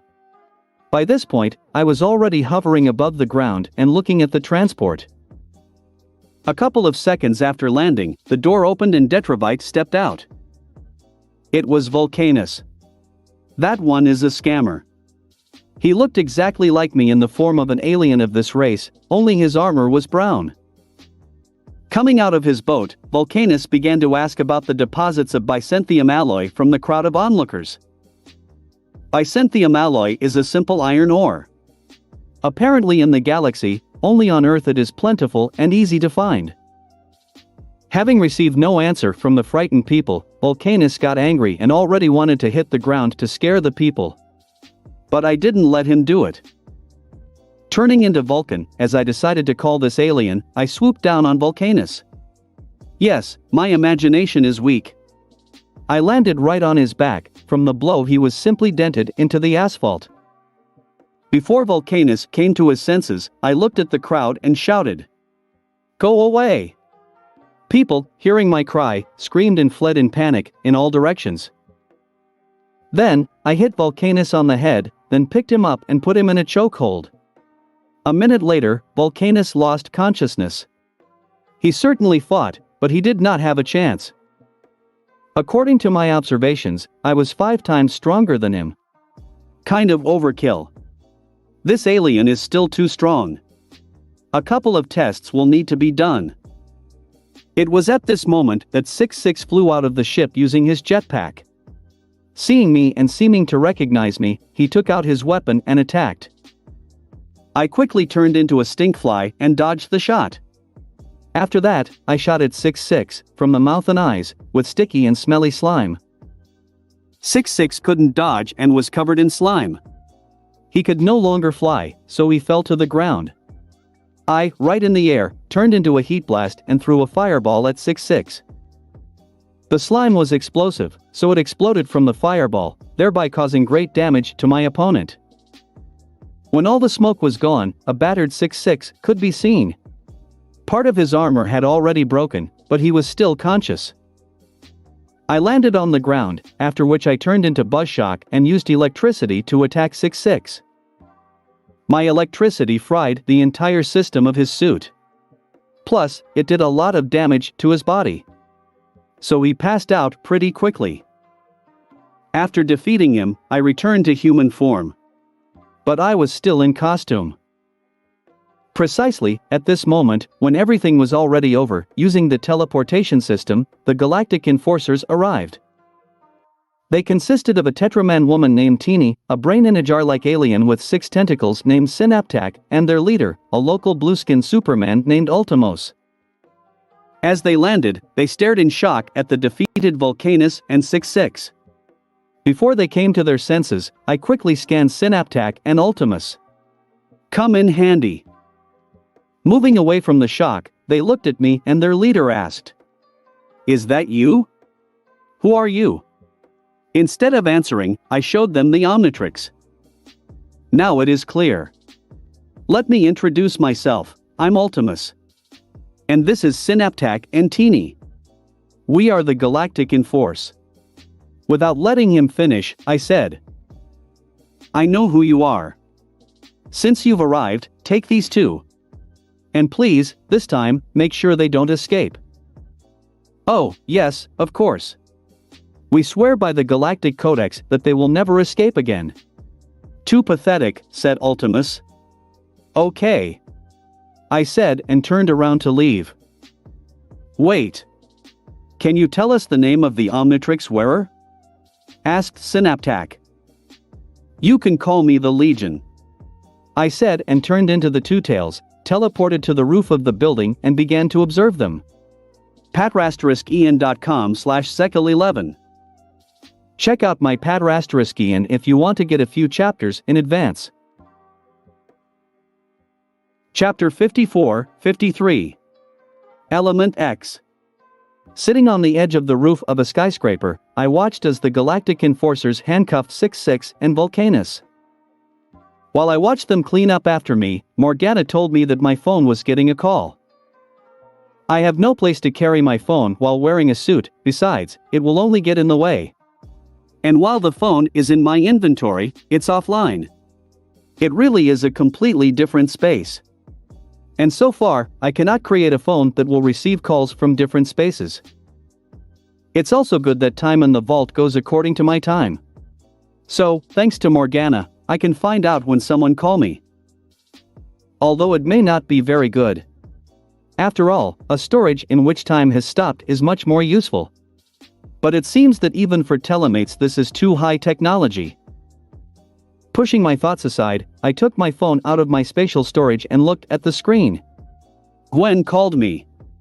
After removing my mask so that I could talk normally, I picked up the phone and said, Hello. Lex? Where did you disappear to? Gwen asked. Not far from the museum, a couple of aliens decided to make a riot. So I left to stop them. I just said. Do you need help? Gwen asked. No, I'm already done. I'll be back in about 10 minutes. Do not worry. I said. Okay. Come back soon. Love you. Gwen said. I love you too. I said and hung up the call, after which I put the phone back in inventory. By this point, 6-6 and Vulcanus were tied up. Teeny picked them up and slung them over her shoulders. After that, all the Galactic Enforcers and criminals were teleported, using a beam of blue light, to the ship that was now in orbit. Yeah, it seems that these heroes have enough brains for me. They left Vulcanus' spaceboat on Earth. Just like that, without supervision. They left at least one. Why would everyone go back to the ship together? But the ship now has a mineral called Element X. If combine Element X and Byzantium alloy, can create a bomb powerful enough to destroy half the universe. This Element X is incredibly rare. It used to be mined on the planet Thalassia. And as is usually the case in this universe, this planet was destroyed. Therefore, Element X is practically not found in the entire universe. The people of Thalassia used Element X as a power source for their spaceships. But with the disappearance of the planet, the means of such use of this mineral were lost. And the only use of Element X that is known at the moment is to combine it with ordinary iron ore and create a doomsday bomb. I thought a little more and decided that I shouldn't trust such a dangerous mineral to these blockheads who consider themselves heroes. And besides, being able to get Element X is an incredible stroke of luck. I'll be able to study it better and maybe find other ways to use it besides the primitive bomb. There is a possibility that I can find a way to use it in my spaceship. This idea inspired me incredibly, so until the heroes returned, I decided to privatize Element X. Turning into a ghost freak, I became invisible and intangible, after which I flew to the boat of Vulcanus. Once near the ship, I checked it with my X-ray vision. After a couple of seconds, I found a secret compartment under the captain's chair, where Element X was located. Flying through the wall of the ship, I ended up in the cockpit. Reaching my hand through the floor, I found a flask with a mineral and grabbing it, I left the shuttle and returned to the roof of the skyscraper. After transforming into myself, I put Element X into my spatial storage and sat on the edge of the roof. After a couple of minutes, Ultimos returned. Once near the shuttle, he talked about something with his partners on the communicator and touched the shuttle, after which Ultimus and the boat were teleported. Since there was nothing else of interest here, I decided to return to my family. Using my supervision, I found my family at the entrance to the Museum of Modern Art. Transforming into the Two Tails, I teleported to an alley near the museum. After canceling the transformation, I approached the grandfather and the girls. "Hey!" I said and waved my hand. "Lex! You are back. Well, what happened there?" Ashley asked. "Let's go eat. I'll tell you during lunch," I said. Nobody was against my proposal, so we quickly found a pizzeria. Sitting at a table in the open air, we ordered pizza, after which I began the story. Actually, 6-6 escaped from prison, I said firstly. 6-6? Ashley asked, tilting her head sweetly. This is one of the hunters who came to Earth for the Omnitrix. I defeated him and Tetrax was supposed to take him to prison. But it looks like he didn't stay there long, I said. So he came to Earth? Grandfather asked with a frown. Yes. Along with one Detrabite named Vulcanus. Nodding my head, I said. Oh, I know him. A couple of times I caught him and put him in jail. But he always runs away. Vulcanus himself is dumb, but resourceful, Grandpa said. Looks like 6-6 and Vulcanus met in prison and ran away together.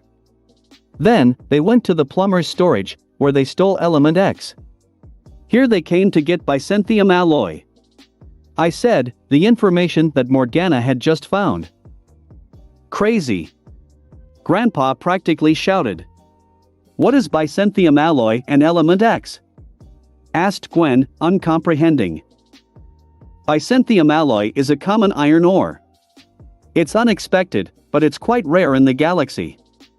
The only reason why a huge number of aliens do not come to Earth to mine ore is because no one needs it. There are much better and more useful ore in the universe. And Element X is a rare mineral. It's almost gone, Grandpa said. And why did they need the ore and Element X? Ashley asked. The only known way to use Element X is to combine it with Byzantium alloy to create an incredibly powerful bomb. These idiots wanted to create such a bomb and use it to blackmail the high-ranking personalities of the galaxy, I said. Really, idiots? Max said. It's good that you dealt with them quickly. Ashley spoke. Right. Gwen confirmed. At this point, the waiter brought our order, so we put the conversation on hold until the waiter left. That's not all. After defeating 6-6 and Vulcanus, the Galactic enforcers arrived on Earth. I said. Who is this? Ashley asked curiously. You mean the plumbers of space? Gwen asked. Not really. The Galactic enforcers are a special squad of 3 aliens. In fact, this is a superhero team, I said. Are these real superheroes? Ashley asked with a twinkle in her eye. Again, not really. Their unit is an offshoot of the plumbers, I said. So, what's the difference? Asked Gwen, again confused. You see, Gwen, on many planets plumbers don't have the best reputation, many don't like them very much. Here the leadership decided to do something that would raise the reputation of the plumbers, Grandpa said. And this is a team of Galactic enforcers? Gwen asked, realizing. Right. They perform heroic deeds and raise the reputation of the plumbers, Grandpa said. Basically, they are ordinary clowns. In fact, they make little sense. They even squabble often. But still, they are incredibly popular. All in all, the tactic worked. I said. And what can you say about them? Ashley asked. Goonies. They talk during the fight. They always talk about some kind of galactic code. In general, in my opinion, they don't even know what their team was created for. But, I got a couple of good aliens. I said with a grin. So what happened to these heroes in the end? Gwen asked. Nothing. I've given them the fugitives. The superheroes took them in and promised not to let them escape from prison again. After that, they flew away. I said. It's great that it all ended like this. Well then, let's eat. Grandfather said and began to eat. We also started eating. Having served a few pizzas, we went for a walk further. While walking, I received a message from Morgana. I groaned in annoyance as I read it. The girls heard this and asked. What's happened? I didn't say anything, just showed my phone. On the screen was a video of me fighting versus Sixes and Vulcanus. Also, my interactions with the Galactic Enforcers. Also, you could see the title of the video. It read Legion against Evil Aliens. Seeing this, Ashley and Gwen smirked, after which they began to openly laugh. They calmed down after only 5 minutes. It looks like one of those people was able to film everything on a camera phone. The problem is, this video proves my existence. Before, I was something of an urban legend. But now, I can see perfectly. That means more problems for me. Okay. Let's forget this. Let's go to the cinema. I said. Taking a deep breath, Gwen said. I don't mind. There, just a good movie is on. I want to go too. Ashley calmed down. Go without me. My old friend lives in the city. I wanted to visit him. Grandfather said and gave us a thumbs up. After that, he left us, and we went to look for a cinema. patr*en.com/secal11. Check out my patr*en if you want to get a few chapters in advance. Chapter 55-54. Mutation, Ultimos and Squid. 3 hours later, we left the cinema. The movie was good, but I've seen better. We decided to walk a little more, so we first called Grandfather to warn him. Max was not opposed, so we continued to explore the city with a pure soul. But, we quickly got tired of it. There is nothing special about Pittsburgh. Too much, it looks like a typical American city. We've seen it all before, and more than once. Besides, we saw enough yesterday. Therefore, I suggested leaving the city. More specifically, the country. Since it is now the middle of summer, I suggested that the girls go to the Bahamas. Especially for the whole summer, we have never been to the sea. This urgently needed to be fixed. The girls were delighted with this idea. Therefore, we quickly returned to the hotel so that the girls took swimsuits and towels. Plus, take food and water, just in case. When everything was collected, I put things in my inventory. After that, I turned into the two tails, wrapped my tails around the girls and teleported to the Bahamas. We ended up on a wild sandy beach. It seems that no one knows about this place, everything is overgrown with weeds. But, the water is clear. So azure. Beauty. Having released the girls, I asked them to move away. To clean up this beach, I turned into the Sandman. By manipulating the sand, I cleaned up the beach and turned it into a real dream. Also, from the sand, I created 2 changing cabins. After finishing cleaning the beach, I told the girls to change, which they quickly did, and after them, I also put on my swimming trunks. After unpacking our things, we went for a swim in the ocean. The water was wonderful. Very warm. We had fun until 11 at night. Also, we kissed all the time. It's been a very good day. After collecting our things, we returned to the hotel. Grandfather was already waiting for us there. He didn't say anything, just grinned. How infuriating is his smirk. After almost a whole day on the beach, the girls and I were very tired, so we immediately went to bed. July 7, 2010. I woke up at 2 in the morning. I was awakened by a message that my clones were divorced. It's been about 20 hours. It seems that this is the maximum possible time for the existence of my clones at such a distance. In fact, very good indeed. After all, they have been on another planet all this time. Also engaged in the dismantling of the ship.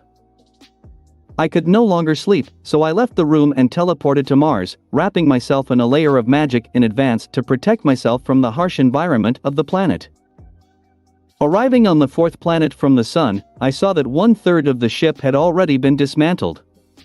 Not bad. Turning into Ditto, I created 3 more clones that became upgrades and continued to dismantle the ship. I, however, decided that it was worth sending all the materials that were already ready. It was a huge pile of all kinds of materials. There are a lot of things here. Since it was not worth wasting time, I became the Two Tails again and started redirecting all the materials to the warehouse in my cave. The clones deliberately divided the materials so that I could teleport all parts, 1. It took me 2 hours to get everything to the warehouse. There was just too much of everything. But this is only 1/3 of the ship. Horror. Constant teleportation for 2 hours completely exhausted me. I was very tired, but I had one more thing to do. Taking myself in hand, I moved to my laboratory. Having turned into Vulcan, I took a sample of his DNA and ran all the necessary tests. My Detrobite is somehow much stronger than it should be. I understand that it is enhanced by my serum, but it should not be 5 times stronger than Vulcanus. Maximum 2. But not at 5. Yes, and its fire resistance also goes beyond all boundaries. After 10 minutes the results were ready and I really found the answer. It seems that Technord was an unusual Detrobite. Could say, he was a mutant. I don't know if it's congenital or they experimented on it, but it has a very unusual genome. Only, Technord's entire mutation was not active. The only thing that could be seen from him was increased strength. And that's all. And when I scanned his DNA and added it to the Omnitrix, then mixed with my serum, the mutation activated. And now, instead of the usual Detrobite, Alpha Detrobite became available to me, so to speak. He is more stronger, more durable, more tenacious, and so on. Having finished with the tests, I went to the training ground to accurately determine the physical characteristics of my Alpha. Within an hour, I found out everything I needed. Vulcan is 3 times stronger than the 4 arms. Faster than Gax. The skin is also tough enough to withstand machine gun fire from laser weapons. And the maximum temperature it can withstand is 10 feet 0 inches degrees Celsius. Foo asterisk K off. When I scanned Technord, I didn't expect much from this alien. But unexpectedly, I hit the jackpot. This mutation is not very strong, but I think that by studying it, I can create a new serum. It will increase not only physical characteristics, but also natural abilities. For example, according to the idea, after taking the new serum, the fire of the heat blast will be hotter. My magic should also get a power surge. But this is for the future. Now I definitely don't have enough strength to create a new serum. And, I first need to fully explore the mutation, then study it and only then create the serum. For now, I turned on the analyzer. For the next week, he'll be explore Vulcan's DNA. When the results are ready, I will decide what to do next. In the meantime, I'll move on to studying the next alien. I turned into Ultimos. I will call this alien that, as the name is suitable. Looking at myself in the mirror, I saw that I looked exactly like the original Ultimos. 2 meters tall. The physique is muscular, I would even say heroic. Bald head, blue skin. The eyes glow blue. Dressed in a heroic costume. Cloak, pants, and gloves in white. Black shirt and boots. On the chest, instead of a U, is the symbol of the Omnitrix. After looking at myself, I decided to test my strength. Although Ultimos is a clear parody of Superman, he is nowhere near as strong. I can understand 100 tons. It's a lot, but even Gax raises so much. My speed is about 100 kilometers per second. Not bad. Thermal vision is weaker than that of Gax, but it can be used on not very strong enemies without fear of killing them. Frost breath isn't too powerful either. But it's useful. Body strength is very worthy. About the same as my suit. But the most important thing is the flight. I can fly faster than the stinkfly and maneuverability is excellent. In principle, a good alien. Sometimes it is very useful when there is an alien with several abilities. It's the turn of the last alien. Squid. He is from the ventriloquid race. His main abilities are telepathy and telekinesis. Turning into him, I examined myself. I was a copy of the Synaptac. The only difference is that the tentacles were white with black lines. I was constantly flying using telekinesis, so I decided to test this power first. Wow! My telekinesis is now incredibly powerful. I can safely move the moon if I want to. Next, I checked telepathy. They also gain strength. It feels like I put on Cerebro. Now, I can read the minds of the entire planet. And not only this. But, I won't even try. This is a terrible power. I practiced a little more, after which I teleported to the room and immediately fell asleep. I have absolutely no strength left. I haven't felt this tired in a long time. patrasteriskian.com/sekil11. Check out my Patrasteriskian if you want to get a few chapters in advance. Chapter 56-55.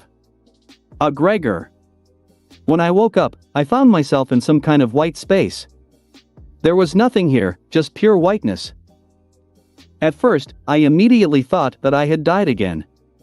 But, having quickly checked the Omnitrix and all the rest of his property, he saw that everything was in place and everything worked. So I'm not dead. Probably. Since standing in one place would not help me in any way, I decided to explore the whole area. Choosing a direction at random, I went ahead. Damn, I don't seem to have slept at all. I still feel very tired. I think I even have bags under my eyes. There are no forces at all. If this place wasn't so white, I'd just lay down on the floor and fall asleep. All this whiteness brings back bad memories for me. About my death. I don't want to think about it. Okay.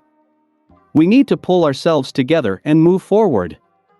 I thought as I continued walking. After an hour of wandering through this endless whiteness, I heard voices. Walking towards them, I saw a wall. She was also white. Although it can hardly be called a wall. More like a white membrane.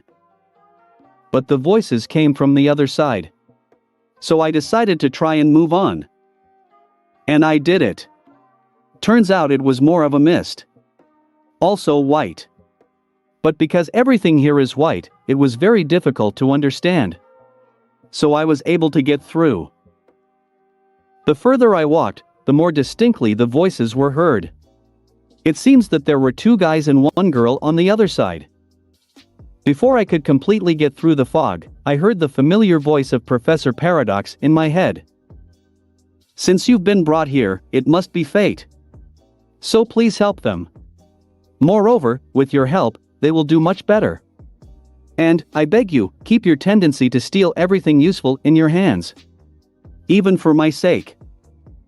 He said the first part of the sentence, in all seriousness. And the second, obviously with humor. Not quite understanding what he meant, I went ahead and overcame the barrier.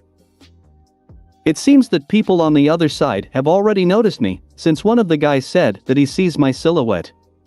Finally, emerging from the mist of whiteness, I looked around. Now, I was on the wing of the spaceship, which for some reason looked like an ordinary green plane. Strange design. Looking at the people who were also standing on the wing, I could only squeeze out F***CK. _ Aggressor is a representative of the Osmosian race. One day, this alien came up with a crazy plan. If this plan could be translated into reality, the Aggregor would become the most powerful being in the universe. And not one. The first part of the plan was to create a special machine. Despite all the madness and cruelty of the Aggregor, he was an intelligent human. Even though he's not human. Using an experimental time machine from Los Soledad, the place where Professor Paradox was once born, the Aggregor created a machine that could help him become omnipotent. Because the Aggregor is an Osmosian, he can absorb matter, energy, and DNA. An Aggregor of those who decided to absorb DNA, so despite everything, he became insane. But, no matter how strong he is, the Aggregor is a normal Osmosian, which means that he can only absorb 1/10 of the strength of the chosen alien. To correct this misunderstanding, this machine was created. Using it, he could completely absorb the entire power of the aliens. Completely means completely. There shouldn't be anything left of the aliens he wanted to devour. Even dust particles. To become as strong as possible, the Aggregor chose 5 unusual aliens. All these 5 aliens came from the Andromeda Galaxy. More precisely, the Aggregor kidnapped them from their home in order to devour their bodies without a trace. These aliens are unusual in that each of them represented his own element. Galapagos. The representative of the race is Geochelonario. It symbolizes the element of wind. Aerokinesis. Galapagos can create powerful gusts of wind with its arms and legs. He looks like a big turtle. His race is very peaceful and they do not know lies, wars and other terrible things. In general, a utopia. At least that was the case before the Aggregor came. Rad. Representative of the Amperi race. It symbolizes the element of lightning. Electrokinesis. Outwardly, it looks like an amphibian. He can create and manipulate electricity. Bivalven. Representative of the Orishan race. It symbolizes water. Hydrokinesis. This alien is capable of creating and manipulating water, but in very limited quantities. Also, he is dressed in a natural exoskeleton, like a mollusk. Andreas. Teacher of the Talpedan race. It symbolizes the earth. Terrakinesis. With powerful pneumatic drills built into his forearms, Andreas can create earthquakes and powerful shock waves. Also, he can dig the ground and create tunnels. It is very similar to an armadillo. Only in yellow armor. And last. Pandar. Representative of the Pripyatosian bee race. It symbolizes fire. Pyrokinesis. Although, this particular alien is more likely to have more to do with radiation than with fire, but that's not the point. Pandar is clad in thick armor that keeps his powers at bay. But without it, he can absorb nuclear energy and becomes almost invincible. It was these aliens that the Aggregor chose for his plans. Due to the fact that these aliens represent the elements, if the Aggregor absorbs them, he will enter a fundamental level of power. And he did it. Absorbed all their energy and their bodies. Nothing left. After absorbing, he will gain incredible strength and become an ultimate Aggregor. Unlike ordinary Osmosians, he will receive not part of their forces, but absolutely all. No limits. And all this thanks to his car. Now, in his body was the full power of the 6 aliens. His own and the power of Pandar, Rad, Andreas, Galapagos, and Bivalven. Of course, they tried to stop him, but nothing happened. And the first part of the Aggregor's plan was carried out. After that, he proceeded to the second, according to which, the aggressor, using his newfound powers, had to get the Map of Infinity. The Map of Infinity is an alien artifact created by Professor Paradox. It is a complete map of space and time spanning 17 dimensions. Whoever owns the card can travel anywhere in the universe. After creating the map, Professor Paradox realized that it was too powerful and could bring a lot of trouble if it fell into the wrong hands. Therefore, he divided the Map of Infinity into 4 parts. And each part was well hidden in the most inaccessible places and disguised as a foreign object. The first part was kept in the sacred temple of the Necrophrygians on the planet Mictlty, colony of the Big Chill race. Aggregor successfully stole this part. The second part of the Infinity Map was kept on the planet Pisxis. This is the homeworld of the hero Ripjaws. Pisxis is 99% water. And only the very core of the planet was solid. It was in the core that the second part of the map was stored. This part, the Aggregor also got it without any problems. Aggregor stole the third part of the map from the magical dimension Ledger Domain from an evil sorcerer named Edwatia. Part of the Map of Infinity was disguised as the Alpha Rune, which gave its owner power over magic itself. Aggregor found the last fourth part in the Perplexahedron, a giant cube that floats in space and is a defense mechanism against illegal encroachments on a fragment of the Map of Infinity. This place was also created by Professor Paradox. Having collected the entire map, the aggressor carried out the second part of the plan. The third part of the plan was to go to the Forge of Creation. The Forge of Creation is the homeworld of the Celestialcipian, or as they are also known as the Celestials. Race of Alien X. The Forge is located outside our universe in interspace. And she is hidden from everyone. The Forge of Creation is enclosed within the temporary barrier of randomization. This means that it is out of sync with all time and without the Map of Infinity, completely inaccessible. Except for Professor Paradox and any Celestialcipian. However, Professor Paradox is not allowed to be within 500 light-years of the Celestials and therefore is not allowed to enter the Forge of Creation.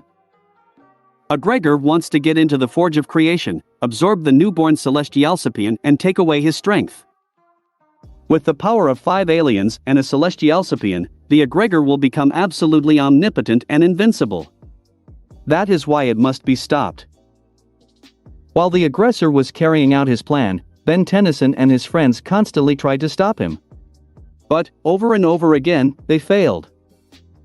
And now, they have only one chance left to stop the ultimate Aggregor, otherwise all will be lost.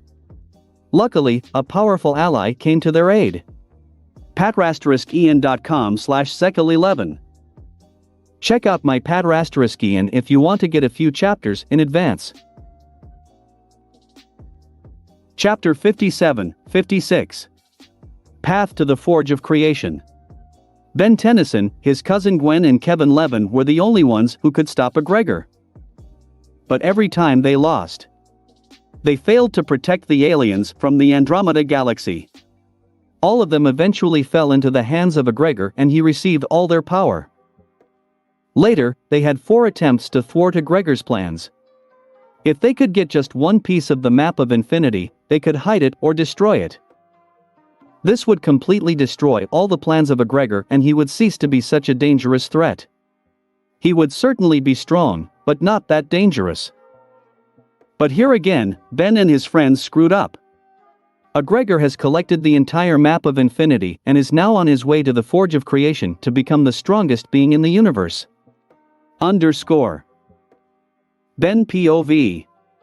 Prime Dimension, Ben 10 Prime. Galvan Prime, November 12, 2015. We lost. We were unable to stop Aggregor and he collected all the pieces of the Map of Infinity. But, we should have another chance. And we will definitely use it. After losing, we left the Perplexahedron and went to Galvan Prime. We need help and the only one who can provide it and give us the advice we need is Azimuth. Therefore, as soon as we arrived on the planet, we immediately headed to the Tower of Azimuth. There, we quickly found Galvan himself, but when he saw us, he immediately began to yell. "You have failed," said the angry Azimuth. "How strict?" Kevin said, trying to defuse the situation. "You had 4 opportunities to stop Aggregor and prevent him from collecting the map of infinity. Every time he managed to surpass you." Azimuth shouted. Unable to bear his words, I said. "You forgot the good we managed to do while we were pursuing the Aggregor." "Yes, we have helped many people. Gwen supported me." "It doesn't matter. While you were helping others, Aggregor got his hands on the means to travel to the Forge of Creation, as well as the greatest power in the universe," Azimuth said. "Yes, don't say anything. A gloomy picture," I said, trying to give myself some confidence. "We can still stop Aggregor." "How to get there?" Kevin asked, the main question. "I don't even know where she is." "In fact of the matter," Azimuth shouted even louder. "Everything is lost," Azimuth said in a doomed voice. "Do you have a plan?" After a couple of seconds of silence, Kevin asked me. "Yes. I have one superhero who can find the Forge of Creation and stop Aggregor," I said with confidence in my voice. "Ben, are you really sure you want?" Gwen said, already understanding my plan. But I interrupted her and demanded. "Keys." Kevin and Gwen listened to me and came up to me and took out their keys. "What is it?" Azimuth asked. "Ben made me set up a lockdown system for Alien X," Kevin said. "This is to prevent Albedo from accessing it," I explained. "Or to prevent Ben from accidentally turning into him in the middle of a fight," Gwen added. Here, she's right. The Ultimatrix is even more crazy than my old Omnitrix. Anything can be expected from him. I pushed aside my thoughts and said, "Do it." I extended my hand holding the Ultimatrix. Gwen and Kevin inserted the keys on either side of the dial, thus unlocking the Alien X DNA strand. "Transformations unlocked," Ultimatrix said. After a couple of seconds, he said again. "Transformation 10 is available." Slamming the dial, I turned into Alien X. After a couple of seconds, I found myself in a familiar starry space. I hung in the air, and in front of me were 2 giant green faces. These were the other 2 identities of Hero X, Bellicus and Serena. Bellicus is the voice of rage and aggression. And the siren is the voice of love and compassion.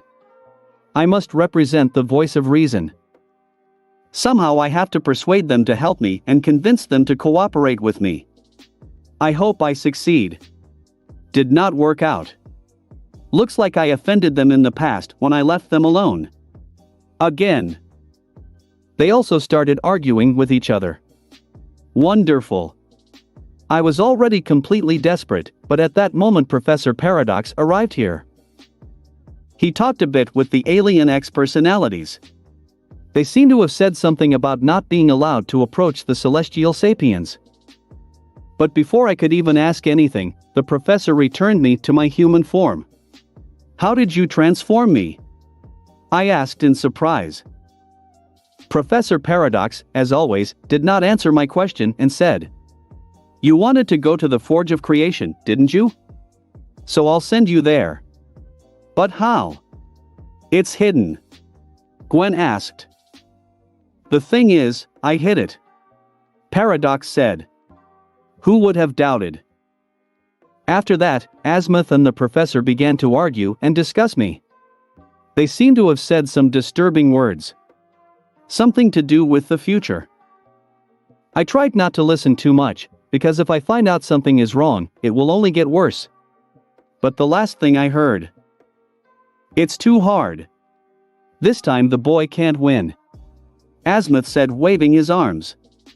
"And I am absolutely sure that he can. Let's see which one of us is right," Paradox said calmly. Unable to bear it any longer, I said, "Please stop talking about me in the third person."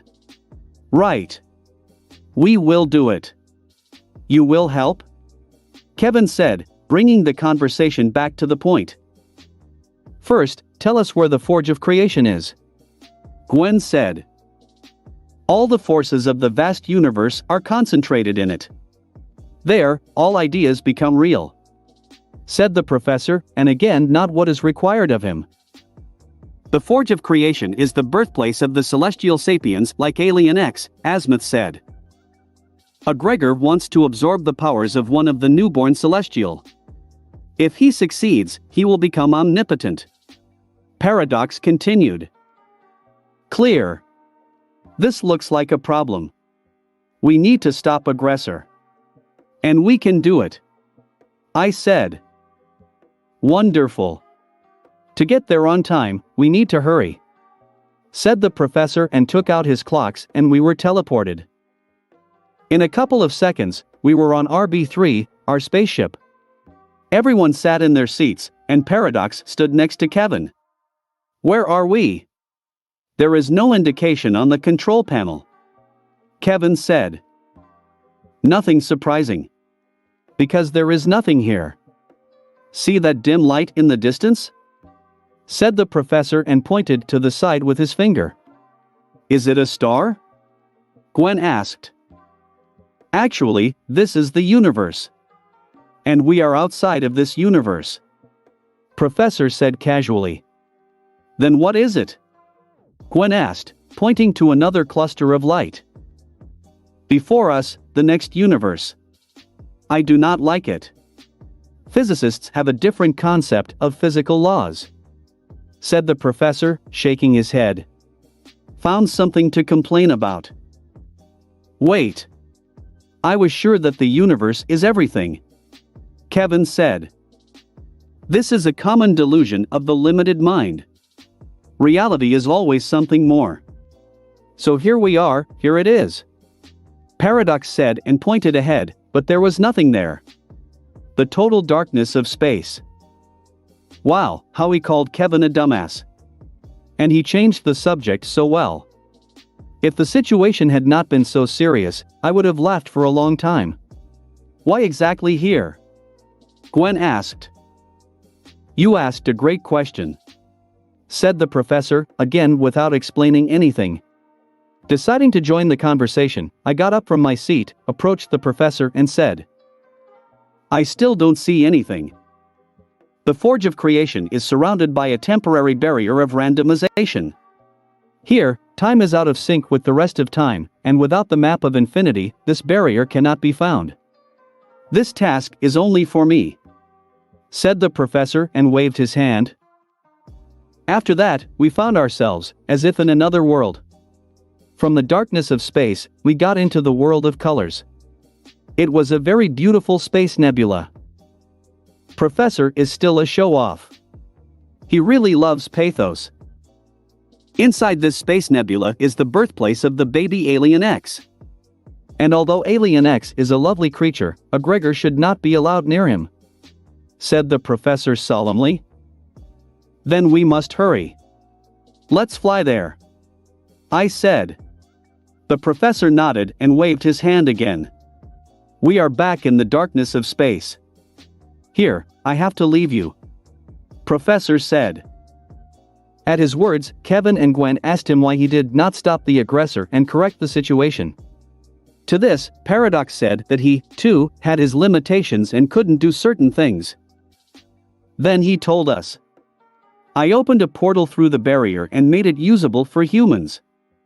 Inside you will not need air, neither heat nor cold will affect you. And we can't be killed? I asked hopefully. Most likely, you can. He said lightly. Well, yes, when everything was simple. What else to expect? When Aggregor finds out that you are inside, he will try to destroy you. Finally threw Professor Paradox and teleported. This was to be expected. Everything as usual. Kevin, indignant that we were abandoned, led the ship into the portal. Passing through it, we found ourselves in an endless white space. Almost immediately we felt like we had hit something. Enemies appeared on the roof. These were Aggregor bots. Apparently, they knew about us right away. Aggregor bots made a hole in the roof of the ship and got into the cockpit. There were several dozen of them. Gwen was the first to fight them and destroyed the robots with her magic discs. But one of the bots was able to get to Kevin. And before Gwen could destroy this robot, it interfered with Kevin's control. Because of this, RB3 tilted to the side and we crashed with the left wing of the ship into a temporary barrier. The ship is stuck, Kevin told us. Gwen, on the other hand, temporarily held back Aggregor. I got sick of it, so I turned into a Terra spin. Using the powers of this alien, I threw all the robots out of the cockpit. Slapping the Omnitrix, I became myself and said, "Aggregor is already here. We need to hurry. But there's nothing we can do. We're stuck," Kevin said. "So, we need to get out of this situation," I said. We left the ship and approached the place where the ship's wing was stuck. Kevin tried to annoy him, but nothing worked. "It's useless," Kevin said, giving up his efforts. "Maybe I can turn into some kind of superhero and help? 4 arms or way big?" I asked. As I said this, I tried to lean against the barrier in which the ship was stuck. But suddenly, there was no wall, so I fell through and started falling into whiteness. "Ben!" Kevin exclaimed. Gwen created a mana tentacle and extended it to grab my leg. Luckily, she successfully pulled me out and put me back on the wing of the ship. "Ben, are you okay?" Gwen asked worriedly. "How strange. I think I saw something moving there," I said. "We need to be more careful. Paradox told us not to touch the time field," Gwen said. At that moment, I looked towards the field and saw something approaching us. I told my friends about this. A man stepped out from the side of the time field. He was a 16-year-old lag who was taller than Kevin and had a muscular build. He was dressed in a blue shirt and black jeans, he had a shaggy black hair on his head, and his eyes were dark blue. He had bracelets on his hands and glasses on his head. He looked very tired and had dark circles under his eyes. Going out on the wing, the guy examined the ship. After which, he looked at us and his eyes widened, after which he said, F***CK. I quickly recognized this guy. We met with him in the past, when I was still a child. "Lex?" Gwen asked, shocked. "Is that really you?" I asked, just as shocked. patrasteriskian.com/sekal11. Check out my Patrasteriskian if you want to get a few chapters in advance. Chapter 58-57. Meeting with Ben's team. Really, I fell into the arch of the Aggregor? How did it get me here? Looking ahead, I saw 15-year-old Ben. Standing next to him was Gwen, not much different from me, and Kevin stood to his side. First time I meet him. Looking at me, Ben and Gwen exclaimed in shock. "Lex? Is that really you?" Their questions knocked me out of my rut. How do they know me? I didn't meet with them. Although, perhaps they met. But not this me. The future me. This is very possible. But it's better to ask yourself than to rack my brains. "Gwen. And I don't know you two," I said, pointing my finger at Ben and Kevin. "Of course I know them, but I don't have to. So, it's time to lie recklessly." "You don't know us?" Ben asked in surprise. "You look familiar. You look like an alternate version of me from another dimension, only older. And judging by the Omnitrix you have it on your hand. So you are Ben?" I asked. "Right." Ben nodded. "Alternative version?" Kevin asked. "Yes. Some time ago, I was thrown into another dimension. To everyone around me, I became Ben. And there I was 10 years old." I said. "And what was that dimension?" Gwen asked. That's where the Omnitrix found Gwen. And history took a different path. I said. What? So it wasn't a dream? Ben shouted in shock. Dream? Gwen asked. Gwen, remember I told you about it. I returned to the beginning of summer, you found the Omnitrix instead of me, and then Vilgax attacked and kidnapped you. As a result, the Omnitrix ended up on grandfather's hand. Ben spoke quickly. It wasn't a dream. This is a different reality. Apparently you've been there too. I don't know about you, but Professor Paradox put me in there. I said. Do you know the professor? And why did he do it? Gwen asked. I hacked into the Plum's main database and found out about him from there. But I never spoke to him. Well, more precisely, he did not even let me say a word. And why did he do it? Who knows? A being as powerful as him has his own quirks. Since you were thrown there too, I think that this is such a test for the owner of the Omnitrix. I told my conclusion. And anyway, how do you know me? I asked again. We met several times. The first time was when I was 10 years old. For Grandpa's birthday, Ben began, but I interrupted him. Stop. No further. I have a few more weeks until Grandfather's birthday. I'd rather not know anything else. It will only get worse. It's enough that you know me. I said. Exactly. By the way, Lex, what are you doing here? Gwen asked. And why are you so tired? Ben asked after her. I do not know. I've been doing my heroic stuff and I'm overtired, which is why I look so bad. Back at the hotel, I lay down on the bed and fell asleep. And after a couple of minutes I woke up in a white space. There was nothing at all, so I chose a direction at random and went. An hour later I heard the voice of Professor Paradox. He said that since I'm here, it's fate and my help will come in handy. Then, I went through the fog and ran into you. I said. Professor Paradox said so? Then good.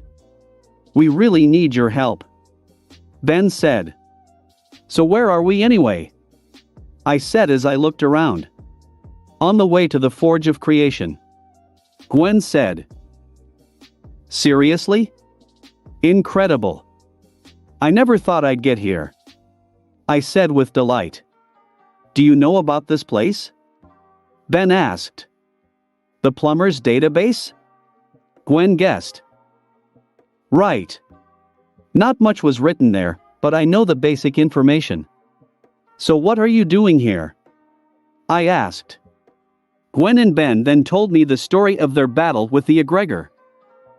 So, this Aggregor was able to completely absorb the powers of 5 incredibly powerful aliens, collect the entire map of infinity, and now wants to devour the newborn Celestial Sapien? Are you trying to stop him? I asked. Yes. Ben said. Why didn't you leave him before? After my question, all three immediately became sad. It's clear. You screwed up. Well, it happens. Since I am here, I will help you in any way I can. I said. Thank you. Your help will definitely help us. Ben said with a smile. By the way, who are you? I said looking at Kevin. I'm Kevin. Kevin said. Nice to meet you, Kevin, I'm Lex. I said and shook hands with Kevin. Wait, you don't know Kevin? Gwen asked. Not. Never met. I said and shook my head. Your dimension doesn't have Kevin Levin? Ben asked. Levin? I only know Ashley Levin, she's an Osmosian and my girlfriend. I said. Hearing my words, Ben and Kevin looked at each other strangely, after which they moved away from each other. It looks like they are tired. And Gwen was clearly having fun with it all. Clear. So you have Kevin and I have Ashley. In the literature, this is called a gender swap. I said. Right. Gwen said with a huge smile. Ben and Kevin are clearly not having fun right now. They are so pale. Why are they so dramatic? Okay. We have little time. We need to pull out the ship and go to the forge, said Ben, pulling himself together. Everyone nodded at his words and we went to the entrance to the ship. But the moment I walked past Ben, our clock shone. A dial popped up on my Omnitrix and Ben's Ultimatrix. After that, our dials grappled together and, as if, tightly glued to each other. Then, my Omnitrix flashed a very bright yellow. The flash was repeated about 20 times. When the last flash ended, our clocks finally broke and we were able to move away from each other. What was it? Ben exclaimed and looked at his watch. Looking at my Omnitrix, I saw that the dial was still lit yellow, and the Omnitrix sign itself was constantly spinning. And it doesn't look like he's going to stop doing it anytime soon. Looks like it's my fault. I installed on my Omnitrix something like an automatic scanner. As soon as I encounter a new kind of alien, the watch automatically scans for it. Apparently, my watch sensed the DNA storage in your watch. Looks like I scanned all of your available aliens. Are you okay with your watch? I asked. Yes, everything seems to be fine. No crashes and everything works. And you have? Ben asked. Looks like the Omnitrix overloaded. There were too many aliens. He doesn't seem to be able to take that much. How many aliens did you have in total? I asked, carefully examining the clock. A little over 30. But I think you have some of them. So it is not known exactly how much you scanned. Can you use the Omnitrix? Ben asked. Not in the near future. I said and shook my head. Will there be any consequences? I'm not sure. But I think everything will be all right. I said. This time, I lied a little. It seems that this overload significantly shook the AI of the Omnitrix so much. This is actually very good. For me. Now many of the security systems have been weakened and I can finally do everything I wanted to do. But that's later. Now it is more important that all the main functions of the Omnitrix are in perfect order. And I can use it. But only after a while. Cool. And what are we going to do? Will there be much help from you without the Omnitrix? Kevin asked. Do not worry. I'm not useless without a watch. Let's get the ship out. I said, after which I created a magical construct in the form of an Iron Man suit, after which I took off and grabbed the other wing of the ship. With a comfortable grip, I began to pull the wing back. I used repulsors on my legs to create more momentum. After a couple of seconds, Ben joined me in the form of Jet Ray. It took 2 minutes, but we were able to get the ship. After that, we went into the cockpit of the ship, where Gwen and Kevin were already waiting for us. patrasteriskien.com/secil11. Check out my Patrasteriskien if you want to get a few chapters in advance. Chapter 59-58. Battle against Aggregor. As soon as we entered the cockpit, Kevin immediately asked. What was it? Usual magical construction. I said casually. So you're Anodite? Gwen asked, surprised. Yes. Didn't you know? I asked. Not. You never used magic in our presence. Ben said. It's clear. Nodding, I said. How did you make this armor? Gwen asked. Just presented and formed. I specifically use it because it is perfect both in defense and in attack. Plus, I can fly. I said. Gwen, can you create such armor? Kevin asked. I don't know, but it's unlikely. It is very difficult. Gwen said doubtfully. I just have a slightly special mana. That is denser. Also, I can only create such armor if I use one of the streams of consciousness. I told my secret. Streams of consciousness? Ben asked incredulously. Never mind. Just assume that because I'm smart, I can make this armor. Waving my hand, I said. Are you smart? How much? Kevin asked curiously. Very. I got brains from my mother. I said. Mothers? Wait. If you are an alternate version of Ben, then why do you have a different appearance and name? Kevin finally understood. Actually, my name is Alexander Benjamin Tennyson, that is, I am also Ben. But I prefer to be called Lex. And the difference in appearance is again because of my mother. I said. In terms of? Kevin asked with a frown. We have different mothers. It seems that in Lex's universe, my father met another woman and married her without ever meeting my mother. Said Ben, who was aware of this information. So, you look like your mother? Kevin asked. Yes, I completely got the appearance from her. And intelligence. She was a biophysicist, a geneticist, an engineer, and who knows what else. I said with a smile. Was? Yes. My father and mother died in an accident when I was 5 years old. Since then, I have lived with Grandpa Max, I said. Clear. Said Kevin, and we flew on. He seemed to feel embarrassed that he was disturbed by bad memories. After 20 minutes, we passed through the portal and left the white space.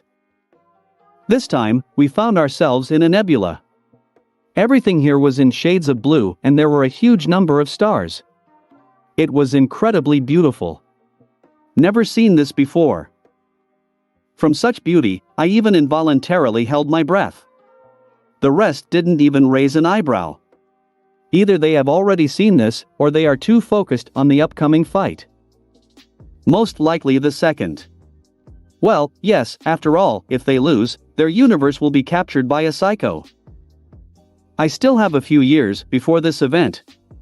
Although, I would not want to screw it up, so we must take everything seriously and use all our strength.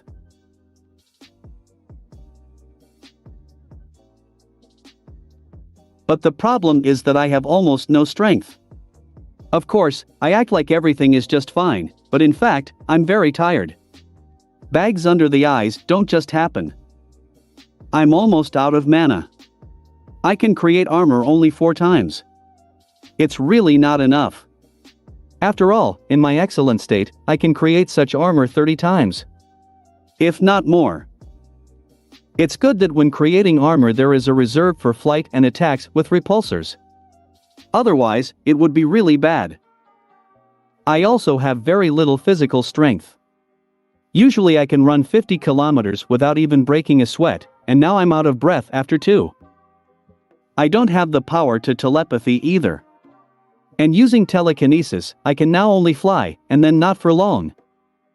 Also, the Omnitrix is temporarily blocked. Of course, I wanted to scan Ben's Ultimatrix, but only when all this adventure was over.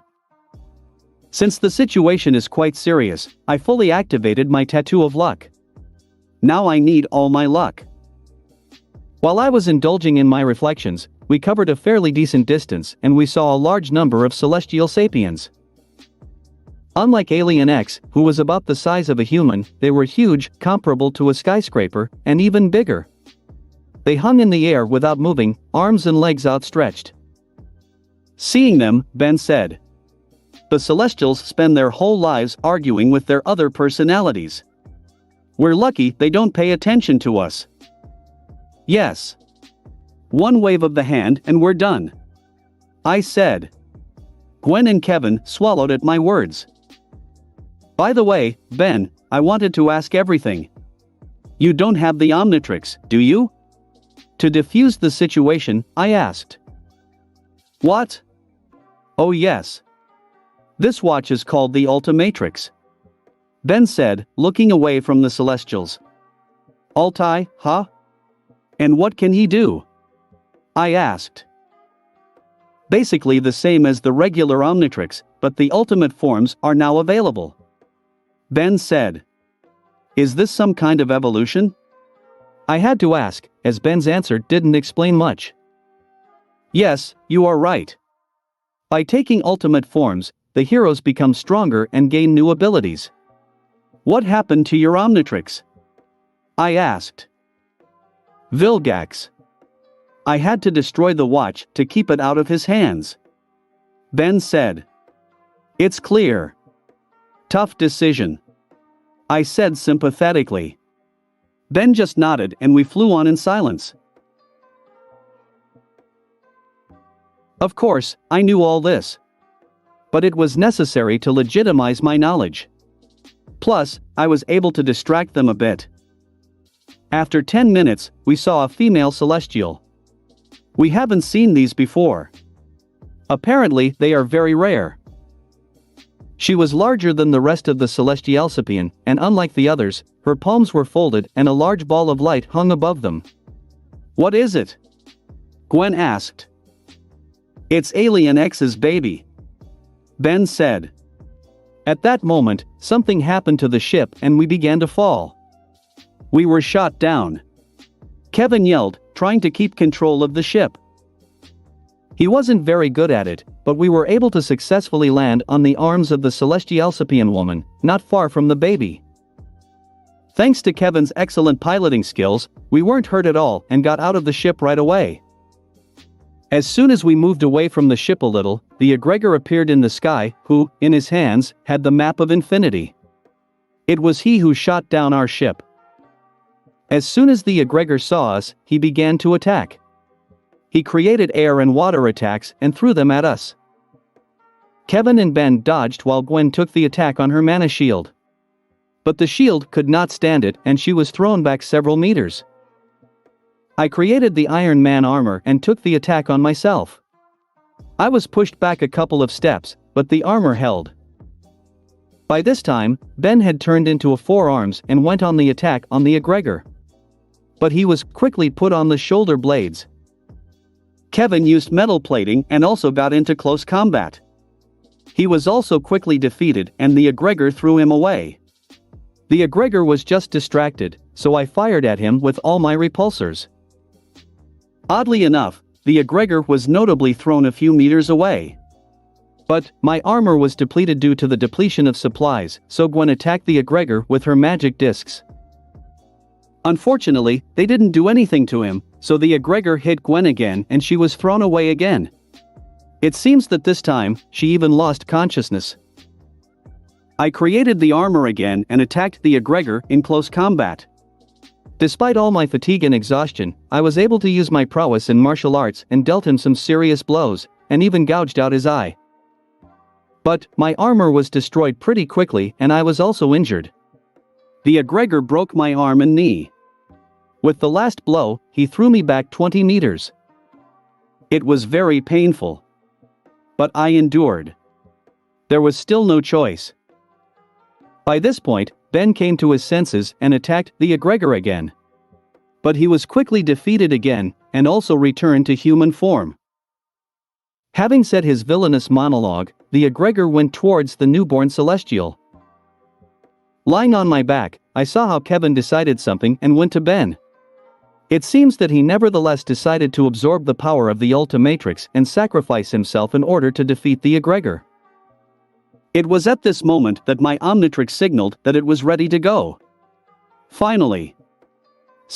This time, my luck worked for a long time. Using my last magical powers, I created the Hulkbuster and got back on my feet. With pain in my arm and leg, I fired my repulsor at Kevin. He was thrown several meters away from Ben. Now is not the time for pleasantries. Using the repulsors on my legs and arms, I took off and flew towards the Aggregor. He was already 2 meters away from the ball of light that contained the child. I made it just in time. Raising and crossing the arms of the Hulkbuster, I hit Aggregor on the head. He was knocked back from the blow. While I was around, I managed to scan his DNA. Everything goes according to plan. Rising to his feet, the Aggregor growled and ran towards me. While he was running, I managed to turn into an Osmosion. There was no time to look at myself. The Aggregor was already there, but I no longer had enough magic and only the arm of the armor remained. Ignoring the pain in my leg, I dodged the Aggregor's blow and, using the remnants of my armor, hit him on the head. The blow was strong enough to cause the Aggregor to lose focus for 3 seconds. This time was more than enough for me. Grabbing the Aggregor with my good hand, I began to use the powers of the Osmosion and began to absorb the power of all the aliens. When the Aggregor came to his senses, I had already pumped out more than half of all energy. And when he tried to resist, I hit him a few more times. Finally, when I took all the power of the aliens from the Aggregor, he again began to look like before. I, on the other hand, turned into the same monster as the Aggregor was. I looked exactly the same and consisted of 5 aliens.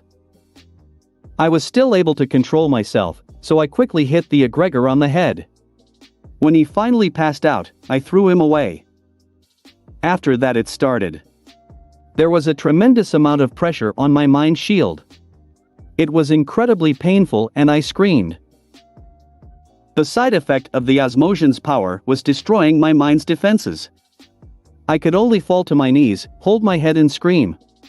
Just at that moment, Ben and company ran up to me. Lex. Lex. Are you okay? Ben asked worriedly. With the last of my strength, I quietly muttered. Dial. Ben seemed to understand me as he moved closer and slapped the Omnitrix sign. With a flash of blue light, I turned back into a human. As soon as I became myself, I felt that the pressure was gone. Phew! I said with a smile, after which I lost consciousness. patr*en.com/sekal11. Check out my patr*en if you want to get a few chapters in advance. Chapter 60, 59. Aftermath. Ben POV. Aggregor beat me easily and threw me back. As a result, the transformation ceased and I turned into a man.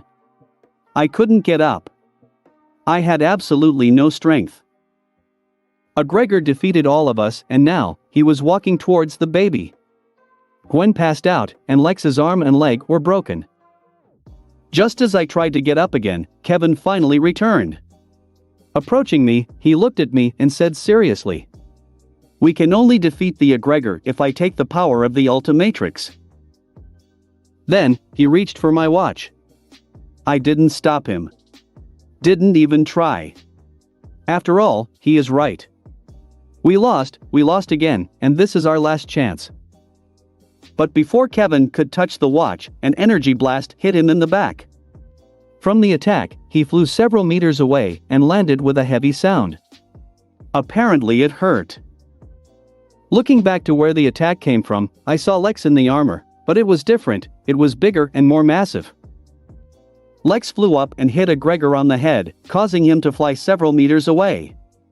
Lex's armor was almost gone, leaving only a giant right arm. With a flash, Lex turned into an alien. He has not changed much, but has become terribly similar to Aggregor. I quickly realized that he was now an Osmosion. His body did not change at all, but 4 horns appeared on his head, and his hair straightened and lengthened. His face was still his and his eyes were dark blue, as before.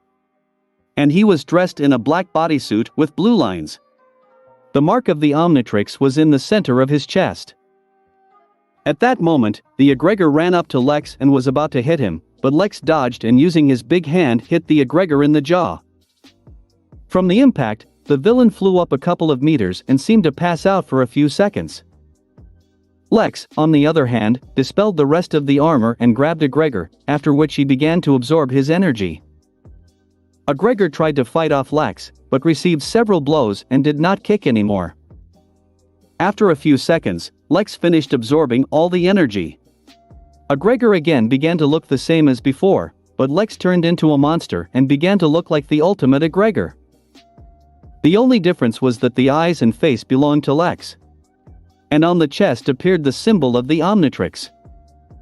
Hitting the Aggregor on the head several times, Lex threw him away like a sack of potatoes. After that, Lex screamed sharply. Clutching his head, he fell to his knees and yelled even louder.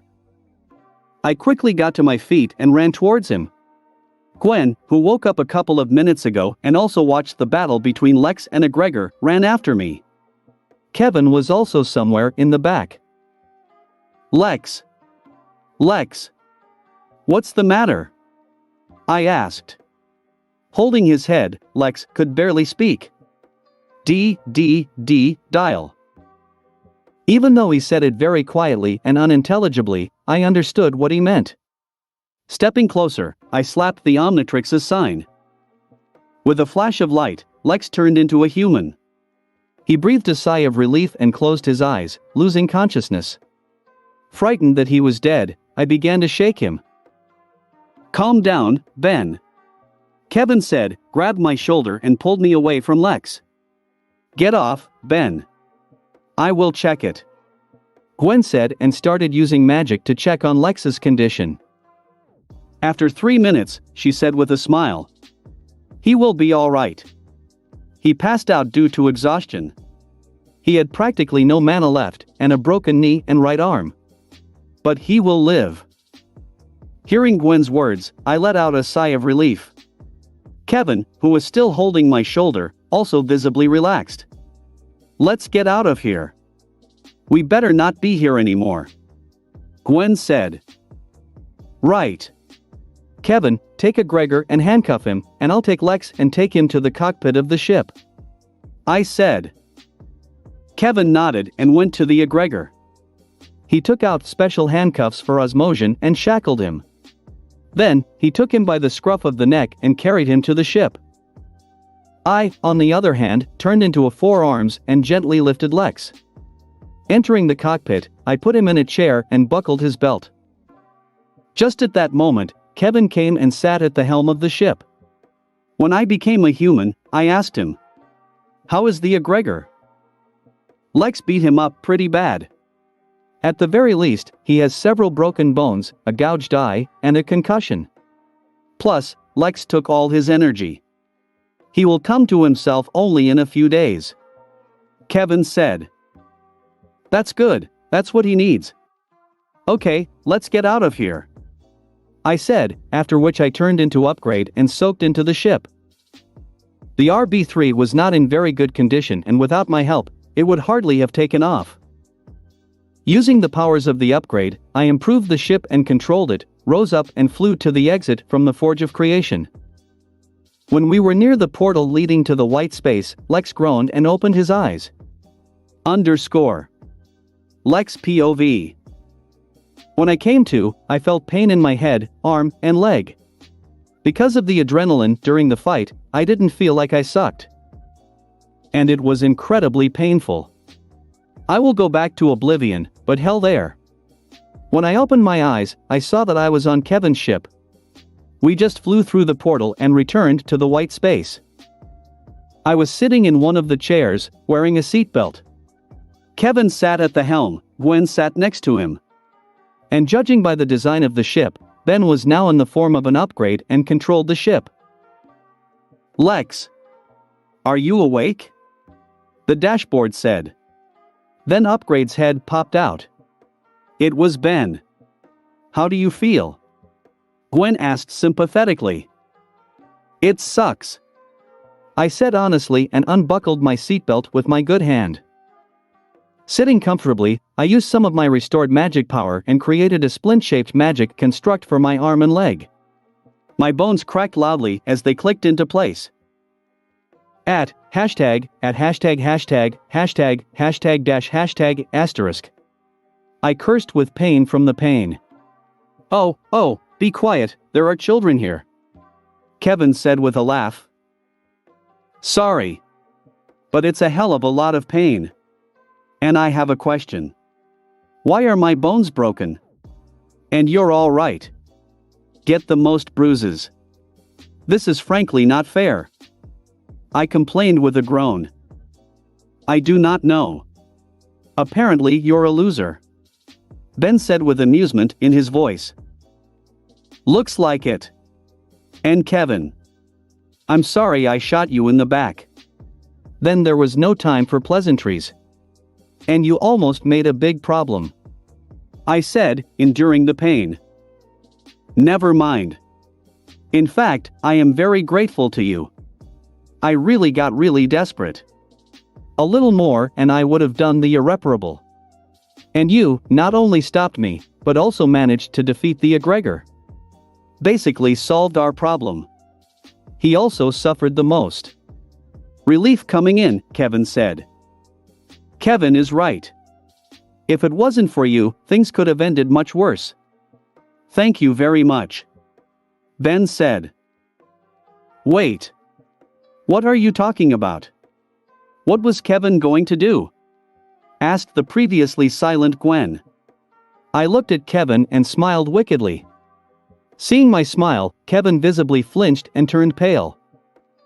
I think Ben had the same smile as me. But it was unclear due to the fact that he was now an upgrade. You see, Gwen. Kevin wanted to absorb the powers of the Ultimatrix in order to defeat the Aggregor. I murmured in a satisfied voice. You wanted to do what? Shouted Gwen like a banshee. Hush, hush, Gwen. You can dismember Kevin later. When we get home. Ben said. Yes. Hang on for a few hours. Then, Kevin is all yours. I said with a smirk. Good. We'll talk to you later. Gwen said, throwing an angry look at Kevin. Kevin clearly imagined what would be done to him and trembled slightly. Poor fellow. I know how scary Gwen is in anger. This she took over from Grandpa Max. Well, actually, Kevin's idea was right.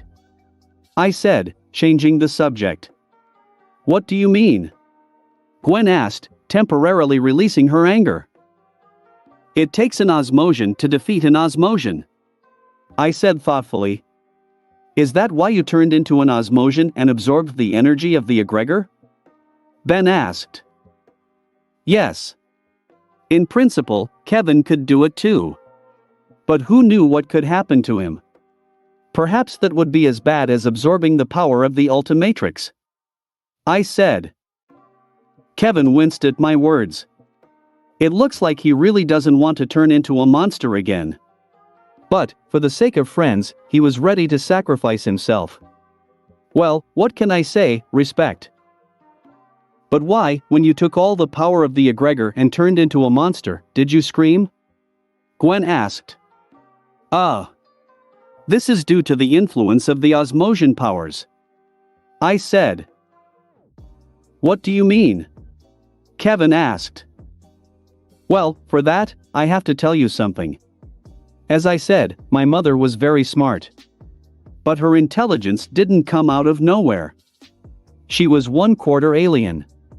I said first. Yes? And what was this race? Gwen asked curiously. I still don't know. But they were a highly intelligent race and they had psionic abilities. Because of their genes, I was able to awaken several powers. This is telepathy and telekinesis. Not very strong, but still.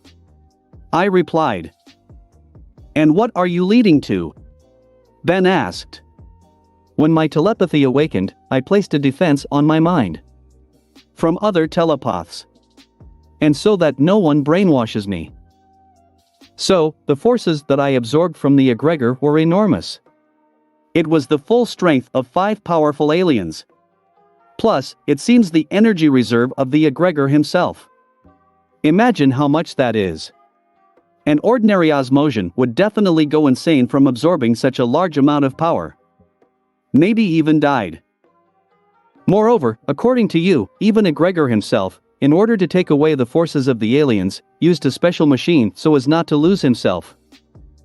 And I also turned into an Osmosion for the first time and didn't really know how to use his powers. I acted only on instinct. But, I was still able to contain the madness with my mental shields. But it was like I was protecting my sanity with a wooden fence. And the strength of Aggregor was like a huge tsunami.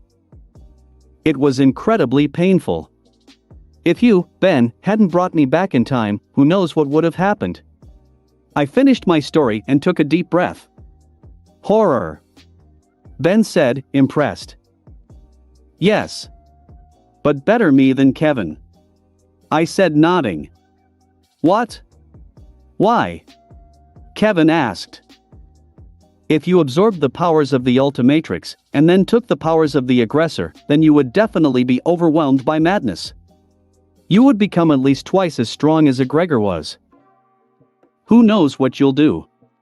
Moreover, we were in the Forge of Creation and a stone's throw away from the newborn Celestial. It might well have crossed your mind to absorb his powers. I said. Kevin swallowed but asked anyway. How are you different from me? If you were mad, it could be just as bad. If not worse. Gwen said. We looked at her in surprise.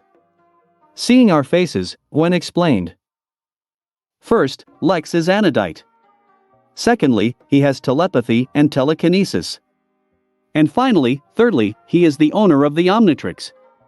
Now put it all together, plus the powers of the Aggregor, and imagine what will happen if he goes crazy.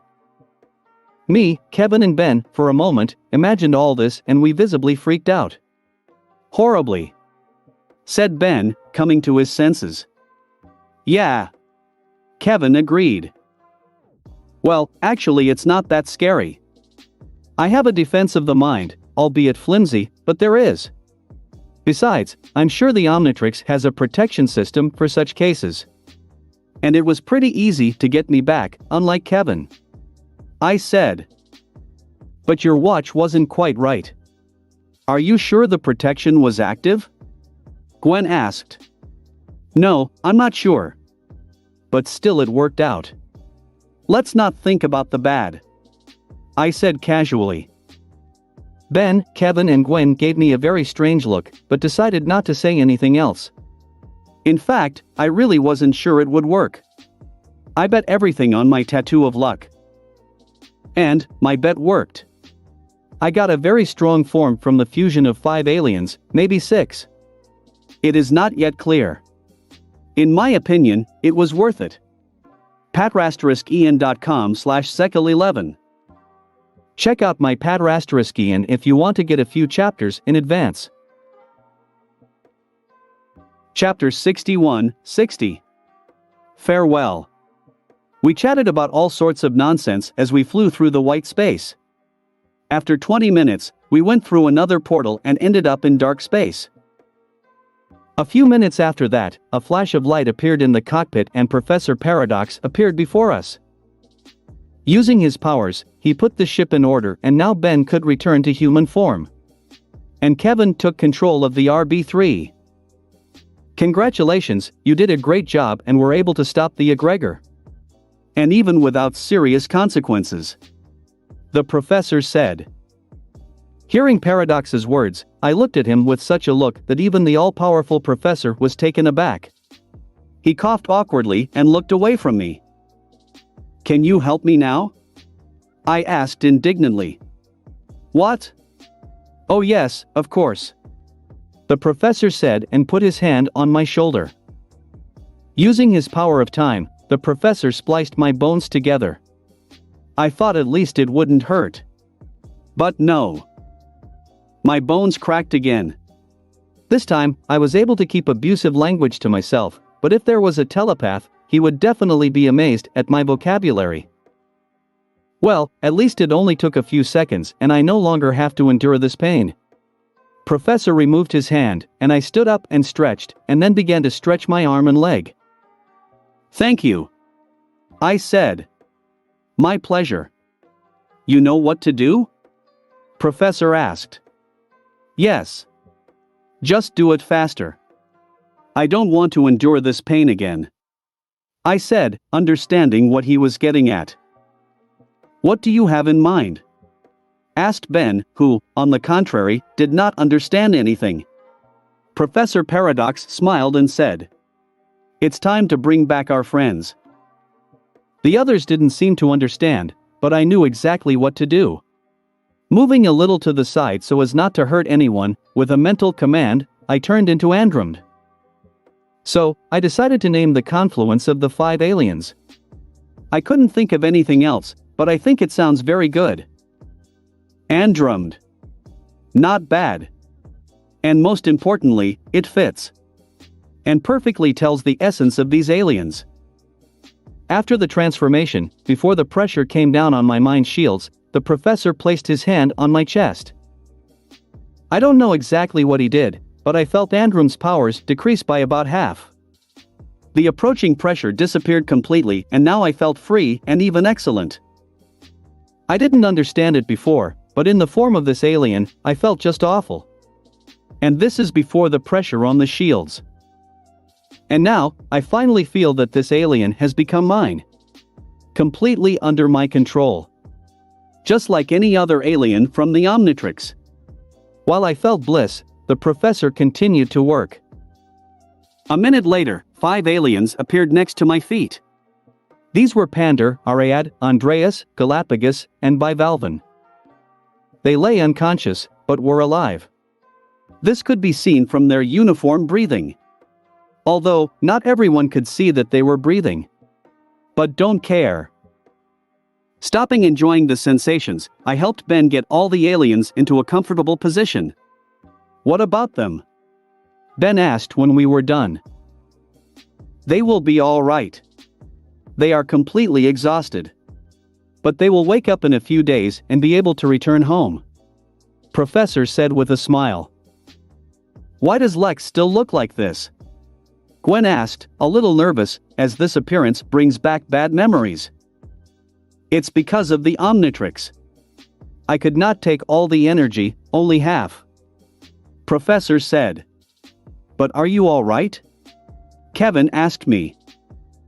Yes, I'm fine. There is no more pressure and I can use this alien just like any other. I said in a rough voice. After that, I turned back into a human and looked at my Omnitrix, activated it. Scrolling the dial, I came to the silhouette of Andrommed. Now, about 20 more aliens have become available to me. But I'll deal with them later. Having scrolled the dial to the end, I noticed one oddity. The Osmosian and Andrommed split up? I asked Professor. Yes, now they are 2 completely different aliens. This is my birthday present to you. Paradox said, ignoring that I had already named the new alien. Fine. Thank you. With a satisfied smile, I said. Is it your birthday today?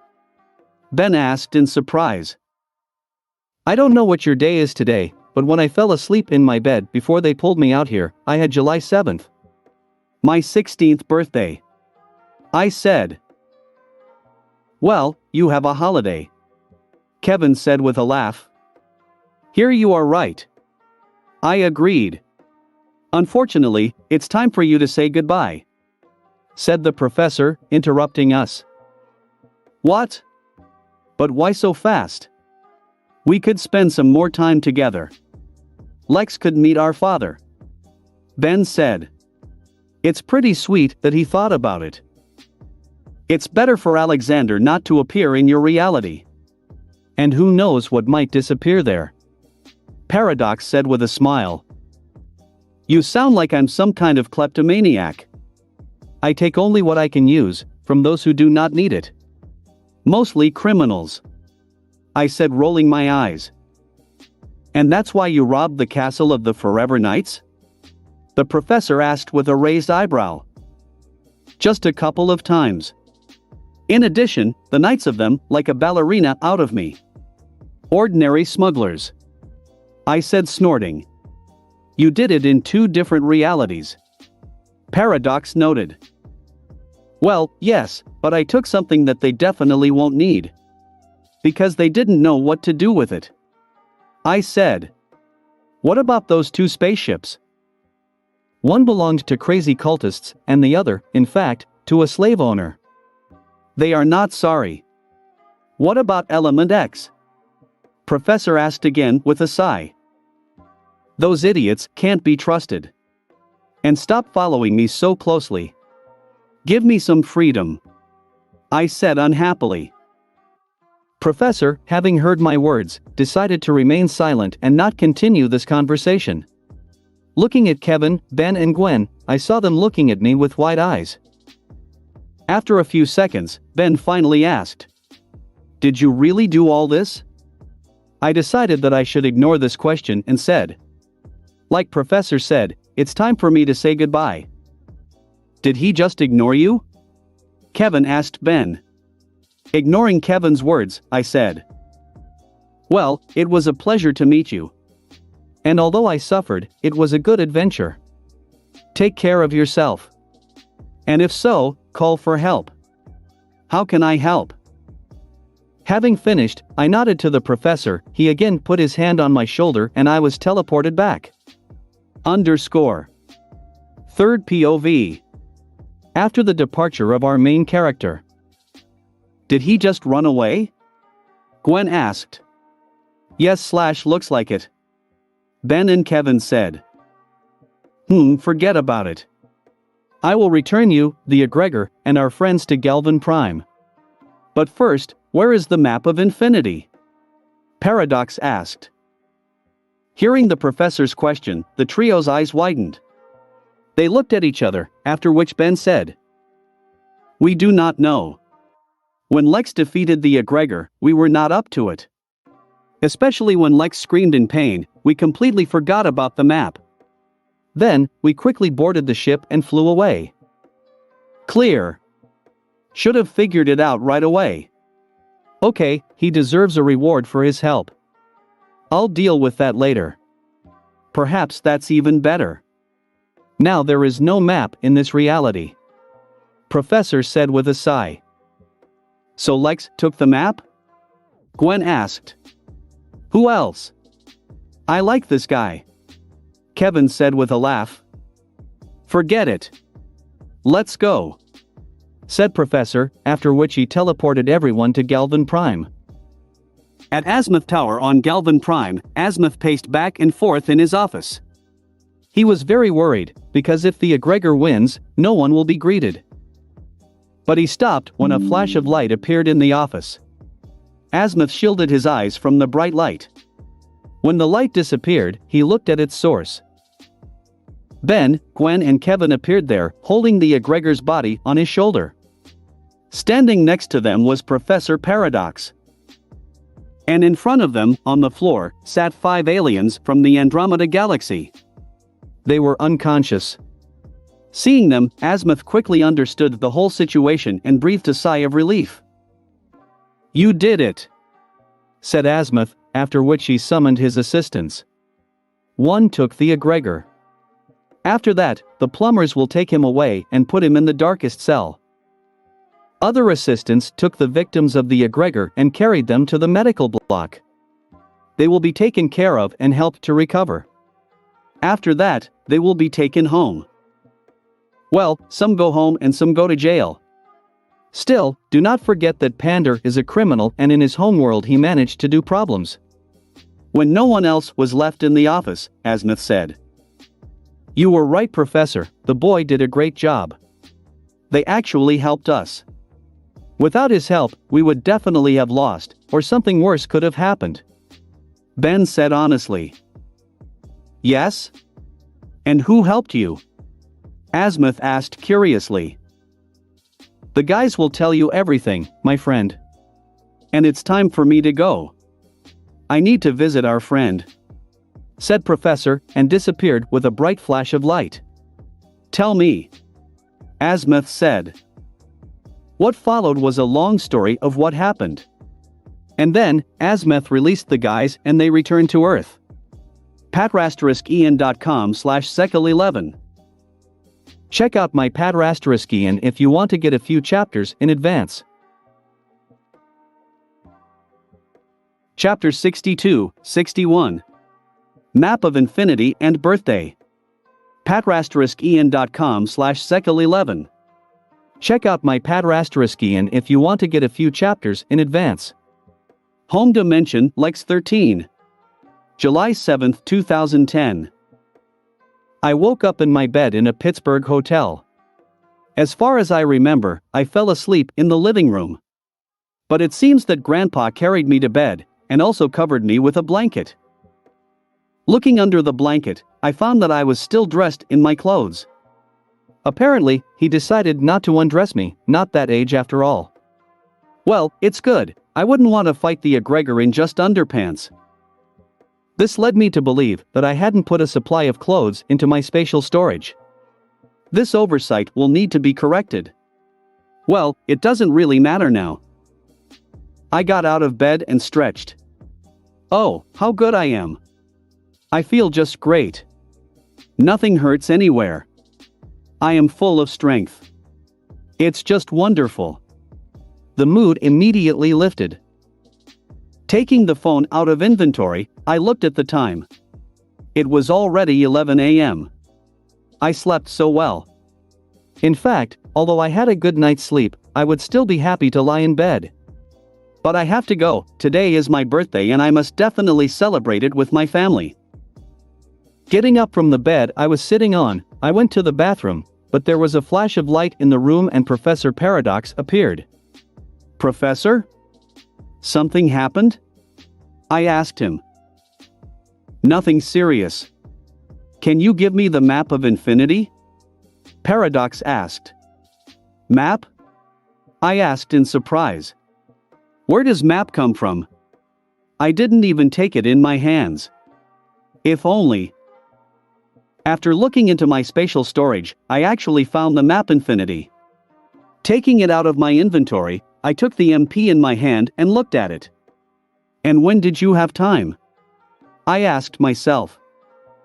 I really don't remember putting the map in my inventory. I was too focused on the fight against the Aggregor that I did not notice how I took the map. It looks like it all happened on reflexes. Maybe you're right, Professor, about my tendencies. I said thoughtfully, handing the map to Paradox. Professor let out a chuckle and said, Do not pay attention. You don't have any tendencies. It's just that you're very frugal and don't like to leave useful things idle. I was just joking like that. Is that how? Well then, don't do it again, I already began to doubt myself. I said with reproach. I will try. Professor said with a smile. Judging by his pleased face, I'm in for a few more of these jokes. So what will happen to the map? I asked. I would like to give it to you. Paradox said. Yes? Why? For your help in the fight against the Aggregor, you deserve a reward. Moreover, you had to fight with a minimum of strength. This is worthy of a reward. Professor said with a smile. Is it okay that in this reality there will be 2 maps of infinity, but in Ben's reality there will be none? I asked. No, everything will be fine. In the prime dimension, the map has already served its purpose. She won't be useful there anymore. As for your measurements, here I need to explain something. There is only one map of infinity, as is the forge of creation. All parts of the map were in a special space, which can be accessed from any reality. Professor said. But there is a huge number of alternative realities, and therefore the same number of aggregors. How is it that none of them met in this space and why, let's say, everyone has enough maps? I asked. Here, I used the laws of time. For example, the clone of time, but you still don't understand this, everything is too complicated. The only thing you should know is that everything will continue to work as before, and you should not worry. Professor said. Okay. It still doesn't concern me. I said. That's right. For now. So will you accept the map of infinity? Professor asked. Actually, I'm not quite sure if I need her, I said doubtfully. Do you really think that the map of infinity can only open the way to the forge? This is not true. It has many wonderful and useful functions, said Professor Paradox. It is truth too. And what are these functions? I asked. Are you not interested in finding out for yourself? Professor said with a smile. To his question, I just rolled my eyes. In general, everything, as always. Alright, give us your map of infinity here, I said and held out my hand. Certainly, said Professor, after which, unexpectedly quickly, he extended his hand with the map and hit it on my chest. The blow was strong, I moved a few steps away and almost fell. The map lit up with a bright light, after which it was absorbed into my chest. Most importantly, I felt nothing, just a slight warmth in my chest. After a few seconds, I came to my senses and asked, "What was it?" "I gave you the map of infinity. Now, she belongs to you. Completely and forever. No one can ever take her away, not even me. Now all her power is yours. And now goodbye, my friend. We'll see you in the future," said Professor, and with a flash of light he disappeared from the room. After a couple of minutes, I said, "Thank you, Weather. It was nice to meet you." Here, from everywhere, the voice of the professor was heard. "I was pleased too, future Void Lord." From his voice, I twitched and shouted, "Which other lord? And stop looking at me all the time. Give me personal freedom." I stood for another 5 minutes waiting for the professor's answer, but received only silence. Well, to hell with you. Still, it will continue to follow. Stalker unfinished. Having given up on the paradox, I decided to check the map. As the map of infinity soaked into my chest, I seemed to feel something on my left arm. I removed the Morgana bracelet and looked at my wrist. On it I saw, already so dear to me, the tattoo of luck. But what I was interested in was under it. I have a new tattoo. It was the sign of infinity. As I understand it, this is where the power of the map of infinity lies. The tattoo was rather unusual. More specifically, her color. The tattoo itself looked like an ordinary sign of infinity, but instead of black, as is usually the case, it shimmered in all possible colors. It actually looked very nice. And it really gave a sense of infinity. When I was finally able to take my mind off my new tattoo of infinity, I realized that it was almost 12 in the morning. It's time to leave the room and celebrate my birthday. After changing into clean clothes, I went to the bathroom, where I cleaned myself up and took my morning exercise. After that, I opened the door and entered the living room. There, I saw Gwen and Ashley. They sat on the couch and watched the news on TV. This time, it showed the appearance of the Legion in the center of the city and his battle with the aliens. God, they're already playing this on TV. Another problem. How glad I am that I created the costume and no one ever found out my identity. But, after a while, I will need to make a new suit with a different design. So, I will be able to act more freely until people understand that it will be me too. Postponing this idea for later, I said, "Good morning." "Morning," Ashley said kindly. "Actually, it's lunchtime," Gwen said. "I'm just a little tired. So I decided to take a nap," I said. "Again, doing something early in the morning, while everyone was sleeping?" Gwen asked. "Yes. Something had to be done on Mars. Nothing important." "By the way, where is Grandpa?" I said. "He went to get a cake for you," Ashley said. "Right. Happy birthday, sweetheart," said Gwen, after which she got up from the couch, came up to me and gave me a kiss full of love. 10 minutes later we ran out of air, so we stopped. Ashley also came up to me and kissed me. We continued kissing for another hour until Grandpa returned. When everyone gathered, we all changed into formal clothes and went to a restaurant to celebrate a birthday. I wore a black suit with a black shirt, black shoes and a blue tie. Grandpa put on a white shirt and black pants. And the girls put on beautiful dresses. Gwen was wearing a knee-length red dress. It suited her very well and she was really beautiful. Ashley chose a black dress. In fact, she was very sexy. We took a taxi to get to the restaurant. There, we spent several hours gobbling up various delicacies and returned to the hotel only at 8 in the evening. At the hotel, we ate a cake that Grandpa bought. Then it was time for gifts. Ashley gave me a game from the Sumo Slam series. According to her, this is the best game in the series and I will definitely like it. Let's see. Gwen gave me a leather jacket that looks suspiciously like the one Ben Prime wears. Now I know where this jacket came from. My jacket had the same design, but the main color was blue instead of green as usual. And instead of the number 10 at the heart, I had the number 13. Gwen knows my taste buds, so jacket is totally my style and I was pleased. Now, I also have my own signature jacket. Grandpa was surprised. He gave me a car. Well, more precisely the keys to it. It was a 2009 Chevrolet Camaro. Dark blue with black stripe. The car itself is now in the garage of our house. This car, at the moment, is just a regular Camaro, without any upgrades. According to Max, I can do whatever I want with her. Make changes, add alien technology and so on. But I can only ride it when I pass on the right. At least officially.